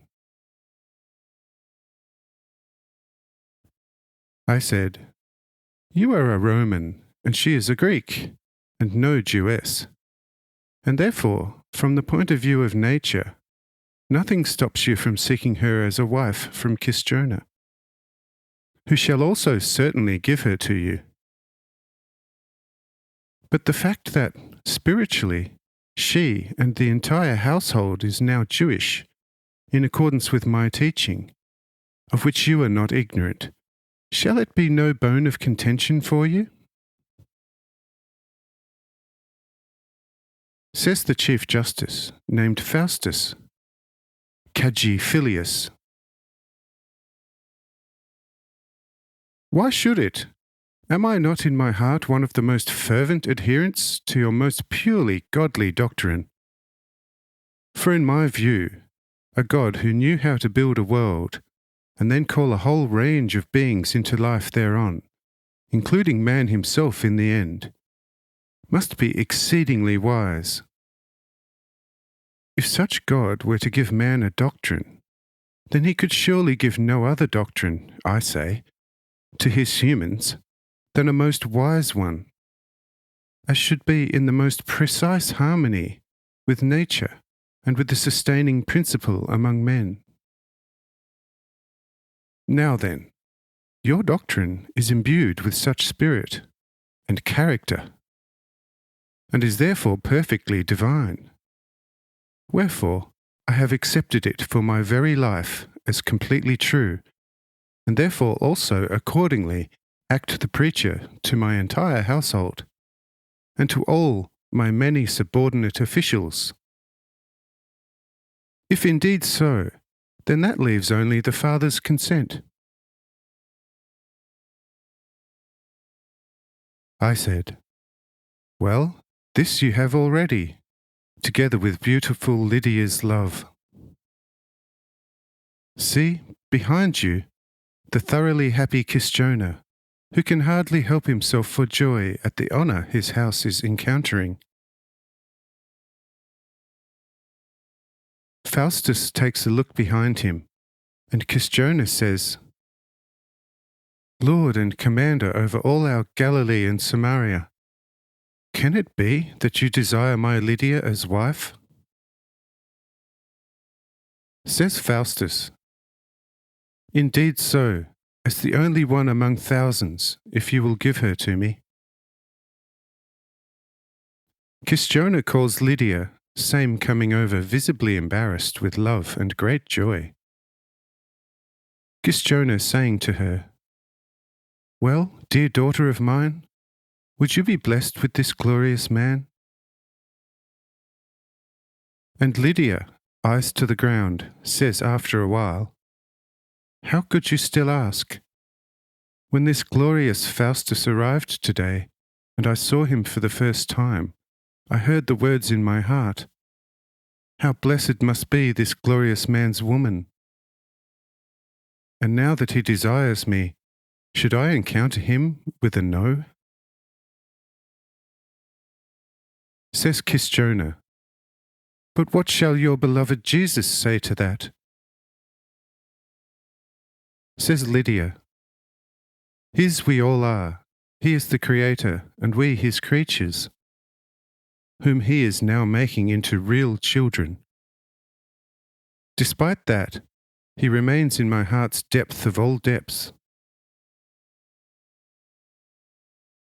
At this, Faustus's eyes bulge, fully astonished at this unexpected testimony of me by Lydia.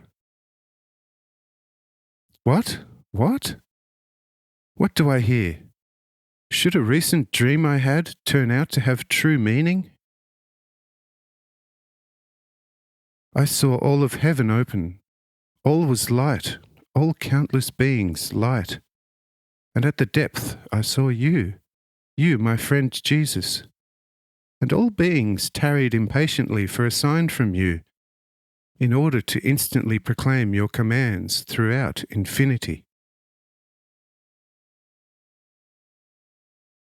At that time I thought to detect Zeus in your countenance, which far outshone the sun in brightness, and it took me by surprise that you should resemble Zeus to such extraordinary degree. And since that time I secretly took you to be an earthly son of the prime deity, which however identified with the Jews as Jehovah, and the Indians as Brahma, taking all other gods to be just his earthly children resembling you, which he procreated with the earth's daughters intermittently for the purpose of providing men with earthly leaders, teachers, and enliveners from such sons. But now this dream takes on an entirely different meaning. You yourself are the living Zeus, Brahma, or Jehovah. carnally among us, teaching us personally your divine wisdom, probably because your former children on this earth taught it wrongly, not properly applying same in action. Since unquestionably so, I am receiving this most beautiful woman by the hand of my very God, my Creator, and therefore do not need to ask whether I shall be happy with her. But my desire has now taken on a much different aspect. Most beautiful Lydia, see the Lord? Now it is not up to our mutual desire, but up to the most holy will of this one, and only, this Lord of all glory, this God of all gods, out of whom went forth all heavens, sun, moon, and this earth, with us all. You, my godly Jesus, in the fullness of truth. If it is agreeable to you that Lydia becomes my wife, then she is my wife. Should it, however, be displeasing to you in the least, then say so, and my life shall be no more than the active expression of your will.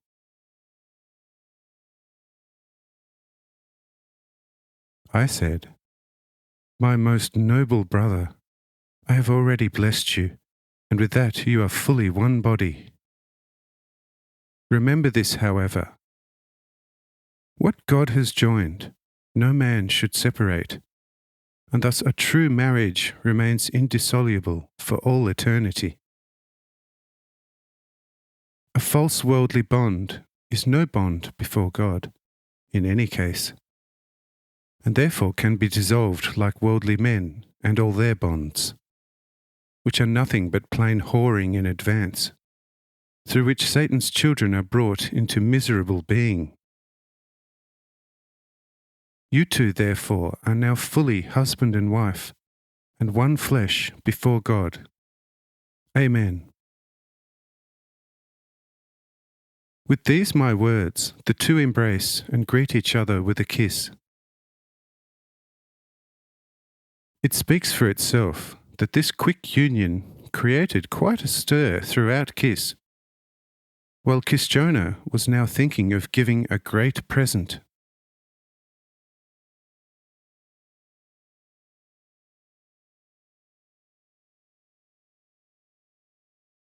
Chapter 37.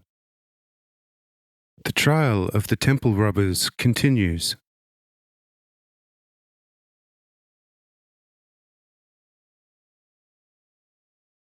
When the excitement of this event calmed down, the now familiar Philippold arrived from Cana, coming up to me at once to appraise me of how he brought everything in order in Cana. But I greeted him most friendly, saying to him, I am aware of it all. You are my disciple. Go over to my other disciples, and they shall have much to tell you. This night, however, I have much to attend to. Tomorrow, however, we too shall have much to discuss, for you are to become an effective weapon for me.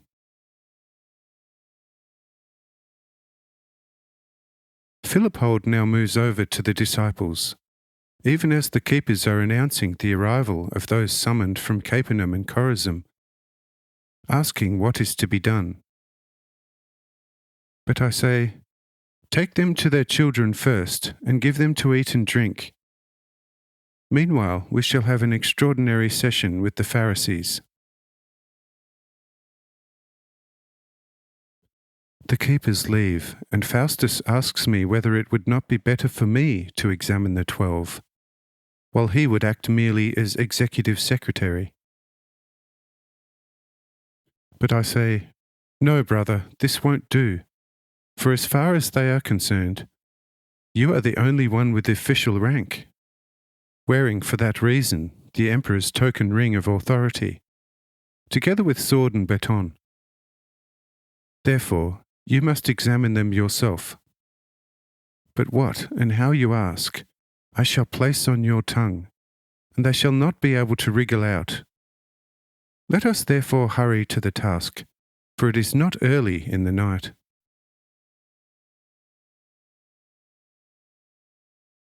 We move out to the courthouse, where the 12 and their 30 main accomplices are detained in custody under strong guard, waiting in the great fear for the arrival of the Chief Justice. For they did not have any more time and opportunity to get hold of a dozen or so false witnesses to lie for them under oath. Especial grace was promised by the temple to all servants who bore false witness for the temple, when circumstances made it necessary. These had to be, of course, fully informed in advance, which in the present case was impossible. We entered the courtroom in company with Kischona, Baram, Jonael, Jeruth, and the angel Archiel, together with the assistant judge and several scribes. Already at our entering, the infuriated chief Pharisee asks Faustus, "What manner is this towards us, priests of God, after we already complied with all demands, to treat us like common criminals, in not setting us at liberty? As surely as we are servants of God, if we are not set free at once, then God will treat you badly." Says Faustus, "Keep your silence, or I may be forced to silence you. For we have quite extraordinary things to settle with you. Listen to me now with attention. I have already remarked to you earlier on that your immense treasures appear to me to be the very self-same about which I had made questionable mention to you earlier. I am now quite sure in all but one aspect about this would-be assassination attempt during the transfer to the emperor in Rome of tax monies and other treasures from the Pontus and Asia Minor. And this one aspect consists in: according to the report, the taxation monies and various treasures were escorted by a quarter legion of Roman soldiers. It could not, therefore, have been a light matter for you to overpower such powerful escort, and to either completely wipe it out, or at least force its retreat. It is now clear to me that these monies and treasures were whisked from their Roman escort, either through trickery or power of arms, either on your own part, or on the part of still more cunning colleagues. For this we need no further proof, for we already have over 100 witnesses to testify for it. But, as said, I only lack the method and means, and the correct sum, what size it had been, to enable me to dispatch an exact report with the monies and other treasures to the emperor in Rome.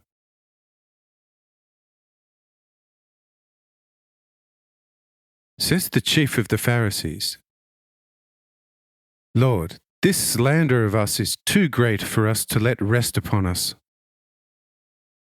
And if you had 1,000 witnesses against us, it would not help you, for our case is too firm, and you shall not with all your power bend one hair.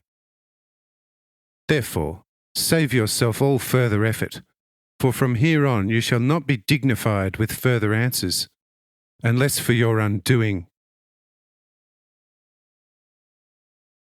If you have not come to know the Pharisees by now, then you soon shall get to know them. For such immense blot we cannot allow to rest upon us. We yielded on account of the forestry infringement, although we need not have done so in accordance with our laws. But from here on, we break it off, and if you should unscrupulously dare but touch 1 cent, be it gold, pledge, or treasure, you shall not only have to restore it 100-fold, but also there shall be an end to all your glory, because they shall in the temple have by now found out how most brazenly they carry on with us here. Says Faustus, "Well then, it is in this fashion that you intend to get yourselves off the hook. Good. Then I know exactly what I have to do with you. Your trial is at an end. The matter is verified through 100 witnesses, and your guilt surfaced. I say to you no more, giving you an ultimatum. The executioners stand outside. Should your 30 accomplices wish to talk, their lives shall be spared. If, however, they too refuse to talk, then this very night the axe shall be theirs as well as yours. This ought to convince you how much I fear you." To these cold-blooded, forceful words of Faustus, the 30 accomplices step forward, yelling, "Lord, preserve our lives. We intend to give detailed descriptions of how this matter took place."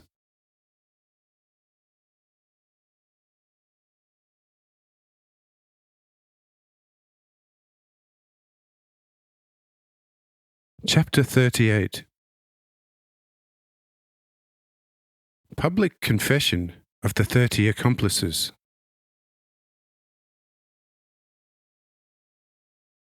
Says Faustus, "Well then, speak. By all my honour, not one hair on you shall be bent." Says one Pharisee, shaking uncontrollably from fear of death, "Lord, will you spare my life too if I talk?" Says Faustus, "Yours too, for you are one of the least among them." The other 11 Pharisees scream, "Don't you know that one should rather die than turn traitor on God?" Says the one Pharisee, "That I know indeed, but here there is no talk about God, but only about your most shameful deception of the Romans. You knew how to elegantly relieve the Romans of the big booty with such artful cunning that truly the entire world would be astounded. You prime villain wore the regimentals of the governor-in-chief, who is now stationed at Sidon and intermittently at Tyre. You wore the emperor's token ring of authority and a golden sword and ruler's baton for all of Palestine, Assyria and Asia Minor and the whole Pontus. Besides this, you are of an apparently equal age to that of the venerable old Cyrenius. Assuming his name and putting together a retinue and royal household similar to that of Cyrenius, mounted upon a magnificent steed. When greeted as governor by the escort, who half a day's journey from Tyre handed the order of command roll drawn up by himself to you, the supposed governor, together with the monies and treasures received into possession by your Roman soldiers in disguise, you commanded him to withdraw to the Pontus as quickly as possible, in that you had heard from reliable sources that disturbances had broken out there on account of oppressive taxation, and the inhabitants of the far Pontus had combined with the Scythian hordes against Roman rule. To delay would be dangerous, wherefore he, as the governor, had, on instructions from Rome, come to meet him, the toughest chieftain of Pontus and Asia Minor, part of the way, in order to shorten his trek back for the emergency. It goes without saying that the supreme commander of Pontus and Asia Minor and his 3,000 horsemen at once turned back, and were at such a distance in a few hours as to leave us nothing further to fear from him. We all were threatened with secrecy upon death, and they would give us 200 pounds of silver each, which, however, we have never received yet, but are not to receive until at Jerusalem. Fate, however, decreed otherwise, and the prospects for the £200 look somewhat slim. The monies and treasures were then moved to Capernaum by night, where it had now rested for some 2 moons, while the secret road was built only on account of the great treasure, and does not, as far as I know, lead to Jerusalem, but towards a great hidden cave in these mountains, within which, rather than the temple, quite many £1,000 of gold already are awaiting retrieval. Only the 12 of us were initiates to this secret, and besides us no Pharisee knows anything about it, but for our 30 accomplices, although these are not aware of the purpose. They are told this is being preserved for the coming Messiah, who shall imminently liberate the Jews from their Roman yoke. But I, of course, know a quite different purpose, namely, first, a life of luxury over luxury, and secondly, mighty corruption powers in important emergencies, where it is intended to have the mighty Romans dance according to one's tune, or to purchase a supreme position at the temple, which of course is always worth a fortune of gold. Now you know the lot, and you can now examine all the 30, and they shall tell you the same thing. Only the pledges were destined for Jerusalem, in order to win the temple's favour. The monies and treasures, however, would have joined their likes in the cave, had they not suffered this mighty shipwreck here. Now you know everything, and can act as you see fit. Only let you not be too hard and inexorable towards myself and the 30 misguided ones.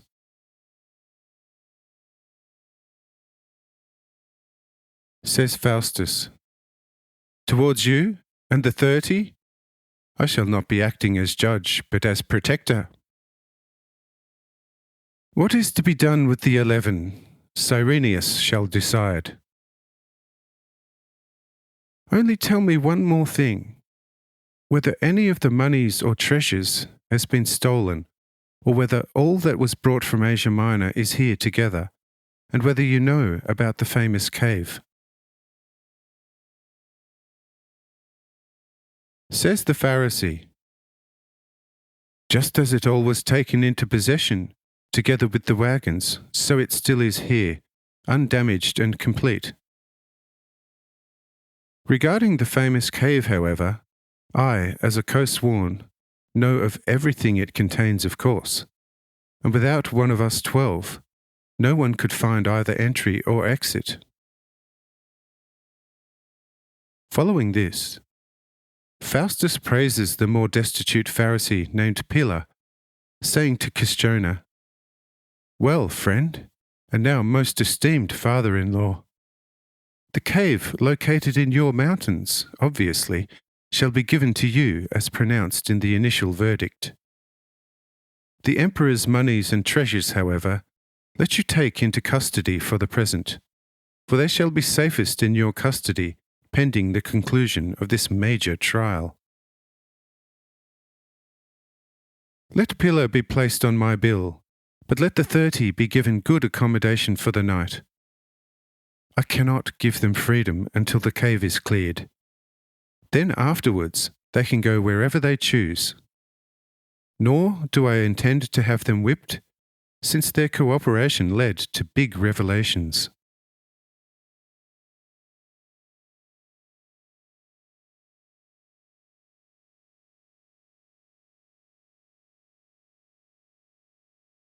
Chapter 39. The Temple Treasures.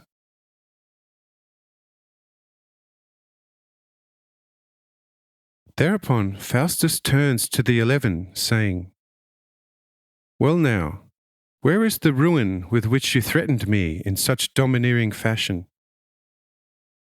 What do you anointed servants of God say to this story?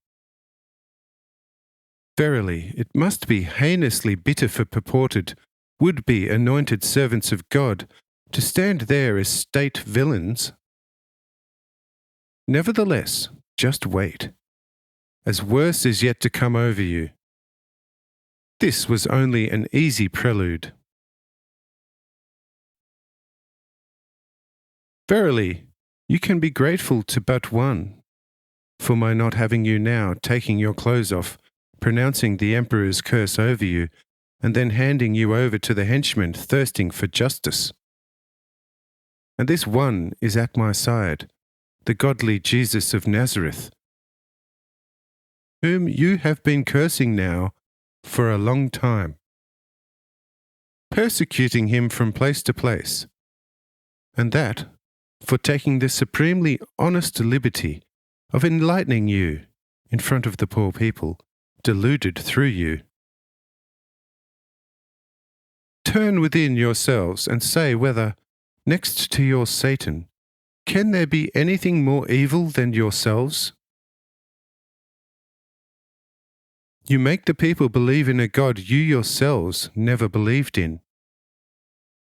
For were you to believe in a God, in Jehovah, whom also Moses clearly proclaimed, and whom your forefathers vividly believed and hoped, then you would not be playing a game of jeering mockery and brazen shame with him. As purported anointed servants of the Most High, you receive godly honor from your spiritually killed people.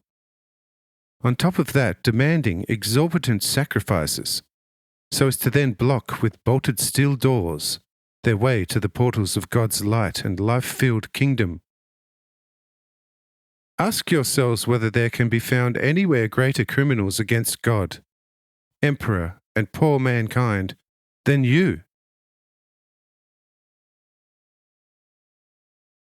Oh, for the incomprehensible patience and long-suffering of the great God!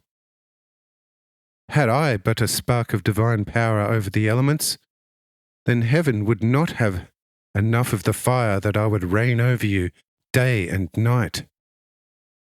Lord, why were you so hard on the 10 cities of Sodom and Gomorrah in Abraham's time? And yet their inhabitants, but for their lust of the flesh, evidently were angels compared to these evildoers, whose numbers throughout Judaism now are greater than those of the 10 cities. You call yourselves God's children, saying that God is your Father. Verily, I shall not eternally be able to make out a God who sets down such children into the world. For with us Romans, such God, in accordance with the myth of Pluto, is named Satan or Beelzebub. That is your father. You are the live, wicked seed that your father always casts among God's wheat, that it may suffocate the divine seed. Yet you call yourselves the anointed servants of God. You servants, you are of Satan. He anointed you for the destruction of everything godly upon earth. If you were only a trifle less devilish than you are, then on account of the one who is here, I would have pronounced the lightest possible sentence over you. But because you are too exceedingly and devilishly evil, I don't want to sully my name with you, handing you over to the Judicio Criminis Atri, trial of a black transgression, at Sidon. There every Judex Sonoris, judge of honour, washes his hands 7 times.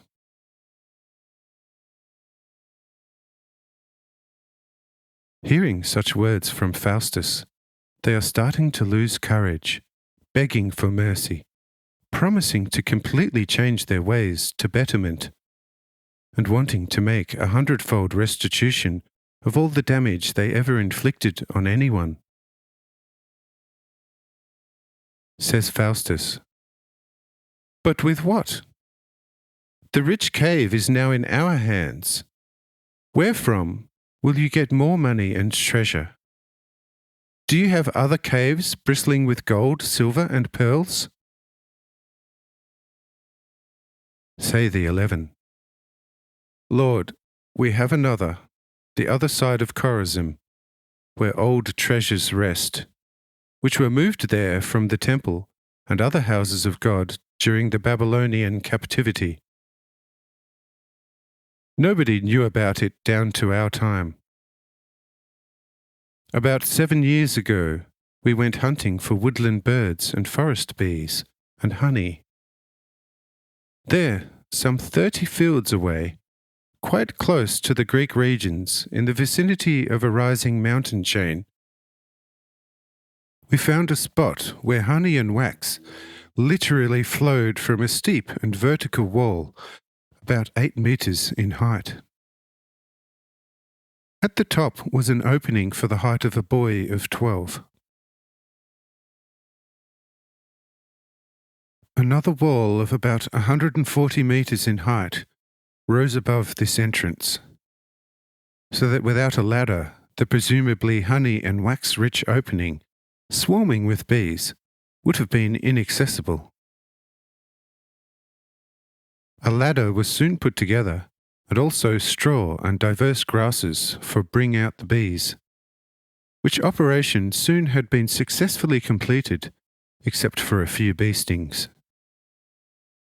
We recovered several 100 pounds of the purest honey and a similar amount of wax, for quite a number of hives numbering some 1,000 cells each were already empty. Busying ourselves with the removal of the ground wax, we hit upon temple tools of metal. And on closer examination, the metal turned out to be gold and silver. We moved deeper into the widening cave, and in its depths continued to find ever greater hoards of priceless treasures. We left all the treasures in the cave intact, and blocked the cave entrance off with stones and moss, putting it under the watch of sworn guards from the hour of discovery to the present moment. And see, all these treasures we put in your charge if you deal with us mercifully, remitting us the terrible punishment you pronounced over us. Says Faustus, I intend to consult about it. But now tell me also conscientiously what there is to the cave in Kisjona's mountains. Did you also discover this during another chase for honey, and already filled, or did you fill it? And if the latter, wherefrom did you obtain the treasures, and how long has this cave been filled? Say the 11. We earned same over a course of 15 years through lawful trading. But because, owing to the recent temple regulations, we are allowed to have only a certain minimum sum to cover our basic needs, and to hand every excess over to the temple, then if those of us placed in the country during annual checks are found to possess substantial excess, we are ruthlessly and mercilessly punished as deceivers of God. To escape the punishment, and yet possess enough for certain eventualities, we have chosen the most concealed cave in Kisjona's mountains, and therein preserved our considerable excess. This is all there is to the secret attaching this cave. Says Faustus, does the road you laid down lead right up to the cave? Say the 11. No, Your Honour, only as far as the densest scrub, through which one can reach the cave, detectable only to us by a path known only to ourselves. Says Faustus, good, then you shall be our guides tomorrow. For today, tonight, this court now retires in this matter, because for the present we know enough. The 11 plead for mercy on their knees before Faustus. Faustus says, this is no longer up to myself, but someone entirely different, If he forgives you, then so shall I. Amen. With that, we leave the court chamber and head for a desirable rest for the body. Lydia awaits myself and Faustus, now her husband, at the entrance to the dwelling, greeting us and voicing regrets that it probably caused us a couple of hours' heated debate.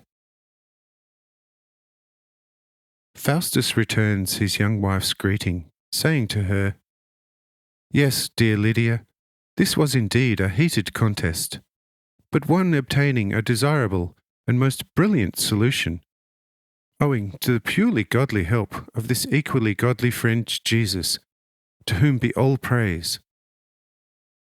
But let us leave that for tomorrow. Much shall yet be dealt with." All, save the necessary guards, now went to take their rest.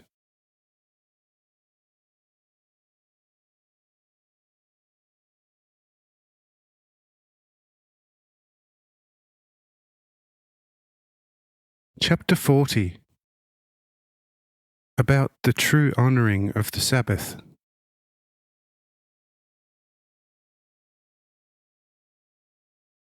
The following day, a Sabbath, Faustus, although a Roman, asked me whether the Jewish Sabbath is honoured over here, and what is to become of the 11 Pharisees.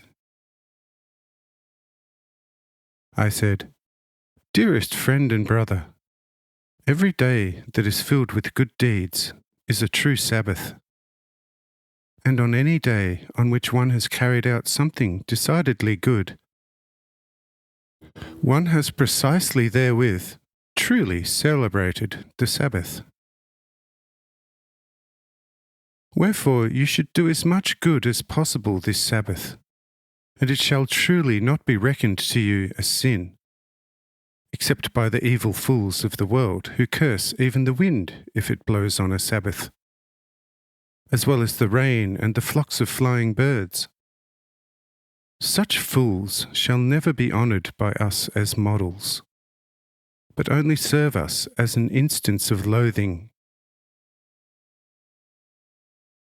For they curse the good, and would like to have the evil praised by the whole world. Regarding the 11, let them also go free, after you will have seized all their treasures. Transmit to the emperor what is his, and notify him of any reason for the delay you wish. But give also to the temple its due, from the Chorazim cave, notifying also the high priest on how the treasures were discovered by the said 11 Pharisees several years ago, but withheld from the temple, whose property they basically are. Then the temple itself shall undertake quite a decent investigation of the 11.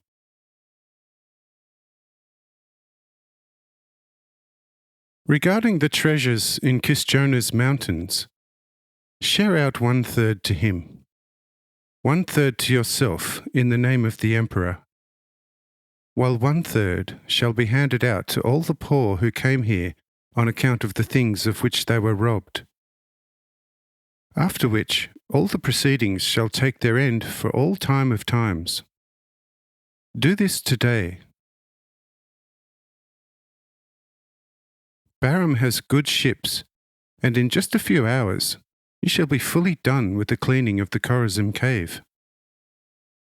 Let one party attend to the clearing of Kisjona's cave, and if you move but moderately, you shall have both treasures here by evening, and have them dispatched to their destinations tomorrow. I could, of course, move the treasures here in a moment through Archiel, but there are too many people here right now, and such miracle would cause too great a sensation.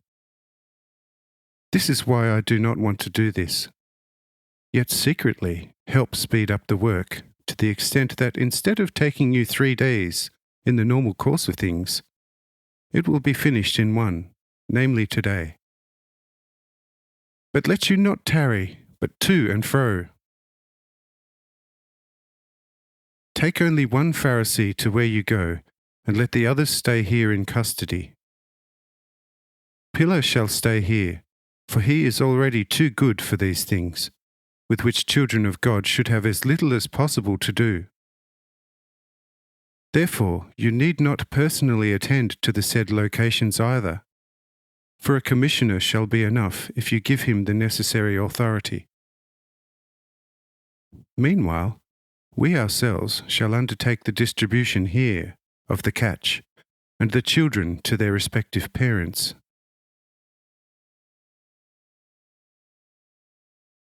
Who would have been happier with these arrangements than Faustus, this being to his threefold advantage? Firstly, he stays with me. Secondly, with his young wife, whom he now loves exceedingly. And thirdly, he has some leisure for sending the emperor an informative report, as well as accompanying regulatory and legal documents, written upon good parchment, and can have all the monies and treasures dispatched to their destinations the next day. Once the two commissioners had departed to pick up the aforementioned treasures, we at once set about the distribution of the catch and the children who had already mostly located their parents during the night. But there were some whose parents were laid up sick at home, from grief and sadness. Wherefore they could not come to Kis to pick up their children and other things. These sick parents then requested their neighbours to receive the children and things on their behalf, if these still existed in accordance with the announcement. At the distribution, this too was kept in sight, and everything accurately found its way to its owner, as well as a sum of £100 handed to each party by Kisjona, as directed by me, for a portion of the 1/3 of the treasure from the cave on Kisjona's property. After which all the parties, several hundred of them of course, were discharged from Kis, after some good instruction and exhortations from Faustus to all. Kisjona had all the trading ships readied, and the entire great throng, residents from Chorazim, Capernaum, and Nazareth, were transported therewith back to their homes. The distribution together with their transportation home, taking hardly over 7.5 hours.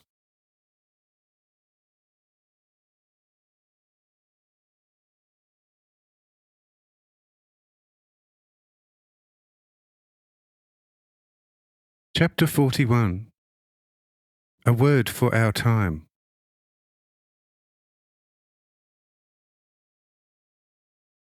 It could indeed in these times be asked, even as these long past events are being recounted anew, through an especially chosen scribe on behalf of mankind, by myself, the same Christ who nearly 2,000 years ago, as God and man, taught and acted. What's this? Maybe more than half of these children, as security of the Pharisees, had they not been intercepted here, would have been in 10 or at the most 12 days sold by packed slave traders in Sidon, Tyre, Caesarea, Antioch, or even Alexandria, yet would have been well-bred children. Nevertheless, there is no indication that I, as a foremost friend of the little ones, ever visited them or spoke a word to them, whereas I normally would let the little ones come unto me, hugging and blessing them before all men. On this question, I give the following answer.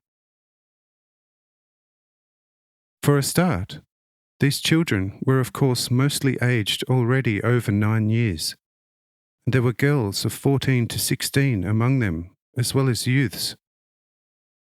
And one could not therefore enter a roomful of such half-naked people without causing offence. And secondly, these were no longer such as could still be innocent children, such as had still found here and there, but basically mostly spoilt, carnally and morally. For paedophilia and defilement were nowhere as prevalent as in the border regions between Jews and Greeks. And so, even for these very depraved children, their recent lesson, permitted by me, was not altogether useless, because this experience had to firstly appear as a powerful punishment for depravity, and secondly, they were warned thereby to from now on avoid serving the sensuality of the lewd Greeks, and live a God-fearing life in all earnest, if they did not want to be punished by God most severely for the very next sin.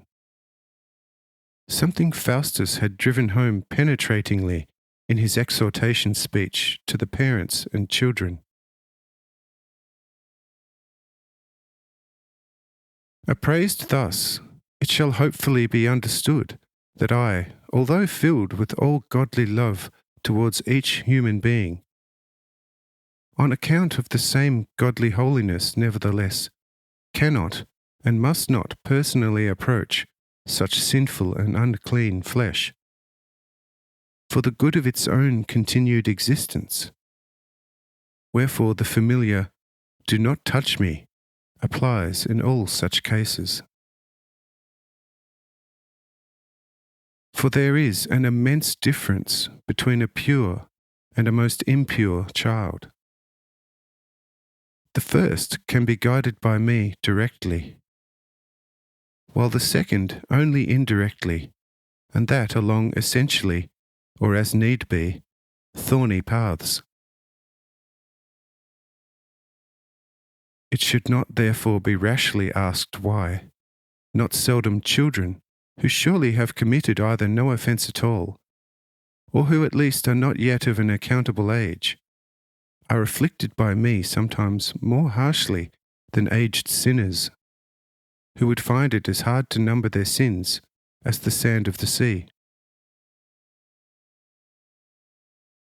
Here I say, whoever has notions of making a tree lean towards some direction must start to do so while the tree is still young and tender. Once the tree has grown old, then extraordinary means would need to be applied for giving it any possible new direction. A very old tree, however, shall accept no other direction than the final one, when hewn down. And it therefore happens that I, speaks the Lord, sometimes worked children and even little ones over more severely than someone ripe in years, because nowhere are the evil spirits busier and more ready to serve than with the children, in helping the soul to build her body in such a way as for her body to harbour free and comfortable dwelling places for a large number of their kind. But what does the Lord, to whom nothing can remain unknown, then do? See, he sends his angel and has the work of the wretched helpers pulled down and removed as foreign parts through outwardly apparent sickness. Consider the diverse sicknesses of children and little ones. And I say unto you, these are nothing but castings out of the evil foreign substances, through which evil and dishonest spirits, assisting the soul in building her body, wanted to build for themselves free dwelling places in that self-same body. If such mischief were not constantly tackled in children most decisively, then the numbers upon earth of the possessed, deaf and dumb, idiots and cripples, would swell to such proportions that hardly a single healthy individual could be found upon the earth.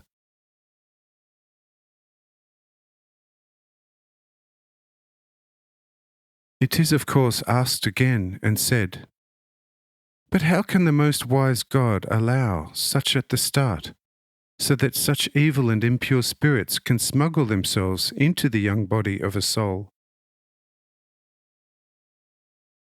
And I say, thus asks the blind man, who does not know that the entire earth, and indeed the entire creation, in its outer apparent material aspect, is to be, so to say, defined in all its so-called elements as a combining of spirits held under judgment or imprisonment for a determined time.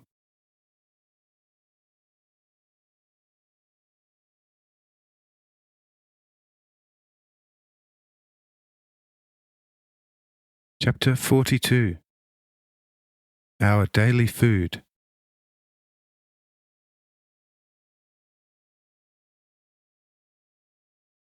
Whenever the soul demands material food for her body, and such is handed to her, she also therewith always receives a legion of liberated and still evil and impure spirits into her body, which then must aid her in the ongoing body-building process. The spirits gradually seize one another, soon forming their own souls, intelligent after their kind. After raising themselves to such level, they abandon the soul, as authorized possessor of the body, starting to make such arrangements within the body as will suit their imagined well-being. With such spirits once reaching a high degree of imagined well-being, as is easily the case with rapacious souls within young bodies, then one or the other phenomenon can and must make its appearance with such children.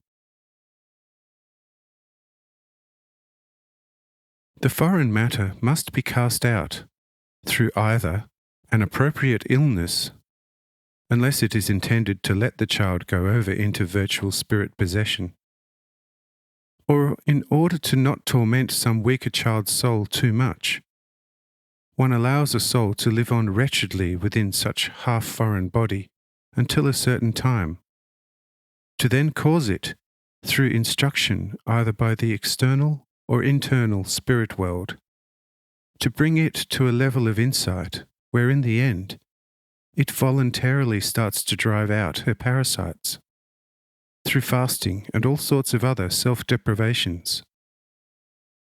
Or, where the parasites are too stubborn, one takes the whole body away, and then develops such a soul in another world for life eternal. Such cause also underlies the occasionally early physical death of the child, so bitter for the parents. Therefore, especially parents of terrestrial wealth should be particularly concerned about their children obtaining the appropriate external food. If the mother eats unclean foods, as prescribed through Moses, then the mother should not breastfeed the child, but let it be breastfed by someone eating clean food, or she shall have much trouble with the child. For this reason, since Abraham, and mainly through Moses, the clean animals and fruits were prescribed to the Jews, and all who kept such commandments conscientiously never had sick children, and achieved ripe old age, dying from old age feebleness. In the present time, however, when one makes a grab for even the most exotic delicacies, no longer even thinking whether a morsel is clean or unclean, where in some lands almost anything is constantly stuffed into the body that is not either stone or clay. There it is in any case a wonder that blind mankind has not yet sunk back into the animal forms corresponding to what, surely, they already attained in their psyches. If currently children in their first few years already are stricken with all kinds of melodies, then the obvious cause lies in the most inappropriate nutrition, through which a multitude of evil and unclean spirits are conveyed into the body, which not seldom has to be completely removed for the good of the soul. And therefore, nothing but inexcusable parental blindness alone is responsible for the early physical death of the child, because such parents would rather follow anything than the divine advice in the Holy Book. See, through my angels I undertake an annual thinning out of all fruit trees, from whose fruit men feed, upon which no apple, pear, or fruit of any kind whatsoever must ripen, within which during flowering some unclean spirit has settled in up to the fruit stage. And such fruit is cast down from the tree or bush while still completely unripe. Similar care is taken with all types of grains and plants destined for human consumption. But blind man not only does not recognize this, but, akin to a polyp, eats everything that seems a titbit to him. Any wonder that he soon gets sick, sluggish, toilsome, crippled, and therefore miserable through and through? Therefore, also all varieties of so-called potatoes are more than bad, especially for children and breastfeeding nannies, as also for pregnant women, even while coffee is worse still. But blindness sees nothing, avidly consuming both for the pleasant flavour. But children get physically miserable, and in the end, the woman and the man. This does not concern the blind. Does he not consume poisons far worse? Why shouldn't he eat these two lesser forms of poison? But I intend to once again advise the foods congenial for man's consumption.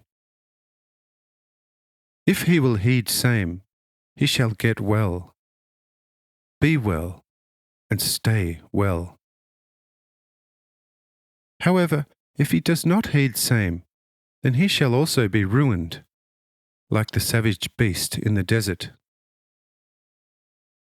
But now an end of this most essential explanation, and therefore I return to the main theme.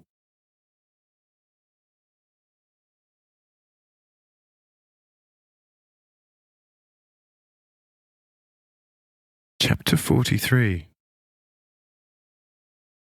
Jesus and his stay at Kis and Nazareth.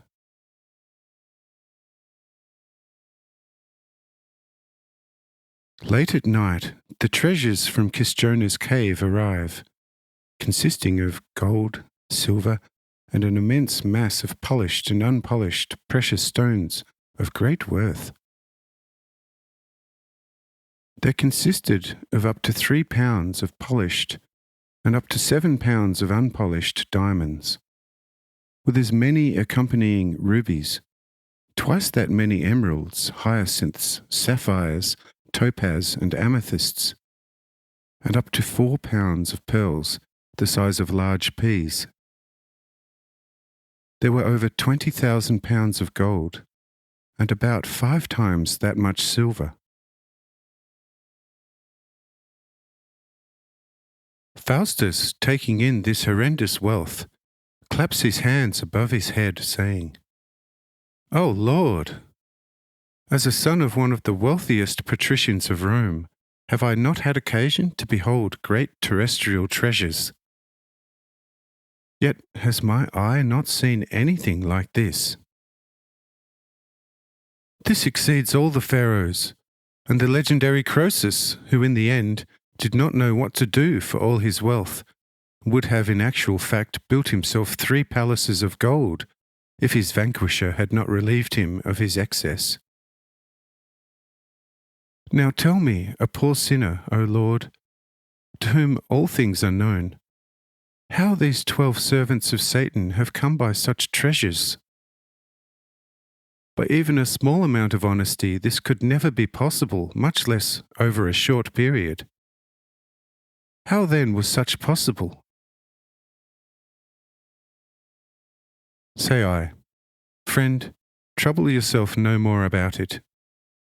It truly is not worth wasting more words over this satanic filth. You can of course be assured that not one honest dime is involved. It would, however, be too drawn out a thing to detail the thousandfold trickeries by which this brood of vipers and serpents has amassed and robbed it.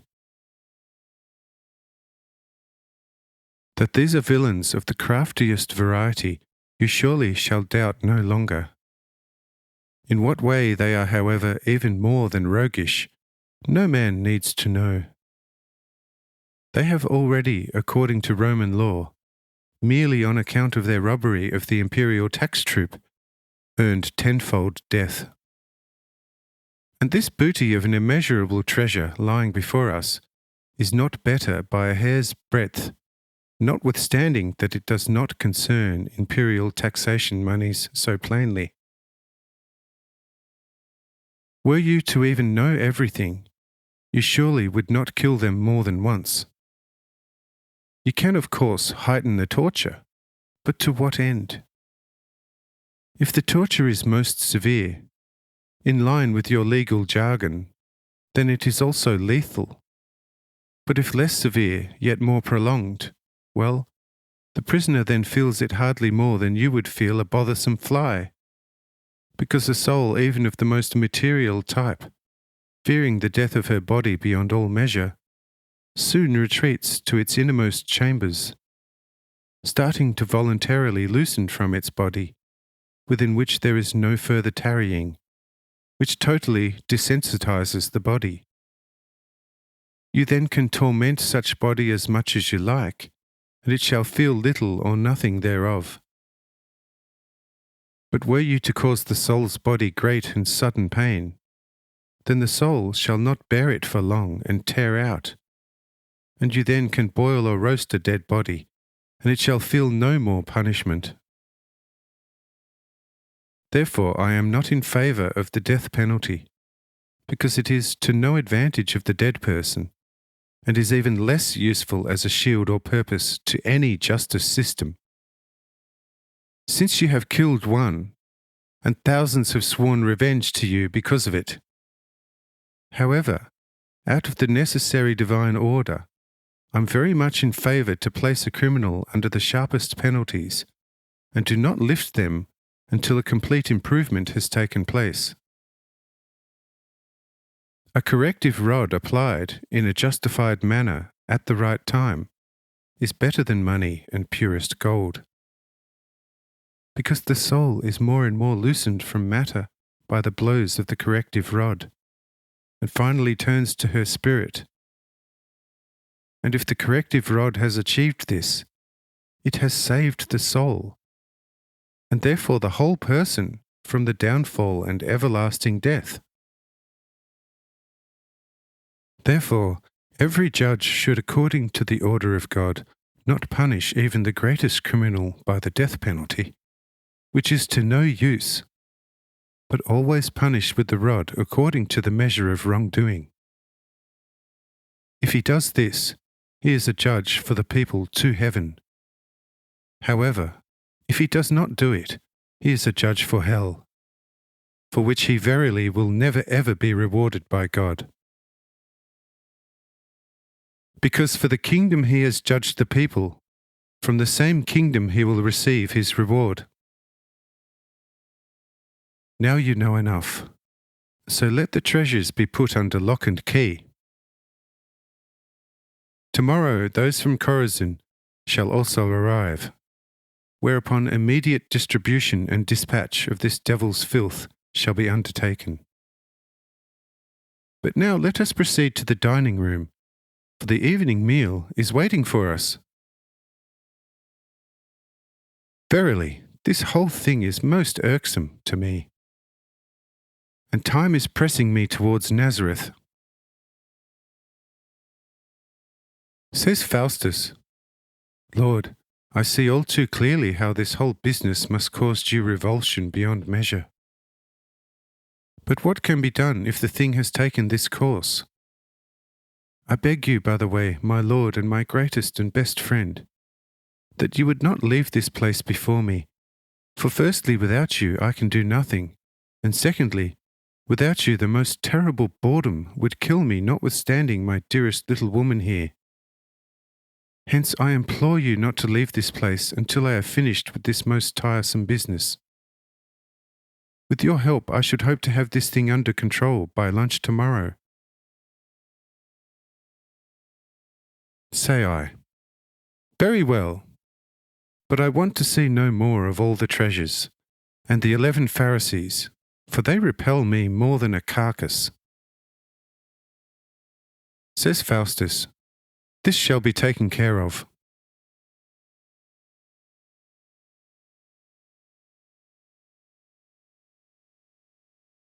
Chapter 44. Judas Iscariot, the gold thief.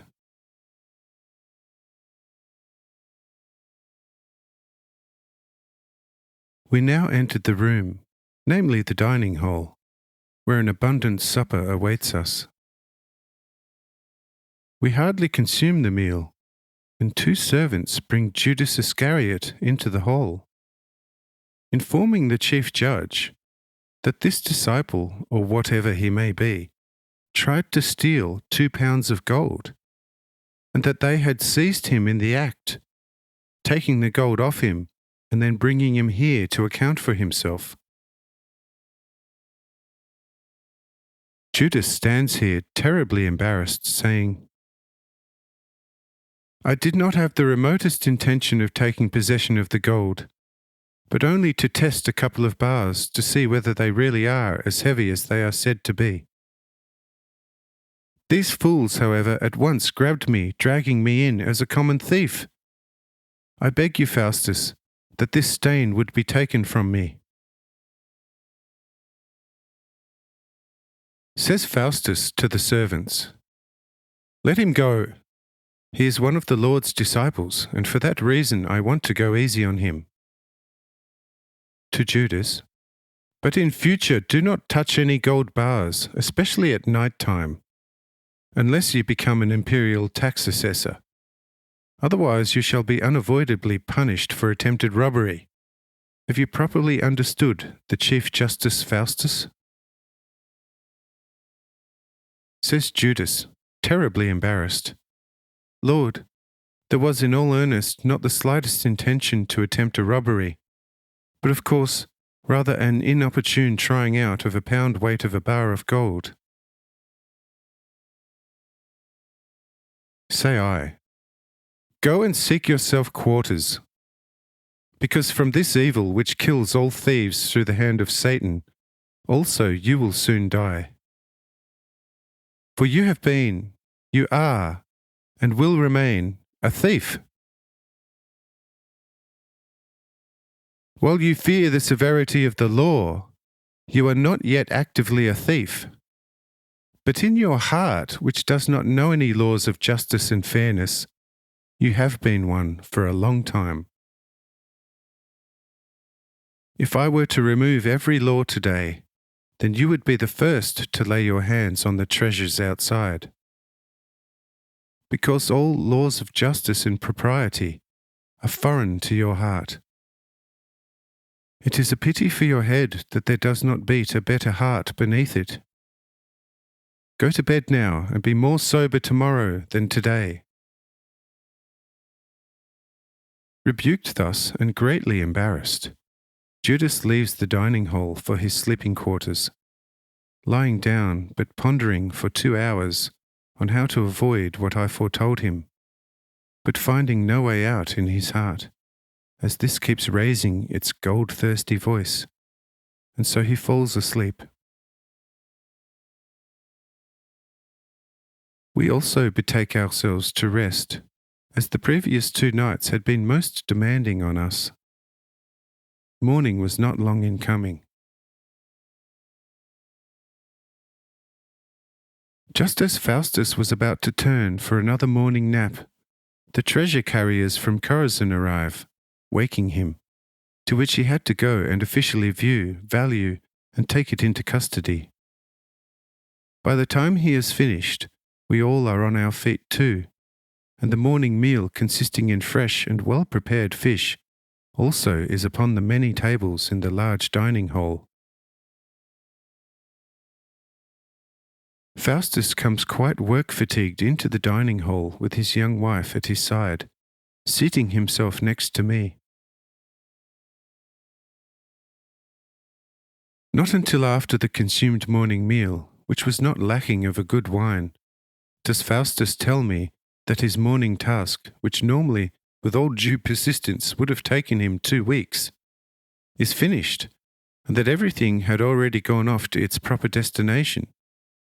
All documents were in their best order, ready on the table in the big office, together with their safe conduct warrants. The treasure from Kisjona's cave was properly distributed and furnished with destination papers, as also the taxation moneys, together with the great temple treasure from Chorazin, all now being dispatched. A large set of carpenter's tools are left over at the office, for which no owner had yet been found. Say I, down there at the foot of the table sitting next to the Mother Mary are 2 of Joseph's sons named Josie and Joel. It belongs to those 2. It was taken from them as security together with the small dwelling at Nazareth, and is to be restored to them. Says Faustus, Lord, together with the dwelling. This I vouch for. O Lord and friend, what troubles these black ones have caused me already. The foolish law, however, protected them, and with the greatest determination one could not get hold of them. Right before my eyes they committed the most hideous injustices, yet with all the power at one's disposal, one could do nothing to them. Nevertheless, here Satan has let them down, and I now have a file in my hands before which these fellows will shake as the storm-driven leaves in the forest. The report to the chief governor Cyrenius is a masterpiece which he shall at once be dispatching to Rome, together with the certified taxes. From Tyre, Sidon, and Caesarea, the imperial vessel of 24 oars and with a good wind, and equipped with strong sail and helm, can reach the Roman coast in 12 days and be in the emperor's hands. Rejoice for another 12 days after that, you blackies. Quite curious barriers shall be brought down on your arrogance. Say I, friend, I say unto you, don't celebrate too early. A crow does not peck out another crow's eyes. The 11 shall indeed not fare enviably on the inside.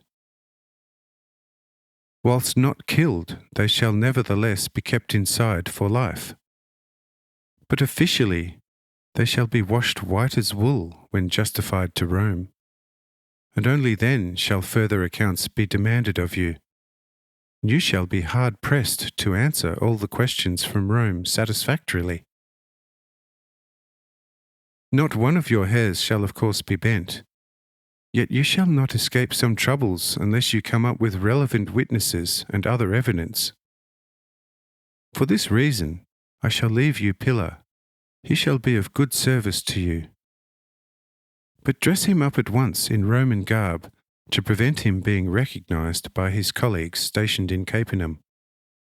For let me tell you, Satan has not nearly so organized his regiment as this brood of serpents. Hence, besides your dove-like gentleness, be clever as a serpent, or you shall not be able to cope with this brood. Says Faustus, my eternal thanks to you for this counsel. But now that this business has been taken care of as well as could be, we ought to perhaps to be undertaking something more cheerful. Say I, quite so, I am all for it. But let us tarry for Kisjona, who is about to finish with his tills.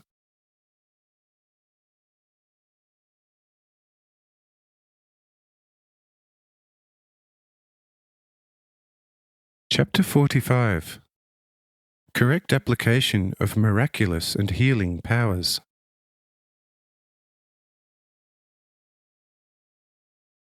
Shortly thereafter comes Kisjona, greeting us most tenderly and amicably, and saying, My most endlessly beloved friend Jesus, this I call you only officially, for you know what and who you are in my heart. You alone I have to thank for all this. A mere £5,000 in all of poor Kano's citizens' debts I had gladly crossed off the books.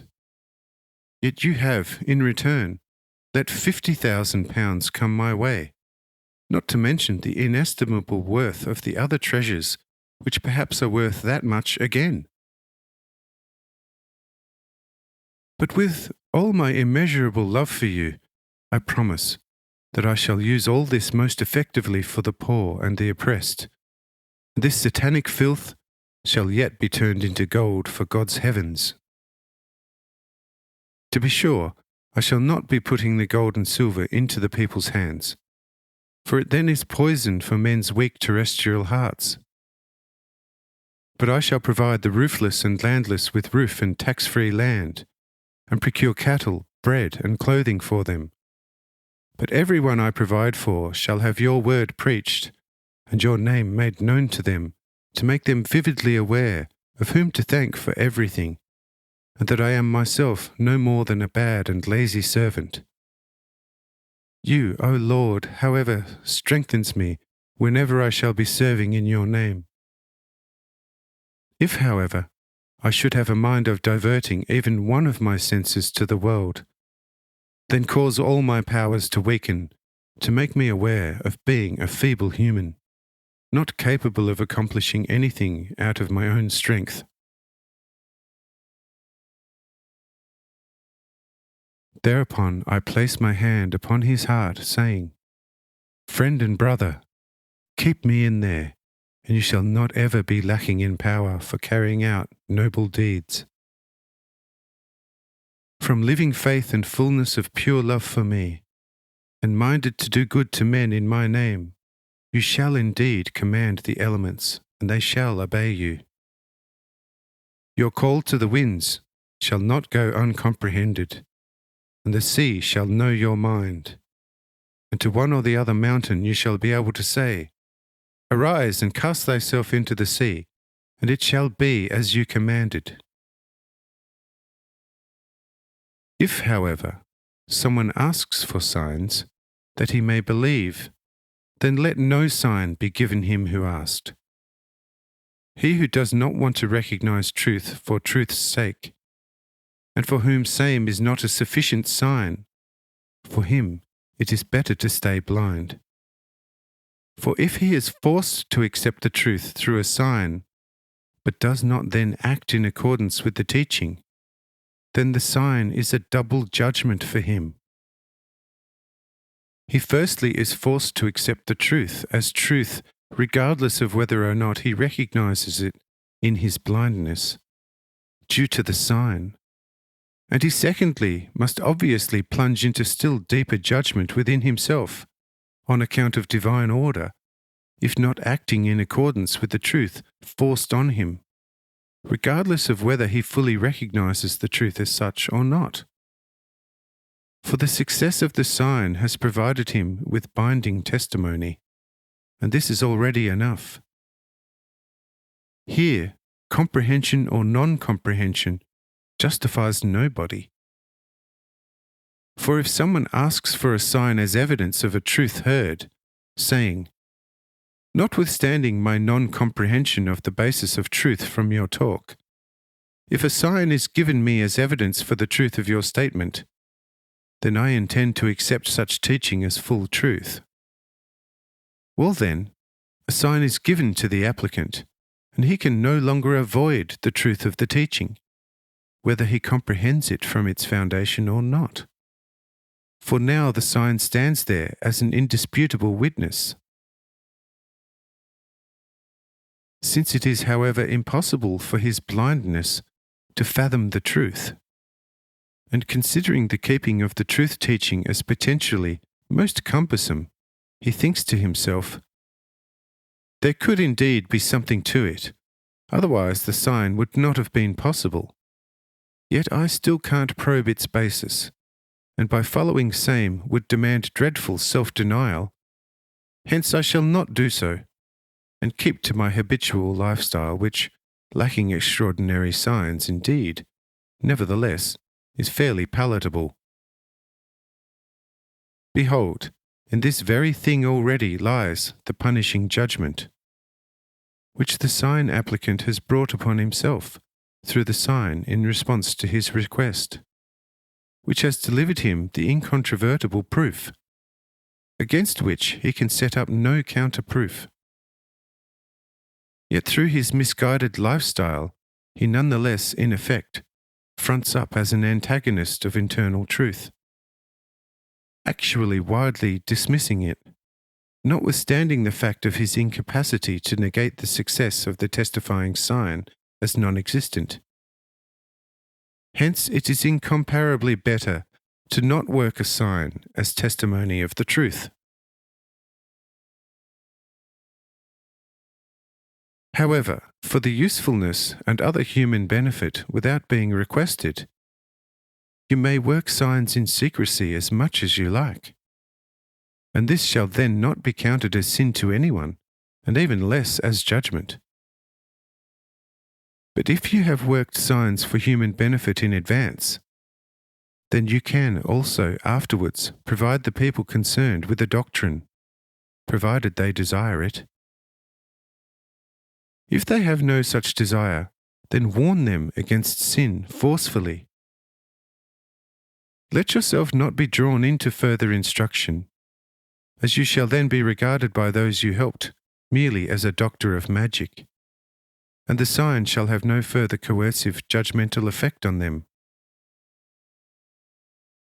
All who were given power to work signs in an emergency shall, however, keep this my counsel, if desirous to effect the truly good.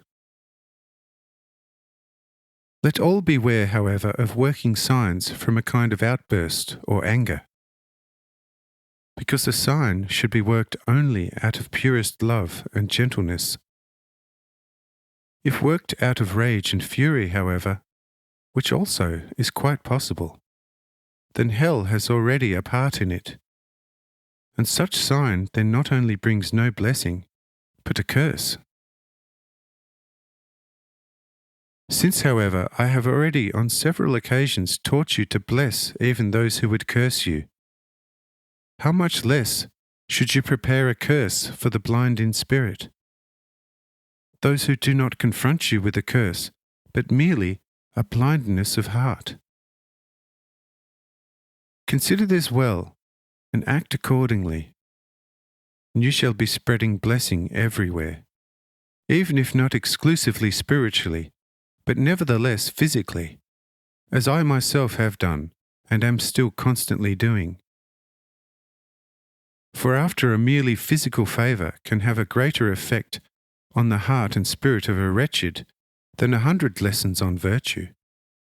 And if it's therefore also proper when spreading the gospel to forge a way to the wretch's heart with physical benevolence, and only afterwards preach the gospel to the wholesome hearts, rather than proceed with the gospel and afterwards through a sign dump the wretched listeners into a manifestly judgment, and hence into greater wretchedness than was the first, which affected only the body. When called to someone sick, then lay your hands upon him before the sermon, so that he may get better. If he then asks you, "Friend, how was this possible to you?" then only say, "Through a living faith in the name of him who was sent by God from heaven for the true blissfulness of all men." If he then further asks you about the name, then give him introductory instruction commensurate with his capacity to grasp. so that he would begin to understand the possibility of such a phenomenon. If he has advanced to that stage, then continue to give him more information in the right measure. If you find the heart of the hearer gradually animating, then tell him everything, and he is certain to accept it and believe every one of your words. If, however, you give him too much at once, it shall crush him and confuse his feelings, and then he shall be hard work for you. Just as one does not give the newborn infants a mature man's fare, which would kill them, one must even less give the child in spirit the fare of an advanced spirit, but only food that is most suitable for such children. Otherwise, it would give them death, and it would be extremely difficult to reanimate them in spirit. Have all of you now properly grasped and understood this? Moved deeply, all say thereto, "Yes, Lord, this is now as clear to us as the midday sun. We shall faithfully abide by it." Say I, "Very well, let us proceed to the cave where the Pharisees had hidden their treasures. For there is another cave within the cave, and we intend to look through it. But take sufficient number of flares, as well as wine and bread, for there we shall encounter very hungry beings."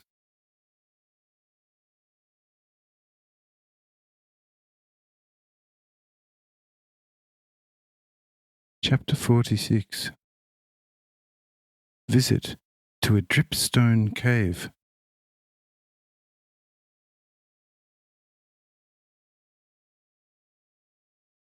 Kishchona has it all brought out. Balaam, who still did not want to leave us, also arranges for his remaining wine and bread stores to be brought out by his people. Jeruth and Jonail, who also were reluctant to leave us, ask me if they could take part in this expedition. And I say, "Most certainly, for your presence actually is necessary, and Achiel shall render us services of another kind. But I also tell you another thing. A deputation of your arch-enemies right now is leaving Sisha and heading our way in order to persuade you to an earliest return. For the people have risen up against them and driven the newly appointed priest away 2 days ago. He shall be among the deputation. They shall arrive here by tonight, whereupon we shall work them over somewhat. But for now, let us get under way."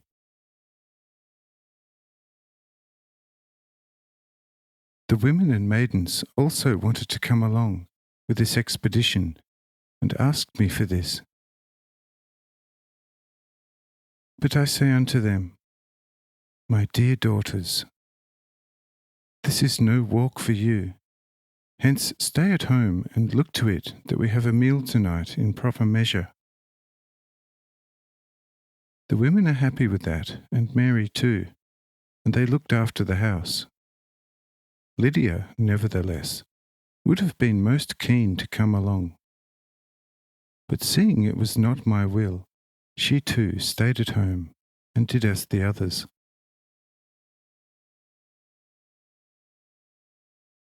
We started on our way, reaching the grotto or cave in a couple of hours, and at once entered it with our lighted flares.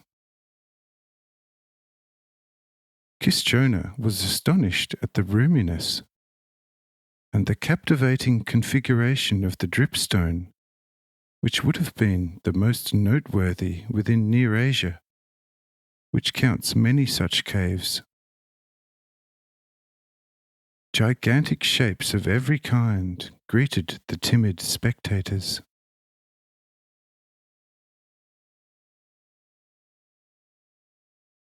Faustus himself, who was not lacking in Roman valour, became quite subdued, saying, "One cannot resist the belief that there have to be subterranean gods ruling, who with their mighty power bring forth works of such magnitude. There are images of man, beast, and trees, but the size! What would be the huge temples and statues of Rome by comparison?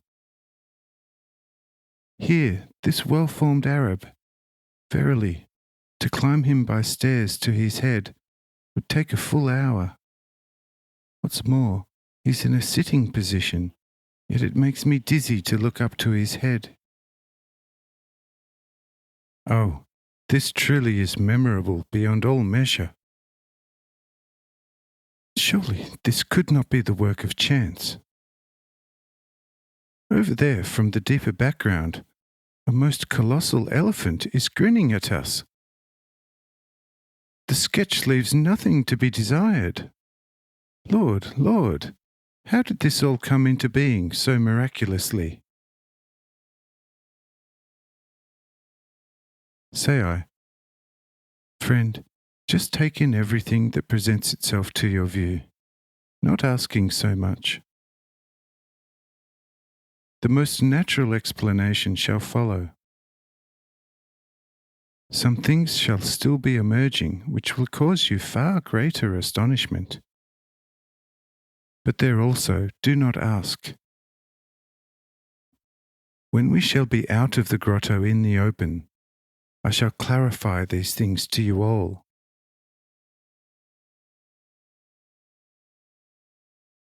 We now move on, coming to an exceedingly great and lofty hall, which, however, isn't dark but quite well lit. For there are several oil wells in this hole, which had already been lit many years ago by people who had occupied this grotto as an abode, burning with varying degrees of brightness and intense flames sporadically, partly lighting up this great hole, whilst fairly strong daylight also penetrated from one point of the high ceiling through a fairly wide outlet into the open.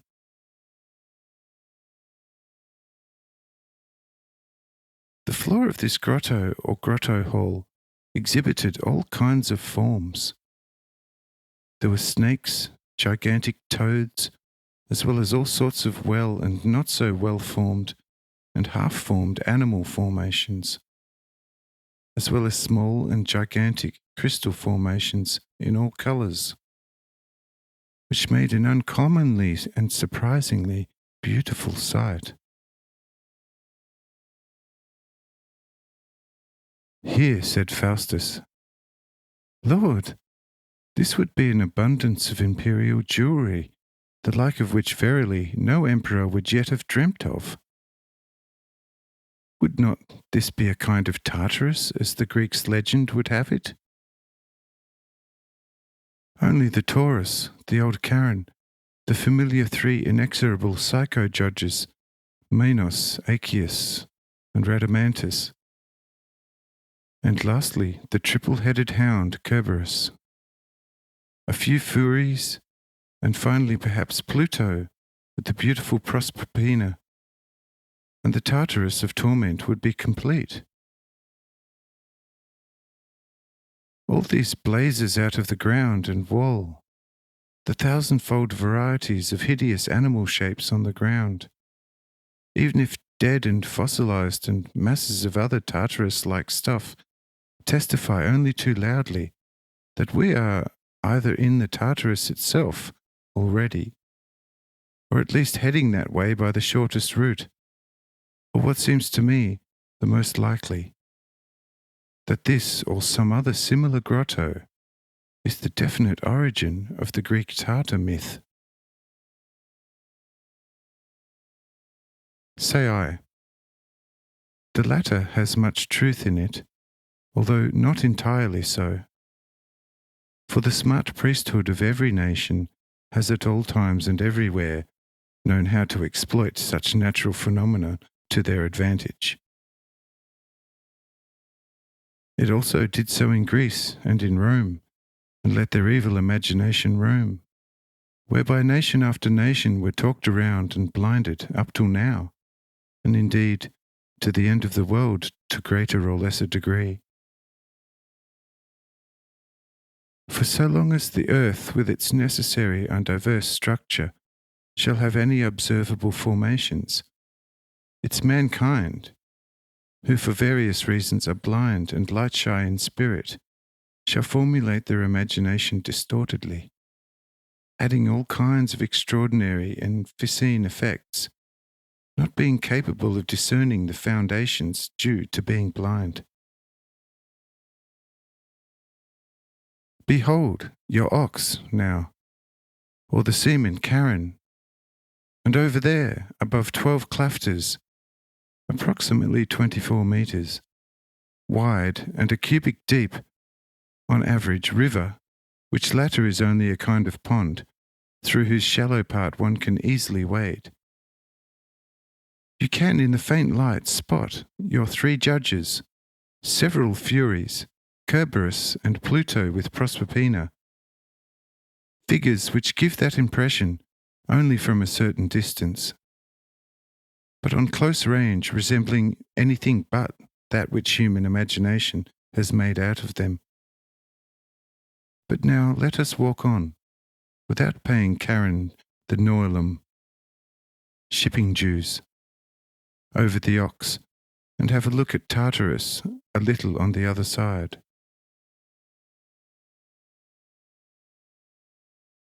We wade across a shallow part of the so-called ox, and break through a quite narrow crevice to the Tartarus, which, lit up by our flares, soon begins to expose a large treasure not yet given away by the Pharisees, and thus, through myself, everything yet so hidden is exposed to the light of day.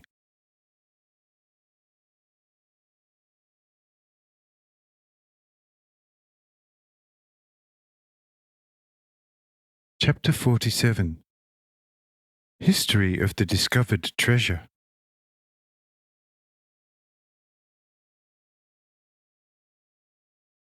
Faustus, clasping his hands above his head, summoned Pilla over, saying, "Had you no knowledge, since you said nothing? Speak, or you shall fare miserably." Says Pilla, "Lord, of this I knew nothing, and had not ventured this far into the cave before."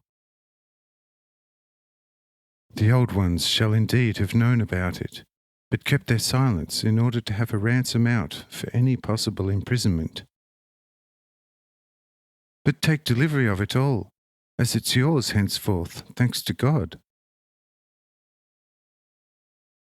Faustus asks me as well, as to whether Pilla spoke the truth, and I confirm Pilla's statement, saying to Faustus, "Friend, when someone has taken the daughter from a respected house as his wife, then he has also the right to expect a dowry.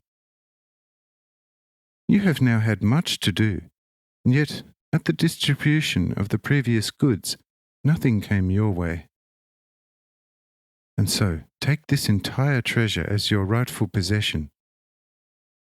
Terrestrially, it is worth 1,000 times 1,000 pounds. Of the greatest worth, however, are the pearls, each of which is the size of a hen's egg. An entire trove, measuring a volume of 1,000 drachmas, is filled with the big pearls of which each is by itself of inestimable worth. Such pearls no longer occur on earth as newly formed, because such crustaceans, besides many other primordial animals, no longer exist. These pearls, however, were not fished out of the sea, but King Ninnius, also called Ninus, found them in the earth when building the city of Nineveh during the excavations. Due to diverse wheels of fortune, they ended up in Jerusalem already in David's, but mainly Solomon's time. But they ended up in this cave when the Romans, as conquerors of Palestine, actually nearly half of Asia, took possession of them. The high priests, to whom the cave had already been known for a long time, when hearing of the Roman invasion, at once gathered together all the biggest and movable temple treasures, happily getting them into the cave. The golden lions, however, which carried Solomon's throne and stood guard at its steps, ended up in the rubble during the destruction of Jerusalem by the Babylonians, but were found during later reconstruction and taken into possession by the priests on behalf of the temple. These for a large part are found here, because everything of superior value that could be gathered together in the hurry was brought here during the Roman invasion, just as during the invasion of the mighty Babylonians. A substantial mass of temple treasures was brought to the familiar cave at Chorazim, notwithstanding the fact that the Babylonians later found plenty of vessels and treasures permanently consecrated for the temple to take with them to Babylon. Command your people now to move all this out of the cave. Afterwards, Archiel shall seal the entrance to this cave, so that no man shall ever enter it again. Faustus now commands the servants to move all these treasures out, but on starting to lift them, they realize they don't have the strength to lift the many heavy iron troves. They ask me, however, to bestow strength upon them. I, however, call Archiel, saying, "So move out all this filth, and that to the great storehouse at Kis." Instantly, the many heavy cases disappeared. But Archiel was also back in an instant, so that no one had become aware of his absence. Says Faustus thereto, "This surely surpasses everything. My servants would have needed 3 days to do that. This, however, was an imperceptible moment, and not a single one of all those cases can be detected. Here I no longer wonder about the capability for such deed. A godly sense is required to understand and assess such appearances properly." Say I, yes, you are right. However, for man, it is not very advantageous if he would immediately understand everything which manifests itself to him. Since it is written, "If you eat from the tree of knowledge, you will die."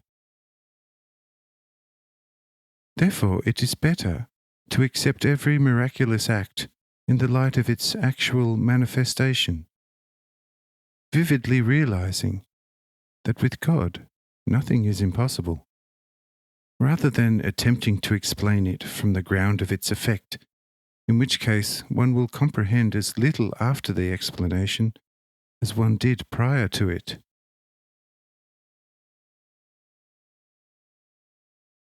It suffices for you to see that the earth exists and is suitable for carrying and supporting mankind. If you knew how it was basically made, it would lose its attraction for you and you would not find pleasure in it, but have an inordinate desire to investigate some other earth globe right to its foundation. And if there you discover the same basis for its existence and permanency, and the same with the third, fourth, and fifth one, you would no longer be interested in exploring a sixth and seventh. As a result, you would become indolent, indifferent, scornful of life, and begin to angrily deplore life and curse the hour that began to enrich you with such knowledge. And such a state would then be actual death for your soul. However, since according to divine order everything is arranged in such a way that man, as well as every angelic spirit, can only gradually, and even then only to a certain extent, gain an insight into the divine nature within him, and also within all created things, and retains an ever-growing interest in life and the love for God and the neighbour, through which alone he can and will become eternally happy. Have you grasped this truth? Says Faustus, "Yes, Lord and friend, I have grasped it fully, and so I will not ask you any further about the reason for the formations in this grotto."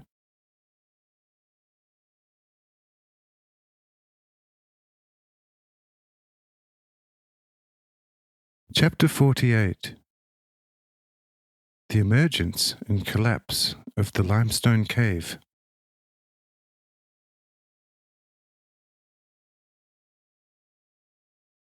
Say I. And there isn't much to it at all. Knowing or not knowing this will make you neither life deficient nor life abundant. But this much you can know none the less, that no human has had a hand in it, but the nature of the elements alone formed such, as if by chance. Mountains constantly absorb dissolving moisture from the air. Add frequent rain, snow, and the mist that often enshrouds mountain tops. The accumulated moisture at the top gradually, to a large part, seeps through the earth and stone, and wherever they come to a cavity, they collect in droplets, which to nearly half consist of dissolved limestone. Such droplets fall, whilst the water itself then either seeps still further down or evaporates within the cavity. The limestone slime gradually hardens, and through their building up, gradually forms all kinds of shapes which resemble one or the other terrestrial formations, to a greater or lesser extent. And in this cave too, these formations came about in a most natural way, although it can be assumed that Satan's servants, for the blinding of weak mankind, additionally contributed in the greater delineation of all kinds of man-like shapes. Hence it is better that such grotto encouraging dark superstition be made inaccessible for all future times. And so let us move into the open again, so that Archiel can carry out his instructions with this cave.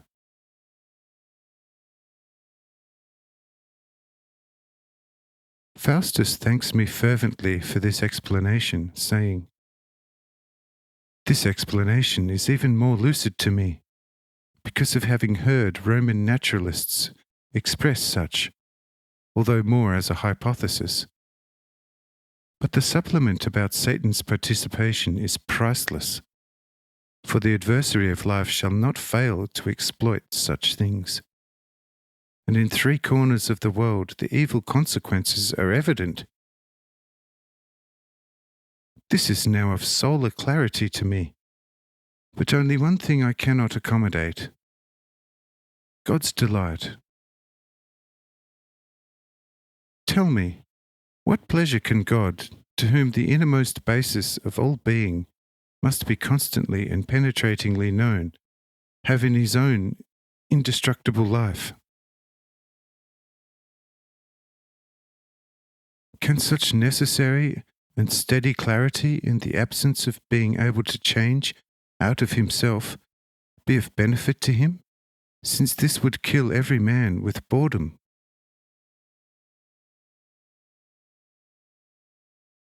Say I, behold these people here. These are God's delight, when they become within his order what they are destined to become. In them God finds again of his own, and their steady growth in cognition of all kinds, and hence in all love, wisdom, and beauty, is God's indestructible pleasure and delight.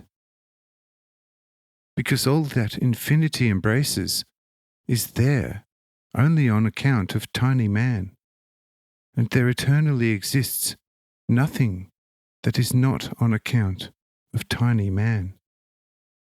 Now you also know that. Therewith we hurriedly leave the grotto, soon leaving its exit. Finding ourselves outside the grotto, I give Archiel a sign, and a mighty and an instant bang follows.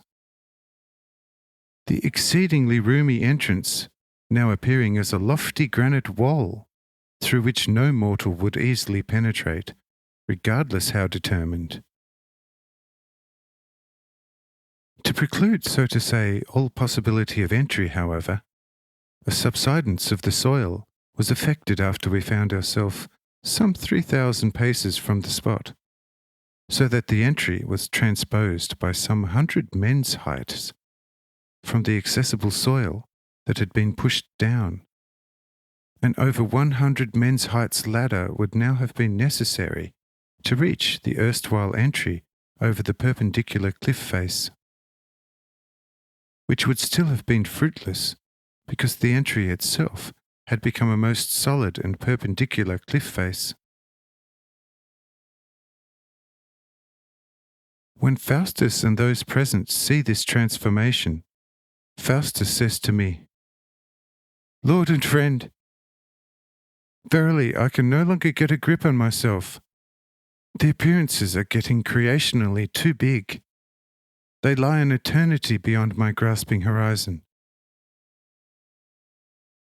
I verily no longer can tell whether I still live or whether I am dreaming. Such rarely intriguing and wonderful things are happening that even completely sober, one stands there as a complete drunkard and hardly able to say to which sex one belongs. Behold now this terrible cliff face, where was same before, when we had a comfortable walk into the grotto along an easily negotiable footpath. But the most intriguing aspect of it is that in spite of the total transformation of several thousand acres of land, there isn't a trace of any violent destruction. Does not the thing stand there as if nothing had been altered since the earth's primordial existence? Verily, if 1,000 people had worked here 100 years, it is debatable whether they could have shifted such mass in a way that a cliff face measuring some 150 man heights and about an hour wide would be stood up freely as it is now, when no trace of it was to be noticed a few moments ago, let alone without a trace of destruction. This is, in the truest sense, unheard of. I am really curious what faces seafarers shall cut when seeing this gigantic wall in place of the former lush forest area. Many shall be unable to determine where they are, whilst many others shall be staring like cattle at a new and strange gate. Say I, therefore I tell you to keep silent about it, not telling even your women about it, for it is the reason I did not let them come along this time. Because with extraordinary happenings, they are unable to bridle their tongues in spite of exhortation to silence. Hence you are not to tell your women about these extraordinary events that have taken place here. You can indeed tell them about the shape of the grotto and inform them of the newly found treasures, but not a syllable more. All promise it most solemnly, whereupon we quietly resume our way to Kis, arriving there exactly at sunset. The women and maidens left behind come and greet us in great number, and are of course unable to at once regale us with questions about what wonders we may have encountered. But they are advised it is too early to ask, and that there isn't much to the whole thing other than the picking up of a treasure still kept secret by the Pharisees. With this, the curious women are satisfied and refrain from much further questioning.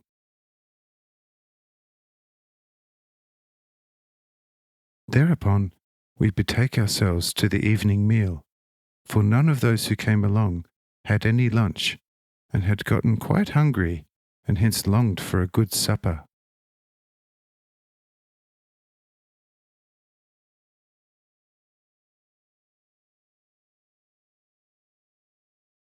Chapter 49. Faustus finds the treasures in the storehouse well sorted and under guard.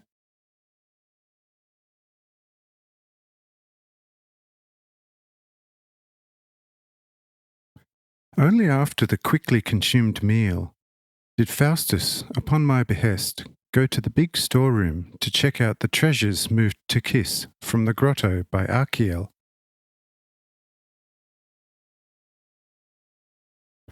Everything was in the best of order, together with a lengthy record of all the various treasures and their value as found in the grotto. Faustus asks the guards as to who made these records. The guards, however, say, "Lord, these we found here already when posted here, hence we can't tell you who did it." Asks Faustus further, "Tell me how these treasures actually got here, and who brought them?" Say the guards, "We don't know that either. A young person whom we had seen here for several days, in company with the miraculous doctor from Nazareth, just came and gave order to guard the treasures. Thereupon we have now been on guard here for about 2 hours. This is as much as we know about the treasure and how it got here, and not a thing further." With that, Faustus goes over to the deputy judge, asking him as he did the guards. But the latter knew no more than the guards. On seeing that nobody in Kis knows about how the treasures got there, he says to himself, "Since none of them knows, I shall not keep drawing their attention to it, so that the thing does not unnecessarily spread among the people." With such self-counsel, Faustus goes to his dwelling, where his young wife awaits him with open arms. Prior to retiring, he comes over to me to discuss weighty matters. But I ask him to come to me tomorrow and to give himself over to the resting of body and soul, of which he has need above all now. And Faustus then goes to take his rest, of which he and all the others have need.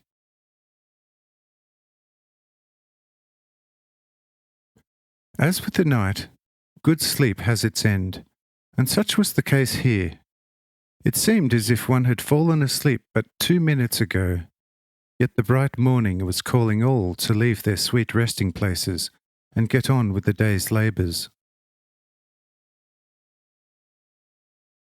The morning meal prepared early called everyone from their various bedrooms to the large dining hall, where all partake of their morning meals, as on previous days, giving me, for the first time, one and all thanks and praise in Jehovah's name, in the manner of David, who spoke Psalm 33. "Rejoice in the Lord, O ye righteous, for praise is comely for the upright. Praise the Lord with the harp, sing unto him with the psaltery and an instrument of 10 strings. Sing unto him a new song, play skillfully with a loud noise. For the word of the Lord is right, and all his works are done in truth. He loveth righteousness and judgment. The earth is full of the goodness of the Lord. By the word of the Lord were the heavens made, and all the host of them by the breath of his mouth. He gathereth the waters of the sea together as an heap. He layeth up the depth in storehouses. Let all the earth fear the Lord. Let all the inhabitants of the world stand in awe of him. For he spake, and it was done. He commanded, and it stood fast. The Lord bringeth the counsel of the heathen to naught. He maketh the devices of the people of none effect. The counsel of the Lord standeth for ever, the thoughts of his heart to all generations. Blessed is the nation whose God is the Lord, and the people whom he hath chosen for his own inheritance. The Lord looketh from heaven, he beholdeth all the sons of men. From the place of his habitation he looketh upon all the inhabitants of the earth. He fashioneth their hearts alike. He considereth all their works. There is no king saved by the multitude of an host. A mighty man is not delivered by much strength. An horse is a vain thing for safety. Neither shall he deliver any by his great strength. Behold, the eye of the Lord is upon them that fear him, upon them that hope in his mercy, to deliver their soul from death, and to keep them alive in famine. Our soul waiteth for the Lord. He is our help and our shield. For our heart shall rejoice in him, because we have trusted in his holy name. Let thy mercy, O Lord, be upon us, according as we hope in thee.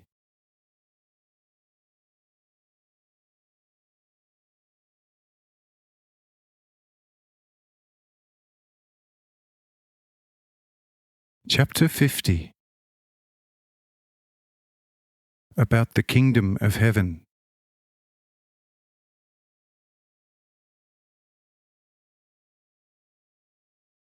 After they had all rendered me this morning praise, Faustus, who of course was present at the meal and during the praise, briefly asked me, "But wherefrom did your disciples get those so worthy of you, so glorious and totally true benedictions?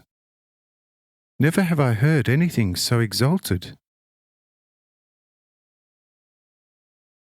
Say I, obtain the scriptures from the Pharisees and read King David's Psalms therein. There you shall find it all. The primate Jairus, with whom we shall have dealings still today, shall procure you such scriptures for sure. Because 2 days ago his daughter was laid in the grave. She died. He has deeply repented his sin against me, wherefore he shall also be helped, and he shall not be lost to the kingdom of God.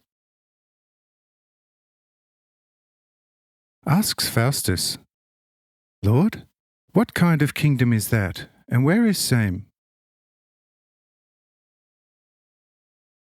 Say I, well, my dear friend, the actual true kingdom of God for the true friends of God is everywhere, but nowhere for the enemies of God.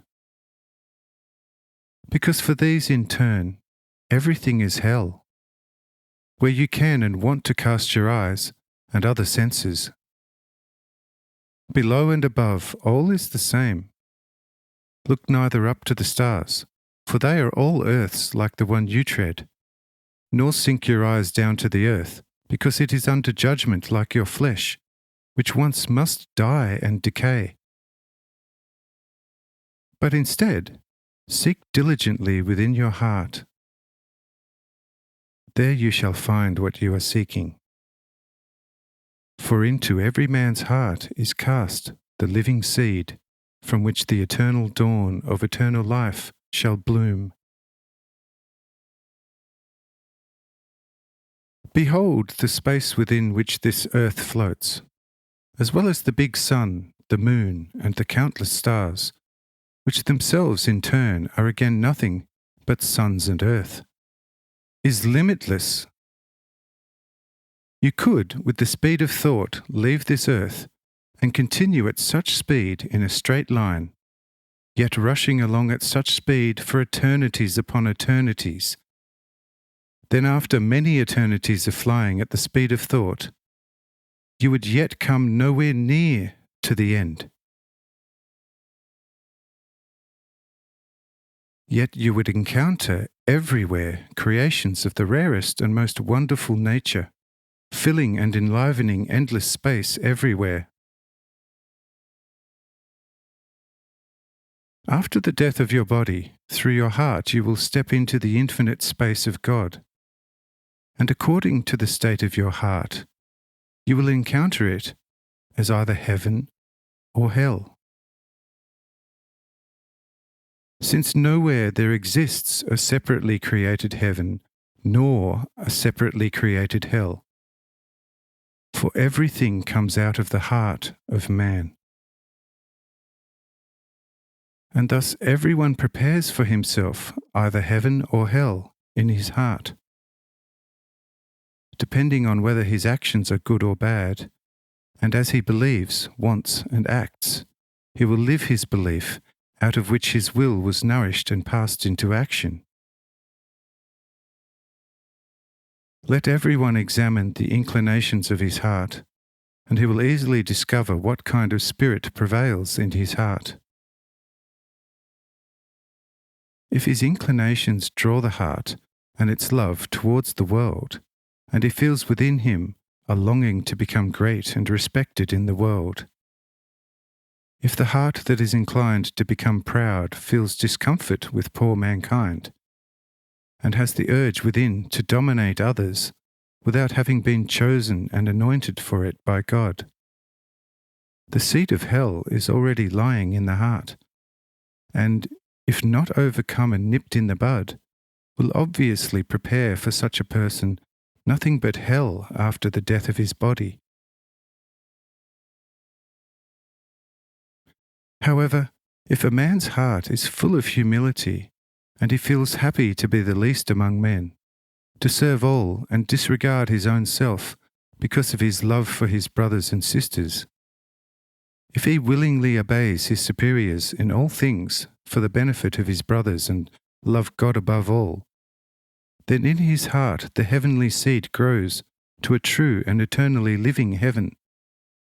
And this man, who thus has already all heaven in abundance in his heart, which is filled with true faith, the purest hope and love, can, after the death of his body, not possibly get anywhere else but to the kingdom of God, which he has already carried in his heart in all its abundance for a long time.